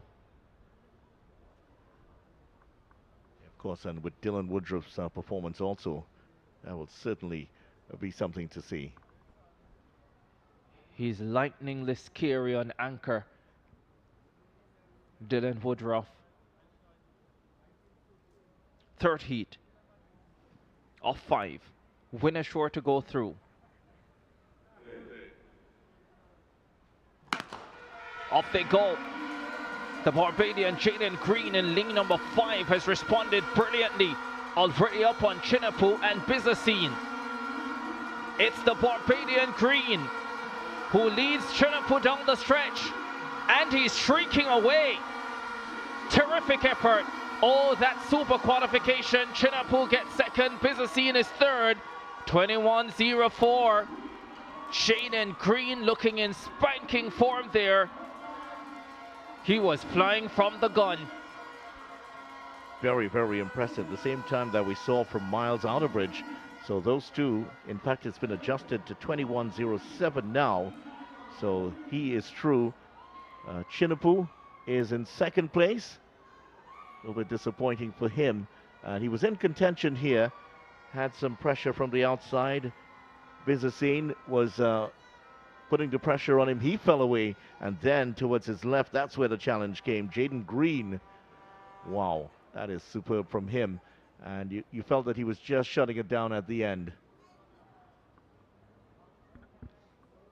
I'm surprised that there wasn't a lean from Hakeem Chinapu. If you understand the qualification system, you know that if you're not in the lead, you have to run all the way through. Negative 1.3, 21.07 for Green of Barbados. He's through.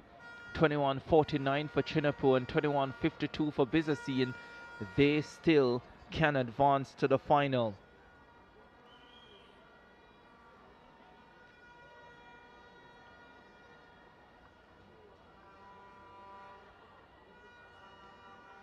Well, ahead of those two, Chinapu and Bizzacine, you still have Jackson and Cole.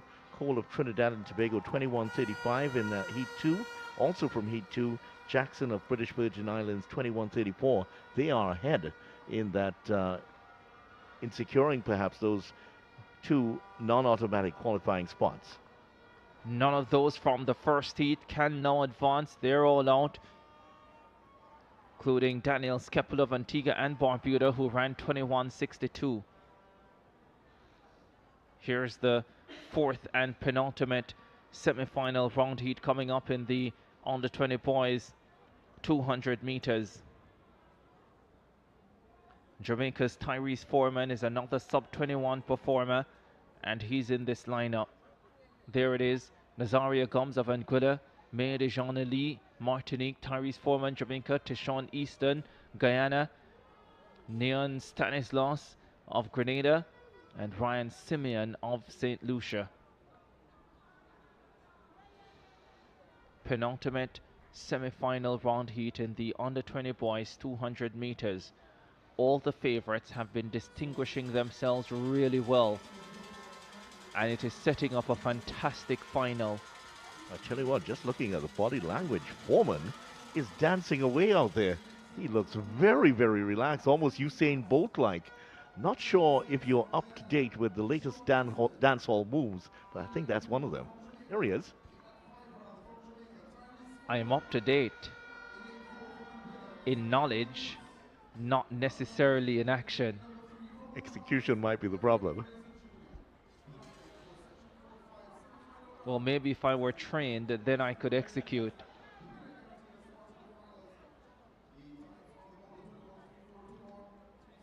There's a school close by here that I hear I could get some lessons.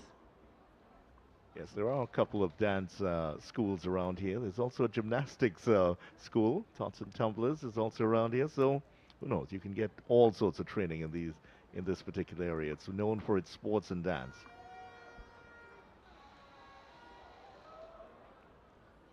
Penultimate section of the under-20 boys 200 meters. Tyrese Foreman, Jamaica, the favorite in this one. 20.85 at his best. Let's see what he delivers here. Off they go. Foreman got up well. already flies by Eastern of Guyana.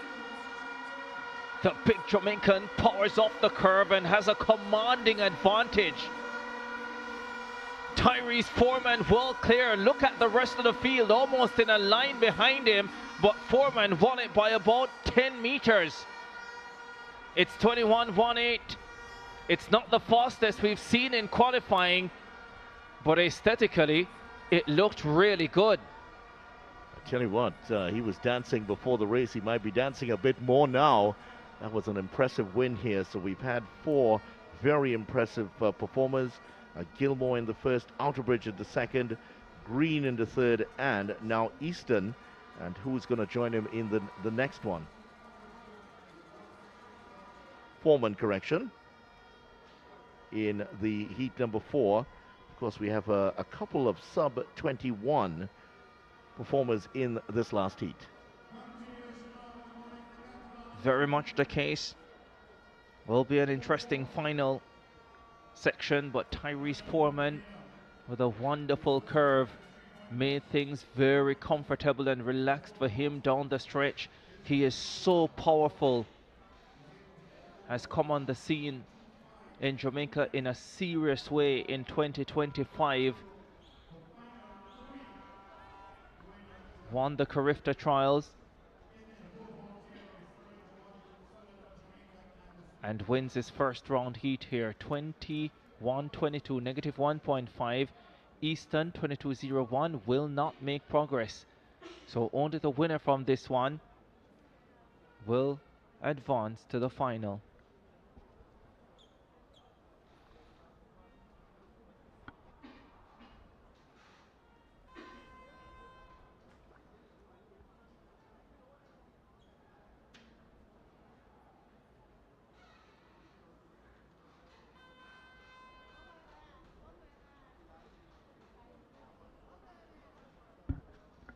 Final race of the morning into early afternoon session on day number 2 of the Carifta Games here in Port of Spain, Trinidad and Tobago.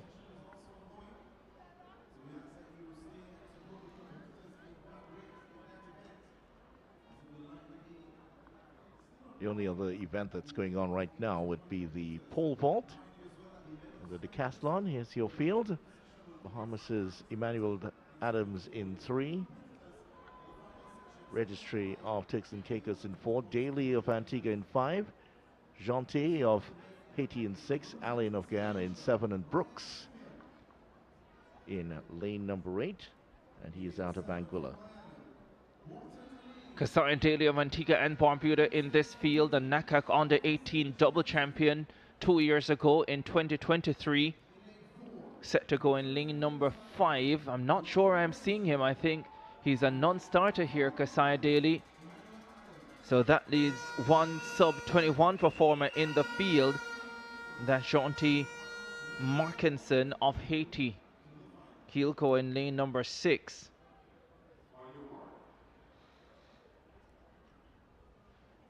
So certainly leaves quite an opening for the rest of this field.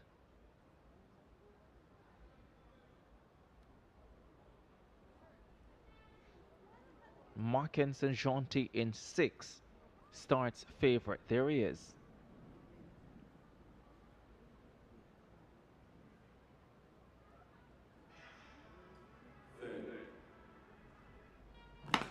Off they go. Final semi-final round heat in the under 20 boys 200 meters. Good start for Walton Elaine of Guyana. Runs a really good curve. Elaine takes control down the stretch and powers away from the rest of the field. He'll get into the final 21.94.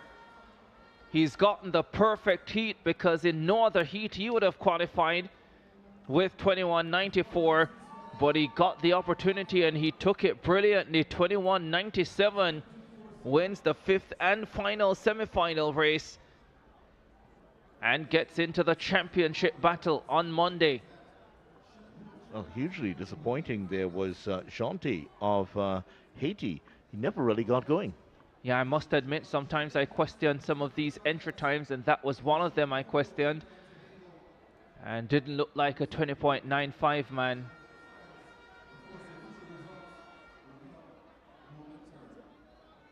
Yeah, at this point, Jonty is way behind the field, and it was a two-horse race here between Walton and Trenton of Anguilla. He fell away. The challenge really starting to come from Bahamas' Emmanuel, but then he was just too strong there, Alain, getting to the line and winning. And just not fast enough in this race, really, for any of the other competitors to move forward. Yeah, maybe 20.95 at 150, but definitely not at 200 meters. Bolton Alain doesn't mind though. 21.97, negative 2.2 meters per second, the wind speed. He books his place into the final. Emmanuel Adams of the Bahamas of 22.41, not good enough to make progress. Neither Trenton Brooks of Anguilla at 22.855. 22.85 for registry of the Turks and Caicos, and Jonty, the man with an entry time of 20.95, finishing 5th in 22.96. It looks like the other three that will clinch places in the next round. Jackson of the British Virgin Islands, 21.34. Next to him, Deshaun Cole of TNT, 21.35. And as you mentioned, Hakeem Chinapu just feeling to really dip. He did sneak in here with 21.49. So the two Trinis are in.